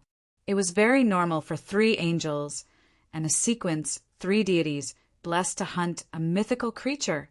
Their gazes retracted from the bottom of the long, modeled table as they seriously read the information in their hands. At this moment, as it didn't involve a commission, a transaction, or the sharing of information, the tarot members inexplicably felt like they were working hard together. They had the feeling of a loose gathering that was beginning to resemble an organization. After reading the contents of the piece of paper, the hanging man Alger was the first to speak. According to Miss Justice's analysis, no bait will make that suspicious mythical creature take the bait. It will only make him hide even further away. In a situation where he is suspected to have a sequence, one beyond our characteristic, there's really no need for him to pursue anything else. Improving himself is the most important thing. If we want to deal with him, we can only consider it from this angle. Upon hearing this, Zio said from her profession, but this mythical creature is very careful. He didn't leave any clues, and according to the intelligence, the location of his sequence, one ritual, isn't restricted in the forsaken land of the gods. Yes, there are too many monsters for him to use. Sun confirmed Miss Judgment's words. The scene immediately turned gloomy. Leonard thought for a moment and said, "Yes, there are too many monsters for him to use. Can we rely on the law of beyonder characteristic convergence?" As he spoke, he looked at Klein Moretti. "That mythical creature seems to be on the same pathway as you. Just relying on the convergence of beyonder characteristics at this level to find that mythical creature through a chance encounter might take a year, 2 years, or even longer. Furthermore, the other party is a complete mythical creature. He has the ability to interfere with this to a certain extent." Klein rejected Leonard's suggestion. Of course, if he were to attach the convergence ability of Sapphira Castle to himself, he might be able to directly encounter the dark demonic wolf the next time he used the Staff of the Stars to randomly teleport. However, the problem was that if that were to happen, the chances of encountering Amon's true body would be higher, much higher. This was a standard case of sending him to his doorstep.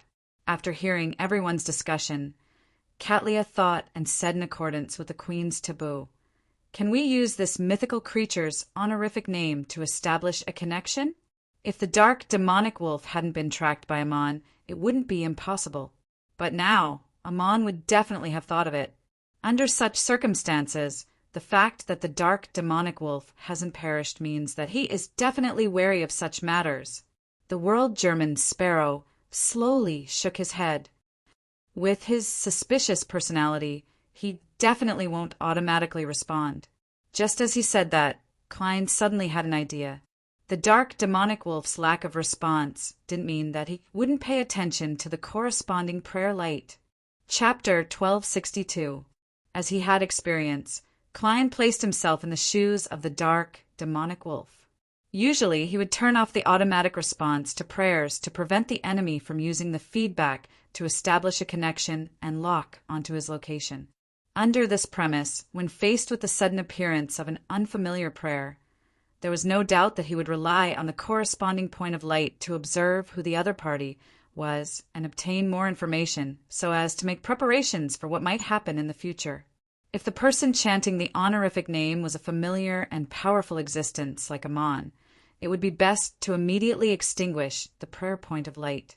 However, if the other party was a stranger, Under such a situation of absolute safety, it was highly likely that any rational creature would do something like long-term monitoring to understand the exact situation and determine if there was a need to counterattack.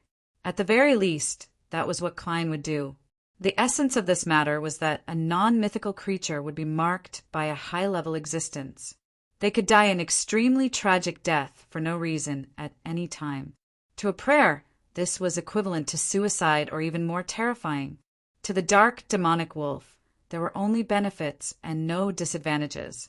In the beginning, the suspicious, dark, demonic wolf would definitely suspect that there was a conspiracy.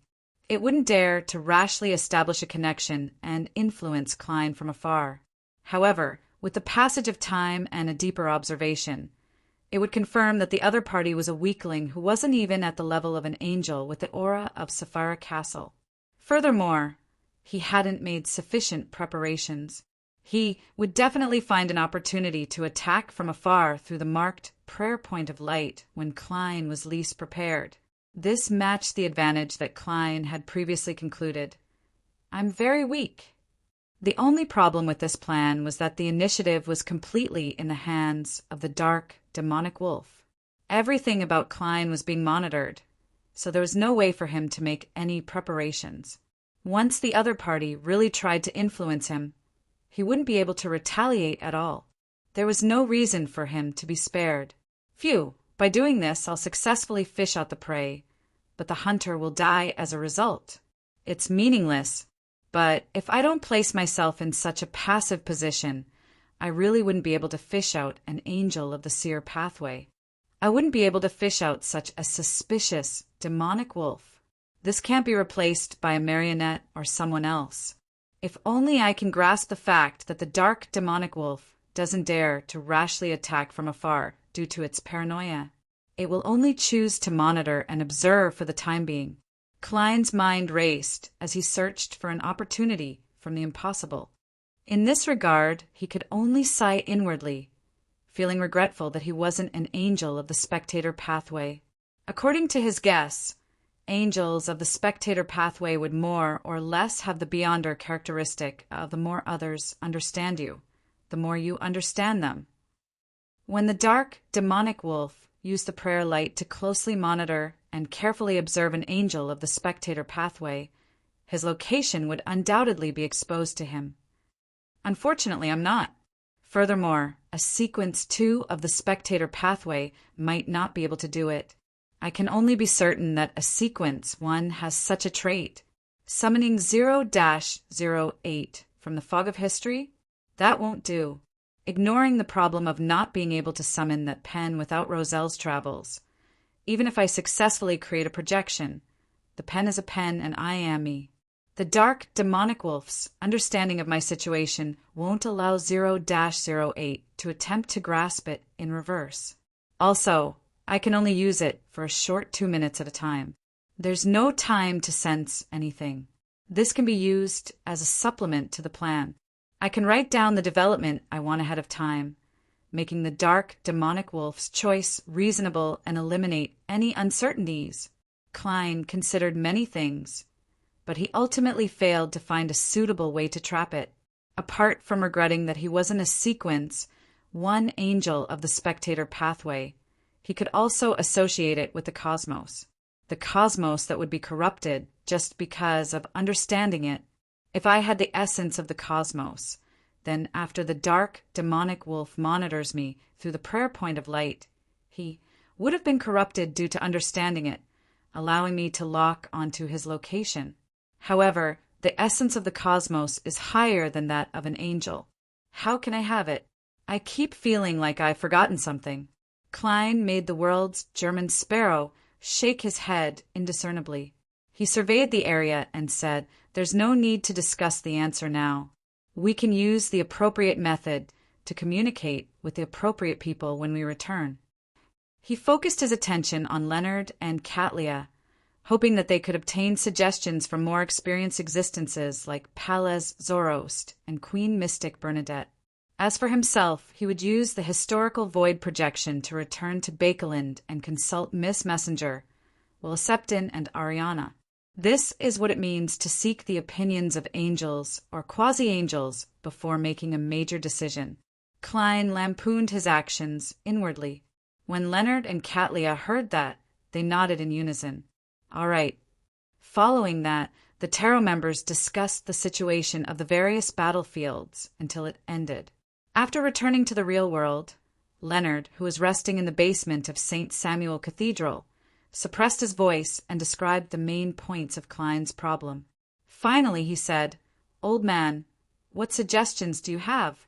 He wants to obtain the miracle invoker Beyonder characteristic left behind in the forsaken land of the gods. Palez Zoroast was first enlightened before he chuckled. Tell your former colleague that he can't resolve this matter himself. I only have one suggestion: to seek help from the fool. Leonard knew Old Man's character very well, so he hurriedly asked, "Is that really the only suggestion?"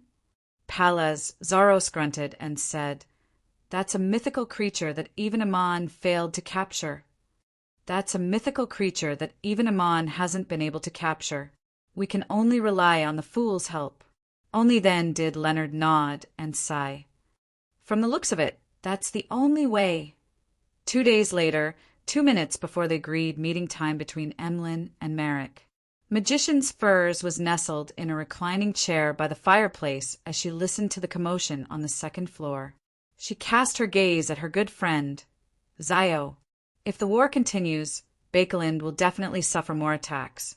Are you really not going to evacuate your mother and brother to the surrounding villages? Zio's short, pale yellow hair was parted asymmetrically and combed neatly. Compared to last year, she looked more serious and had the bearing of an adjudicator. She was like a high-ranking knight leading a squad of knights. She said hesitantly, "The surrounding villages have reached their limits." The population of the surrounding villages has reached its limit, and I can still get enough food from MI9. Having said that, she paused for a moment. If the flames of war really reach Bakeland, bring them on a trip to Intis Fainapotter. It seems like that's the only way. Furs was just about to mention her trip to Intis a few days ago to purchase food when she suddenly heard her alarm ring. She jolted and suddenly sat up straight. She reached out her right hand, which was wearing a red string, and grabbed at the void. Her arm sank as she pulled out the bespectacled German sparrow, who was wearing a silk top hat, a black trench coat, and no glasses. The cold adventurer's eyes darted around as he gained consciousness, reducing the expenditure of Miss Magician's spirituality.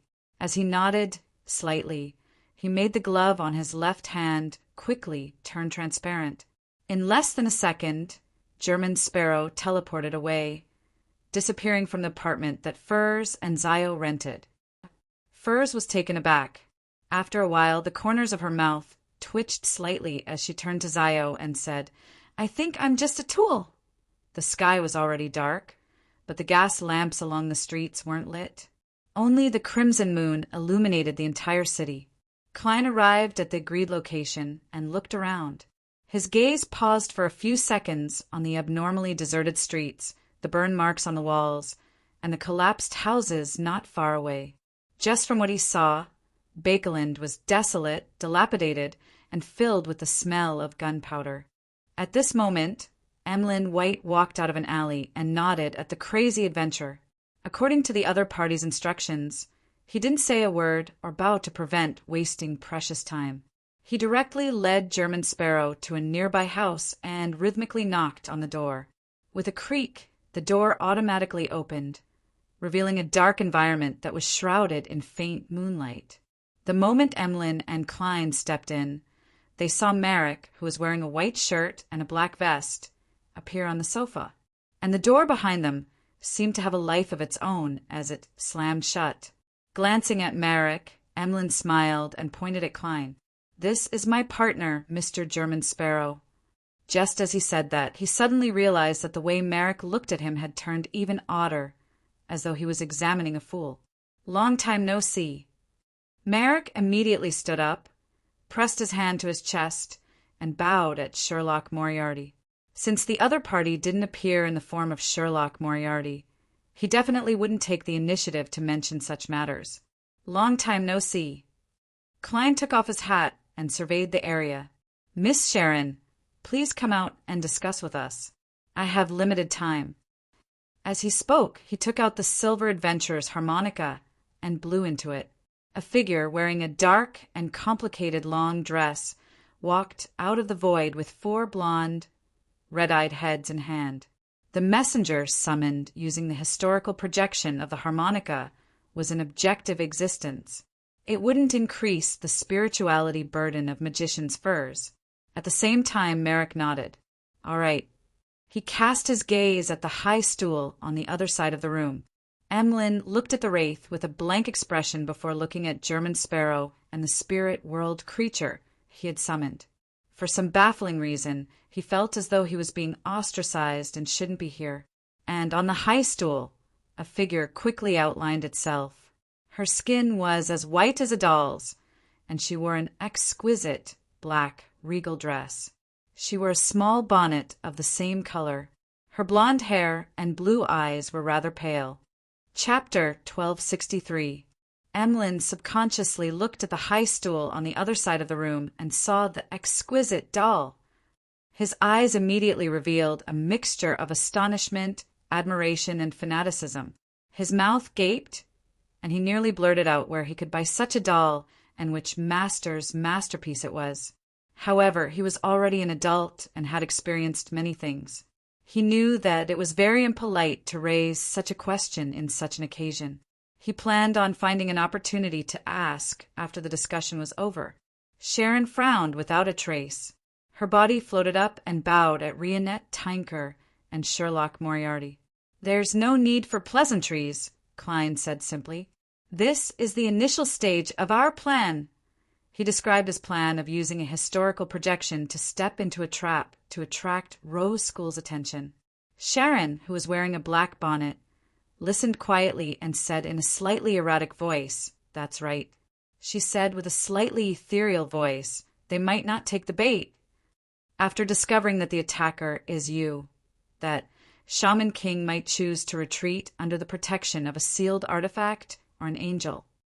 This way, they would only be able to implicate a portion of Rose School's strength." Without waiting for Klein and Emlyn's response, Rionette Tinker's for heads opened their mouths and spoke at a relatively fast speed. There. Main. Target. Should. Be. Me. Emlyn was a little confused, but he could roughly tell that the spirit world creature summoned by German Sparrow was someone of considerable status. Furthermore, it had a deep relationship with Rose School's temperance faculty. That's right. Even if the mother tree thinks highly of me, such an arrangement would most likely attract Miss Messenger. Klein pondered for a moment before giving an additional plan. Attack the other Shaman King with me in the form of a historical void projection. German Sparrow is very respectful towards this spirit world creature. Just as this thought flashed through Emlyn's mind, he saw the 8 eyes on the forehead sweep at him. He shivered for some reason and reflexively joined the discussion. Can this fool the people from Rose School?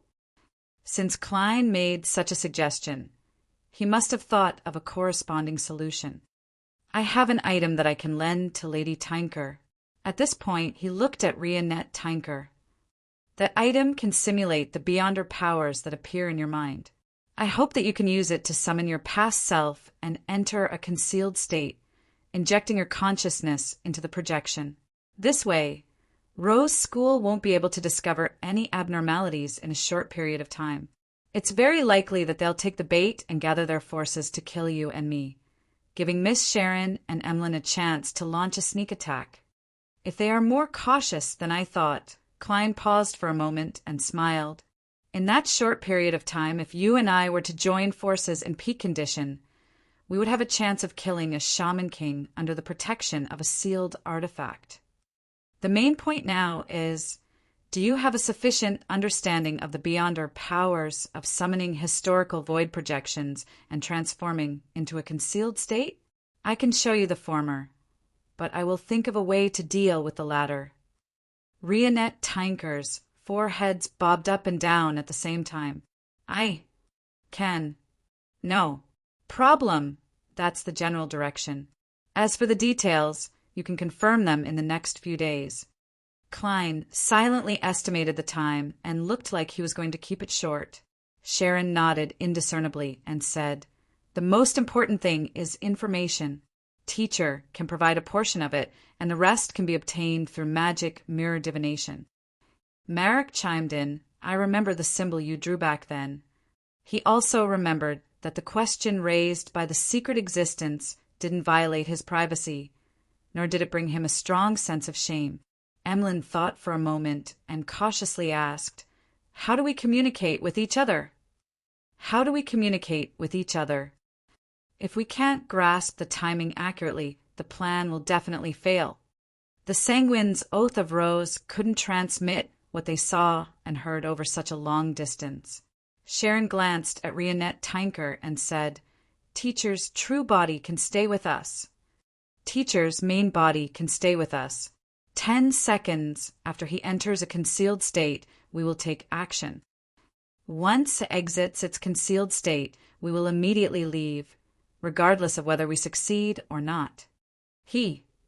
Emlyn jumped in fright as he instinctively turned his head to glance at German Sparrow.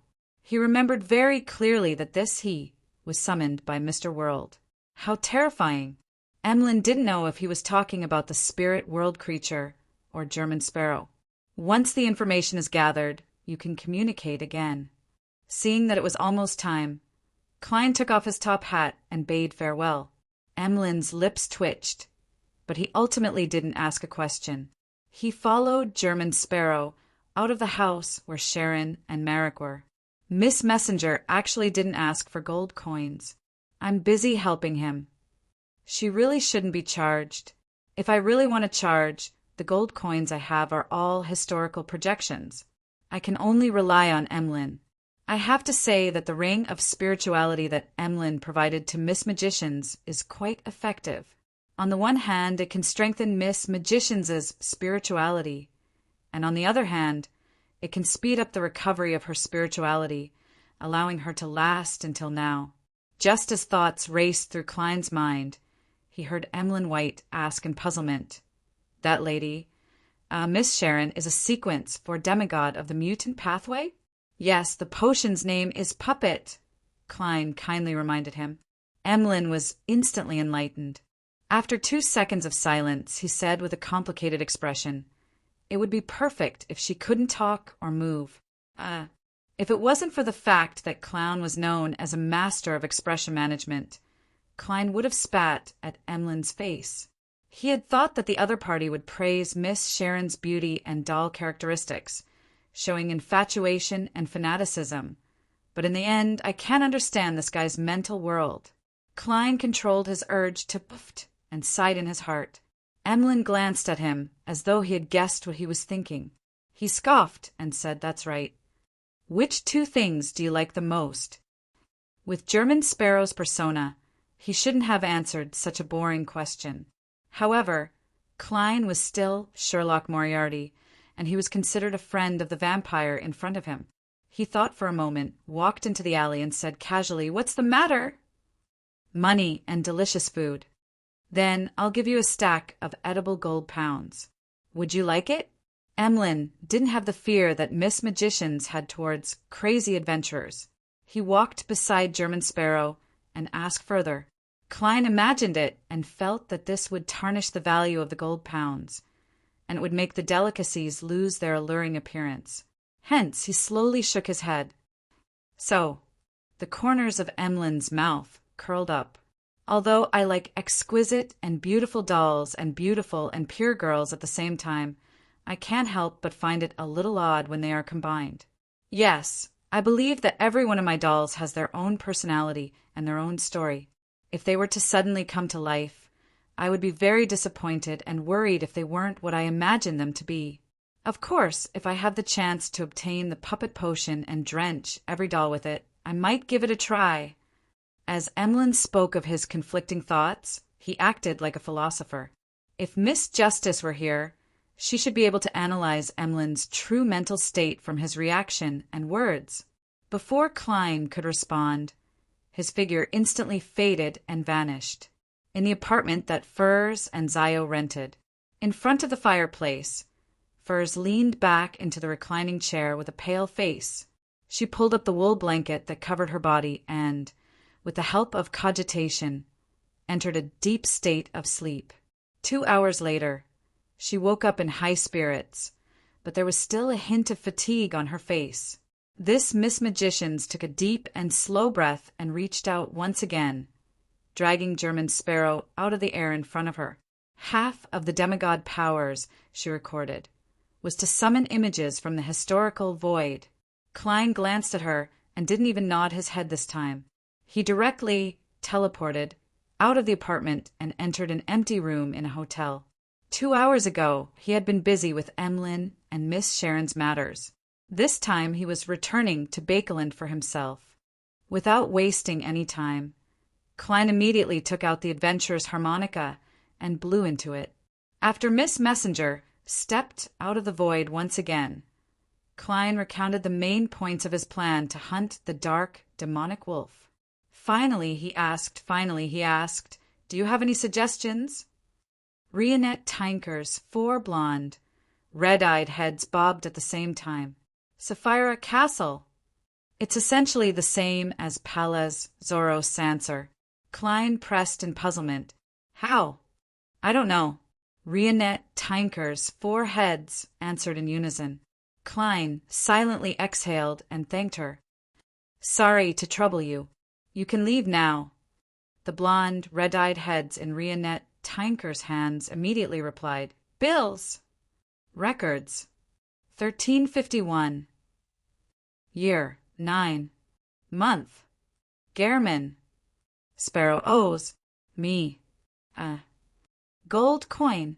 With that said, her figure turned transparent and returned to the spirit world. Klein was stunned for 2 seconds. He slowly took out his wallet from his inner pocket and picked up a paper crane.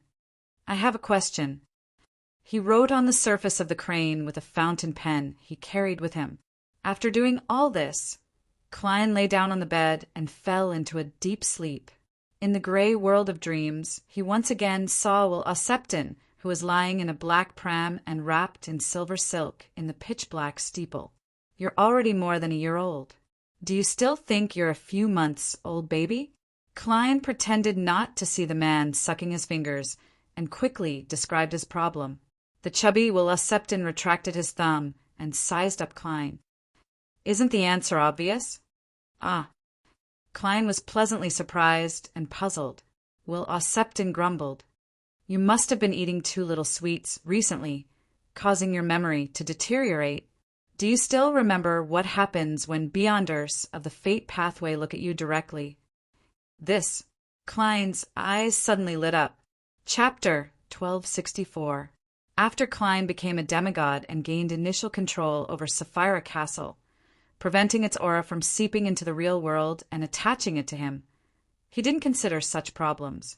After all, this would result in abnormalities, causing him to be instantly recognized by Beyonders of the Fate Pathway. It was rather unsafe, and at this moment, with Will Ossepton's reminder, he felt his thoughts clear up. Back when I was only attached to Sapphira Castle and had a certain level of use, the accompanying aura and projection of Sapphira Castle was enough to make a saint of the Fate Pathway not dare to look at it directly. It made the corresponding low and mid-sequence Beyonders feel as though they had seen a mythical creature. Now that I've gained initial control over Sapphira Castle, there's a high chance that I can make the effects even better. This can affect an angel that's a complete mythical creature? Sapphira Castle is at least at the level of Sequence 0? Yes, according to my guess, it might be a little higher than Sequence 0. It has the trait of being corrupted if one understands it? Klein's thoughts became active as they flashed across his mind like bolts of lightning. He quickly decided to return to the forsaken land of the gods and find the monsters in the depths of the darkness and the marionettes in the fog of history to conduct experiments to determine if his idea was useful. A smile appeared on his face as he said to the 1-year-old child in the black pram, "I roughly understand what you mean." "I think I understand what you mean. I'll have someone send you ice cream in the near future." Willa Septon, who was wrapped in silver silk, slowly turned his head and looked to the side. "No, there's no need. I've been eating too much ice cream recently. It's affecting my body's development." Klein pricked up his eyebrows and said, "It's pure. It's top-grade ice cream from Trier, the capital of Intis." "Give it to me next week," Willa Septon replied after some hesitation. With that said, the chubby 1-year-old child turned around and buried his face in the tiny pillow in the pram. As Miss Magicians could only maintain the historical void projection for a limited amount of time, Klein didn't say anything else. With his unique traits, he forcefully broke free from the dream and woke up. He got out of bed. Right on the heels of that, he reached out his right hand and pulled at the air.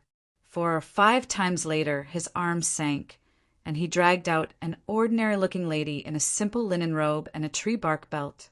She was barefooted and had long black hair draped over her shoulders. The leader of the Church of Evernights Ascetics, servant of concealment Ariana. At the same time, in a house in Helston Borough, Furs, who was sitting on a reclining chair, seemed to be pulled by invisible strings. She sat up abruptly, her body straight, and the veins on her forehead throbbed. She felt that her spirituality was like a flood that had burst a dam, surging into the void in front of her. She couldn't stop it no matter what, and it looked like it was about to dry up. In the next second, the feeling eased up a lot, but it was still frightening. It wasn't something she could withstand at the moment. In the hotel room, seeing that Ariana's historical void projection had gained sentience, Klein cut to the chase. "I plan to work with someone to deal with a certain shaman king from Rose School." Ariana nodded lightly, indicating that she understood, but she did not give her own suggestions.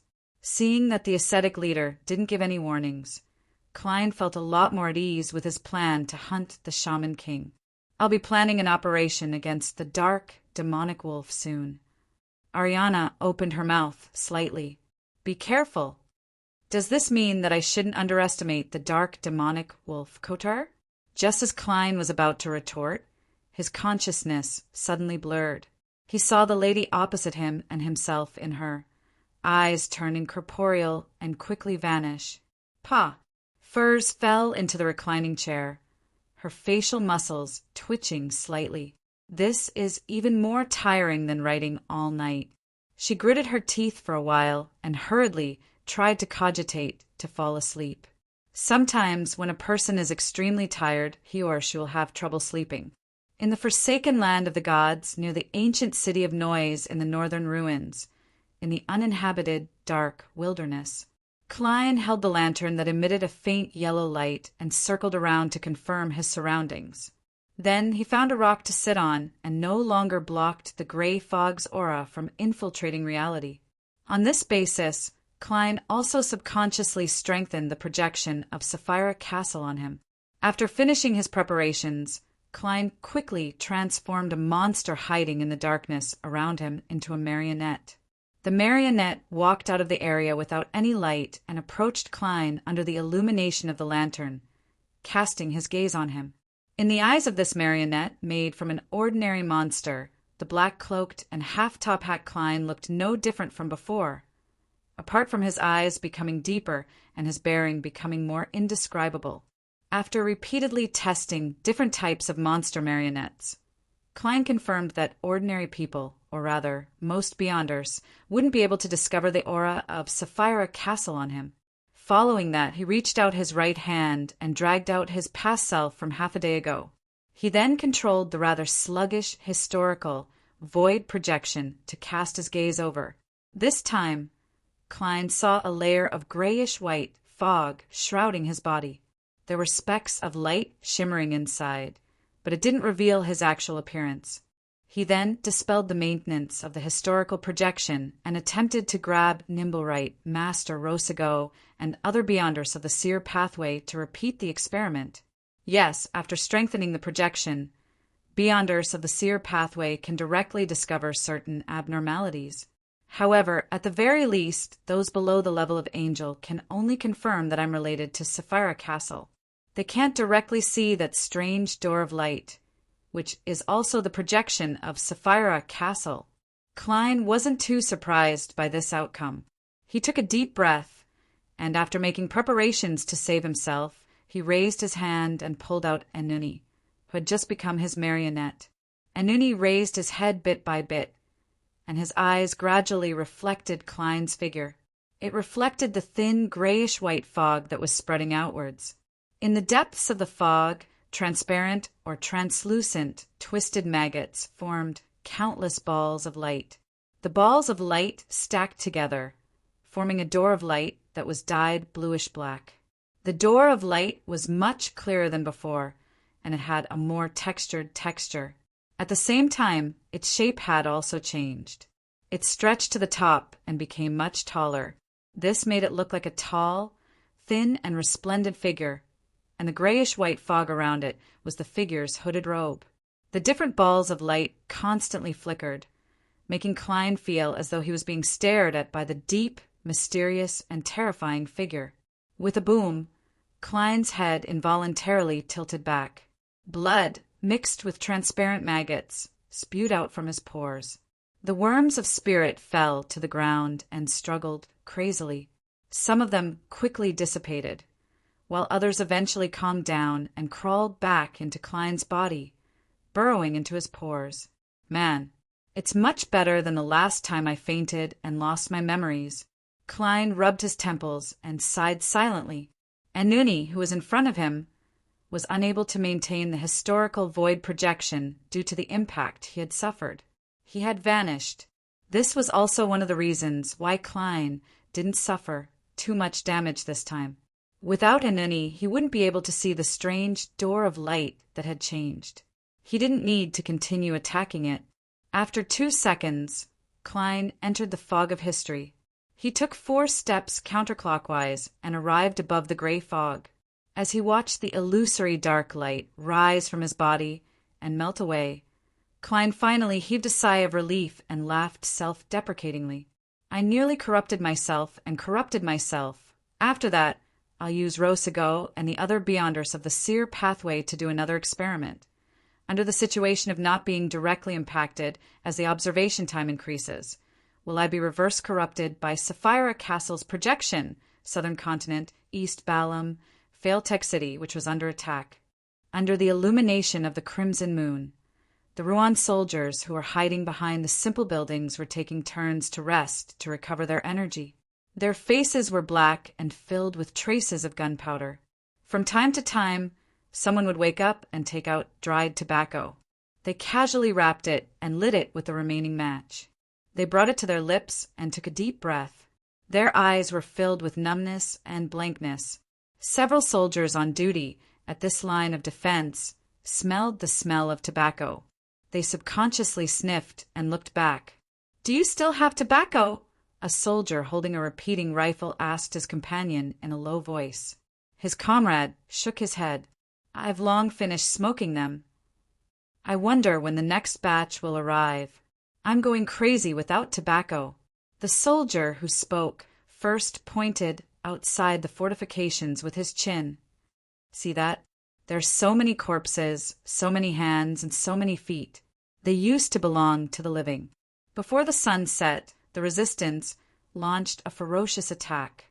They crazily attacked the various defensive lines of Failtech City.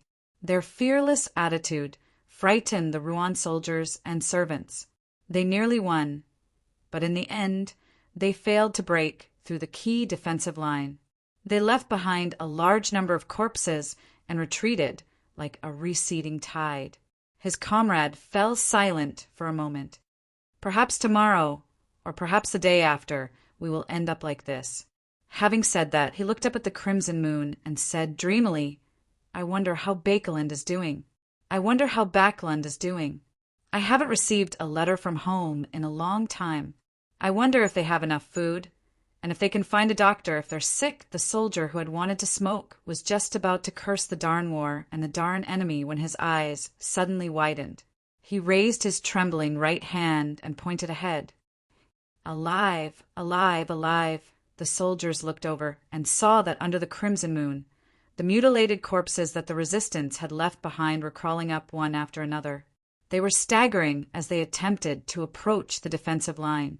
In the distance, a mysterious man wearing a hood and a black robe embroidered with crimson patterns stood behind the resistance, with his arms slightly spread open. The spirituality of the entire battlefield was rapidly growing. P.S. Seeking recommendation votes and monthly votes on Monday. Chapter 1265. Ever since the war deepened, the Rouen soldiers had seen too many unscientific and unnatural phenomena. It was so many that they were numb to it. However, the scene of the mangled corpses crawling up still shocked them. It left them horrified and confused. They had the feeling that they wouldn't be spared and would eventually become zombies. Of course, there was a reason why they were able to maintain their morale after seeing so many unscientific and unnatural phenomena. They didn't collapse. Just as they were feeling immense fear, a series of chantings sounded from behind them. They are naked, without food or clothing. They have no cover in the cold. The Evernight didn't abandon them. It gave them its blessings. Note 1. The holy and merciful prayers echoed throughout the entire defense line, quickly dissipating the fear of every soldier. Their bodies and minds turned tranquil. Then, a number of soldiers obeyed the orders and moved out cannonballs covered in silver patterns. They adjusted the muzzles and aimed at the black mass of mangled corpses. Boom! Boom! Boom! Sparks constantly flashed as the cannonballs landed in different spots on the battlefield, exploding and emitting a rich darkness.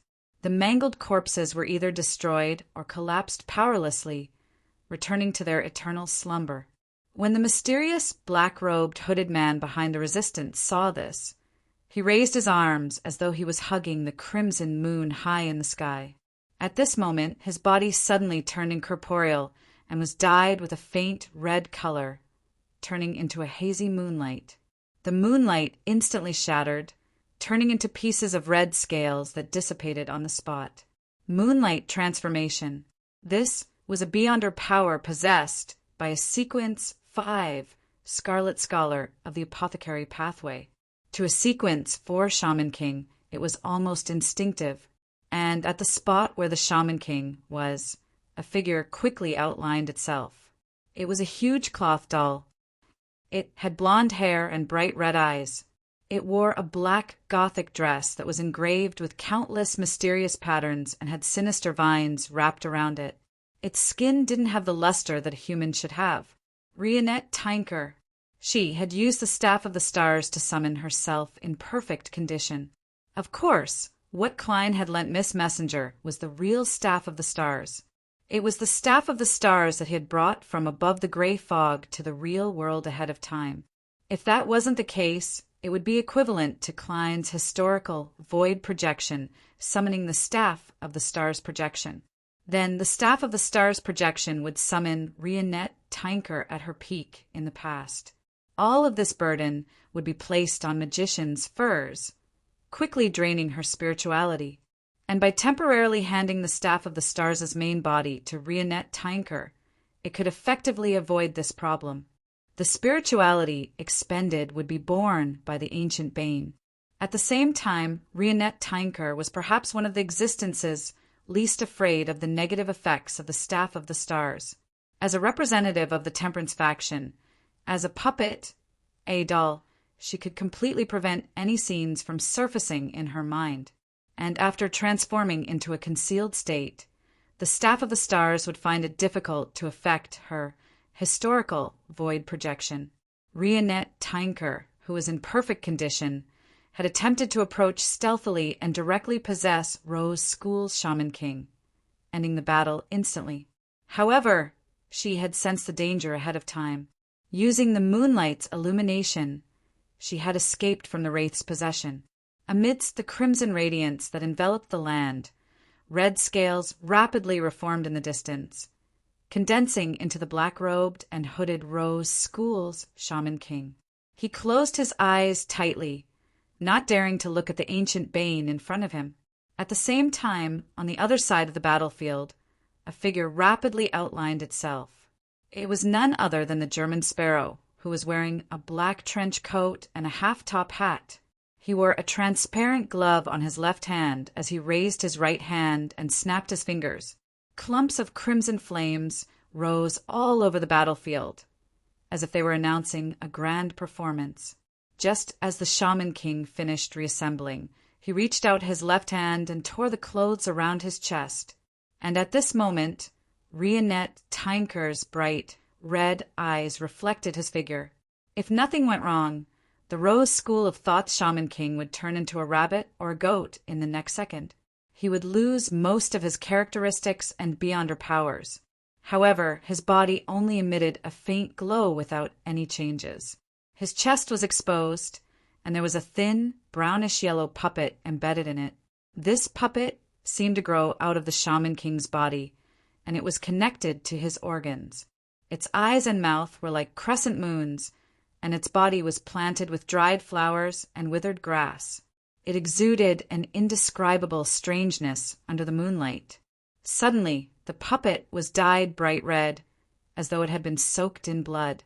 Following that, it clearly softened, turning into a pool of mud that led to the Shaman King's organs. Amidst the mud, an arm extended out. Its surface was flowing with a pitch-black, sticky liquid, and strange objects protruded out. Some had skeletal heads, some had barbed tongues, and some had three-dimensional eyes. Abomination Sua, this leader of Rose School, a sequence one existence, had descended through the air with the help of an advanced setup. The evil aura instantly caused the surrounding Rose School members and vassals to either die, undergo mutations, or attack their own people crazily. Apart from the Shaman King, no one was spared. West Balam, a port city. Shaman King Klarman had become the supreme ruler here, stood on the top floor of a cathedral that originally belonged to the Church of Evernight, looking down at the sparsely lit city. In a house not far away, Emlyn White glanced at Sharon, who was sitting on a chair like a doll. He took out a bronze box embedded with many rubies. Inside the box was an eyeball-shaped glass ball. It was a Grade 1 sealed artifact of the sun domain that Emlyn had applied for from the Sanguine. It was called the Vision of White. It was very effective against demigods and shaman kings of the mutant pathway. In certain aspects, it could even be considered a counter. Of course, it wouldn't feel pity or benevolence just because Emlyn and Sharon were Beyonders on its side. Seeing Sharon nod slightly, indicating that there were no problems, Emlyn's body suddenly turned incorporeal. Under the moonlight that shone into the room, he disintegrated into bright and demonic red scales. On the top floor of a nearby cathedral, the black and white-haired Klarman paced back and forth. He sneered at the fact that the city's Nighthawks and mandated Punishers had led the Ruan immigrants to evacuate ahead of time and had taken away all the sealed artifacts. If there were only Beyonders, it wouldn't be impossible to escape, but with so many ordinary people, how are they to hide and move? I don't need to send people to track them. I just need to seal off the surrounding areas where they can dock their ships and obtain food to make them collapse on their own, as he muttered silently to himself. The Shaman King, who had been active in the southern continent since the beginning of the Fifth Epoch and was even suspected to have died of old age, cast his gaze out the window and stared at the crimson moon high in the sky. The abnormal phenomenon of the crimson moon turning white had made Klarman feel the wrath of the primordial moon. He had always felt uneasy and uneasy. He had become a believer of the primordial moon while studying natural interaction, secret deed rituals, and other mysticism knowledge. Normally speaking, it was relatively easy for a Shaman King to live to 1,000 years old, but after that there would definitely be a decline in his physical condition, an irreversible aging, and the decline and decay of his spirit body. Therefore, 1,200 years was often the natural limit for Shaman Kings and Sanguine Earls. To continue living, they could only rely on various methods to extend their lifespans, such as sealing themselves and sleeping in a coffin deep in the ancient castle. The reason why Klarman was still energetic at nearly 1,400 years old and didn't need to reduce his actions was because he had received a gift from the primordial moon. This was also the reason why he had disappeared for so many years. Later, he received a revelation from the primordial moon and joined Ro's school. In this aspect, Klarman had always been a little puzzled. At times, he believed that the mother tree of desire and the primordial moon were one and the same, different sides of the same great existence. At other times, he felt that the mother tree of desire and the primordial moon were not only completely different, but there was even a deep contradiction between them. This resulted in the primordial moon believers like him, who later joined Ro's school, not receiving enough attention. Apart from receiving some gifts, they were placed in non-critical positions. Just as Klarman was focused on sensing the crimson moon in an attempt to obtain a revelation, bright red scales of light appeared in the crimson moonlight that scattered across the cathedral's bell tower. They gathered together and turned into Emlyn White, who was wearing a suit and a bow tie. Behind this sanguine, thick black gas emanated, forming a pair of illusory bat wings. Emlyn had long consumed the corresponding potion to eliminate his scent and spirituality fluctuations, allowing him to approach the target in secret. Of course, it was a demigod, a sequence for demigod of the same pathway. Even if he was fully prepared, he didn't dare to get too close, or he would be easily discovered. Looking at the window of Shaman King Klarman's room and observing the projection on the glass for a second, Emlyn White opened the bronze box embedded with a ruby and picked up the vision of White with his left hand, which was wearing a black velvet glove. His expression immediately warped as he experienced the pain of being completely exposed to the blazing sunlight. Enduring the feeling, Emlyn placed the transparent eyeball-shaped glass ball near his right eye. All the buildings in front of him suddenly disappeared from his vision, leaving behind figures that were either cold, crimson, or depraved and evil. Among them, there was a figure that was like a huge black vortex, crazily devouring the surrounding light, causing its body to distort. This was Emlyn's target, the ancient Shaman King Klarman. A spot of light lit up, condensing into a scorching, blinding beam that shot out from the vision of White and headed straight for the figure behind the glass window. Note 1. Adapted from the Old Testament. Job. P.S. Seeking recommendation votes and monthly votes on Monday, Divine Sovereign of the Nine Heavens. Chapter 1266. The blinding white beam penetrated the glass window and landed on Shaman King Klarman. It then burst out with an intense light that melted away all the undead, darkness, and evil. Klarman's figure ignited with white flames, like a paper figurine that was close to burning coal. It was indeed a paper figurine, as though it was condensed from crimson moonlight. Shaman King's substitution spell, Moon Paper Figurine. As the paper figurine turned to ashes, the ancient Shaman King appeared at the top of the cathedral and cast his cold gaze at Emlyn White, who was near the bell tower. At this moment, Klarman's blood-red eyes reflected the figure of Sharon, who was wearing a black regal dress and a small bonnet. His body stiffened as though he had lost control of himself. Upon seeing this, Emlyn didn't hesitate. As though he had practiced it thousands of times, he aimed the vision of White at the Shaman King's left chest, preparing to activate the Sun Domain's unshadowed spear. As long as this attack hit Klarman's heart, this Shaman King wouldn't be able to use moonlight transformation to resolve it, nor would he be able to use the artificial vampire's powerful recovery abilities to heal himself. Of course, this would definitely cause serious damage to Sharon, who had possessed Klarman, but if she could quickly finish the target, she was willing to pay the corresponding price. In the previous communication, Emlyn, Sharon, and Merrick had already discussed a few similar plans and reached an agreement. This was also the reason why Sharon didn't restrain Shaman King Klarman by affecting his clothes. Compared to Wraith possession, this was easier to resolve for an opponent who could moonlight transformation.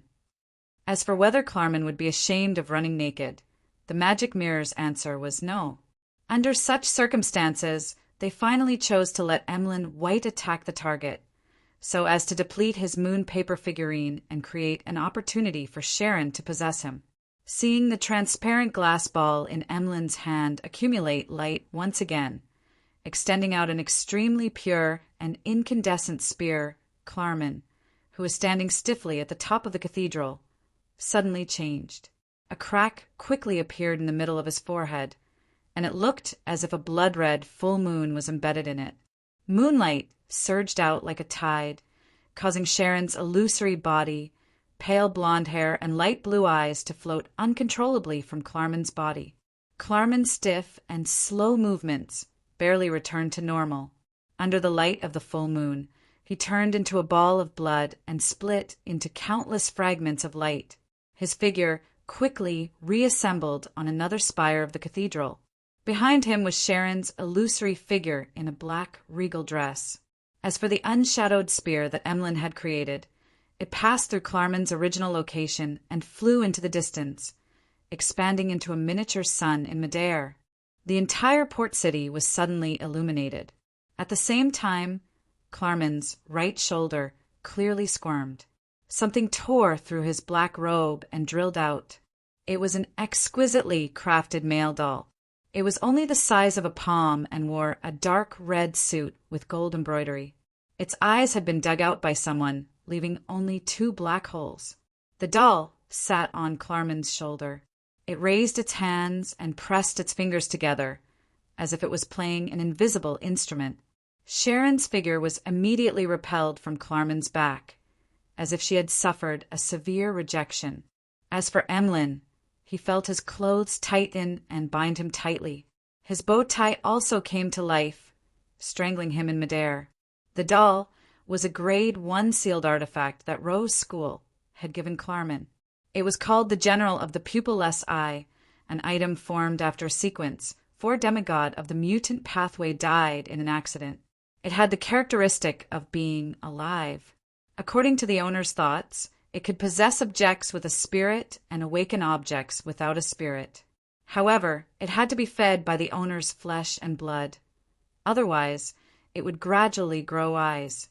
And once the sealed artifact was complete, it would transform into an evil spirit that would crazily pursue its original owner and hate all humans. When Emlyn heard his bones emit a sound of being unable to bear the burden, the vision of white that burned his soul bloomed with a clear light, turning the surrounding area into a shadowless kingdom without any evil. The General of the Pupilless Eye's influence on his clothes was severed. But at this moment, Clarman had already mumbled a certain word. With a cruel smile, he reached out his hands and stretched out an illusory and hazy door that was engraved with many mysterious symbols. This was the Door of Summoning. The Moon Pathways Sequence 3 was called Summoning Master. Clarman, who was originally only at the Shaman King level, had completed the summoning under the illumination of the blood-red full moon on his forehead. However, his overall temperament had changed as a result. His rationality had faded significantly, and his madness had become more obvious. Amidst the illusory, creaking sounds, the door of summoning opened a gap. From the gap, 2 human palms reached out. Their skin was lusterless and lacked texture, like the worst of puppets. Outside Fairtech, the Rose School believers and vassals, who had originally planned on following the resurrected corpses to attack the Rouen army's defensive line, were crazily killing each other without any rationality. Some of them, who were originally ordinary people, bent their backs and grew grayish-black wolf fur. The corners of their mouths widened as sticky saliva constantly dripped down. Some of their skin was dyed black and as hard as steel. Some of them had lost their hearts and fell to the ground, but they got up completely fine. Some of their bodies turned transparent as though they had turned into shadows. Just the descent of Abomination Sua's aura had tainted the surrounding living beings, causing them to either collapse and die tragically or mutate into beyonder creatures such as werewolves and zombies. As a high-ranking sequence, one existence, he could directly bestow power upon his believers, but there was a time limit. However, this method might not be what the Resistance wished for. On the other side of the battlefield, more than 2,000 meters away, after the Rouen fortifications, although the soldiers didn't see or hear anything, transparent blisters still appeared on the surface of their skin. Their minds were filled with thoughts of venting all sorts of emotions and desires. Before long, they would go crazy one after another, turning into mindless beasts. And in the entire base, or even in Fairtech, there weren't many humans who could remain clear-headed. Suddenly, they heard chanting. It was a chant formed from holy and ethereal voices. The chanting came from the Evernight Cathedral in the city, as though there were many choirs praising the goddess. The soldiers, citizens, and officers fell asleep one after another. After the fortifications, inside the trenches, and beside the streets, they dreamed of a tranquil darkness, of moonflowers and of night vanilla. Their bodies and minds were at peace, and they were no longer corrupted by evil. In the Evernight Cathedral in Fairtech, the high-ranking deacon of the Nighthawks, goddesses Ilia, tried her best to maintain the dream that enveloped the entire city, unable to interfere with the demigod-level battle outside. Klein and Rionette Tynker simultaneously felt the surrounding spirituality transform, as though it had turned into layers of barriers in an attempt to bind them to the spot and restrict their movements. And in the blood-red mud between the Shaman King's chest and abdomen, after Sua's arm completely extended out, squirming pieces of flesh covered in black, viscous liquid drilled out, forming the body of this abomination. He was like a gigantic tree that had been doused with oil. His extended branches were made up of many arms that protruded out one strange object after another. On the tree trunk, on the surface of the viscous black liquid, there were bloodshot black and white eyeballs rolling everywhere, instantly clearing the rationality of anyone who saw them, turning them into rabbits, goats, and fat pigs.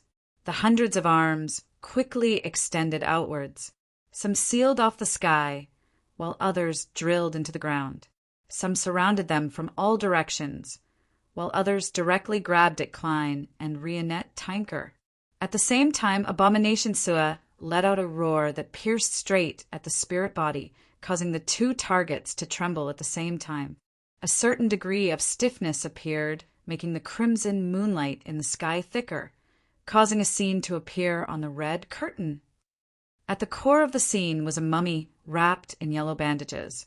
It was pierced through by countless brown branches as it hung in midair. Its stomach was bulging high, and from time to time a certain spot would protrude and collapse, as though it was giving birth to a new life. The mummy's mouth opened and closed as it constantly screamed. Although Klein couldn't hear any actual sound, his body and soul still resonated with the pain. It made him bear the burden of the mummy's predicament bit by bit. The chain god, Abomination Sua's roar, was formed from ancient Hermes words overlapping in an unimaginable manner. In essence, he was praying to the chained god, and he successfully received a response. The mother tree of desire was still unable to infuse too much of her power into reality. To pray to her and obtain feedback at the level of an angel, a large-scale sacrificial ritual was needed. Of course, the direct influence of the mother tree of desire and the gaze she gave through the chained god also had a certain difference in essence. The chained god wasn't a true god to begin with. He was only a king of angels that contained the mutant pathway's uniqueness and two sequence, one beyond her characteristics. After giving birth to Abomination Sua, he even lost a sequence, one beyond her characteristic. When he was completely corrupted by the mother tree of desire, he also suffered the fate of being isolated. Therefore, regardless of the nature of the mother tree of desire, the influence it could cause on reality was limited after going one full circle. But no matter what, the trap targeted at Rionette Tynker was sufficiently luxurious. As the projection of the chained god appeared, the entire land was dyed dark red. Klein immediately felt that his connection with the spirit world had been severed, preventing him from using teleportation to leave. His figure instantly jumped through the flames.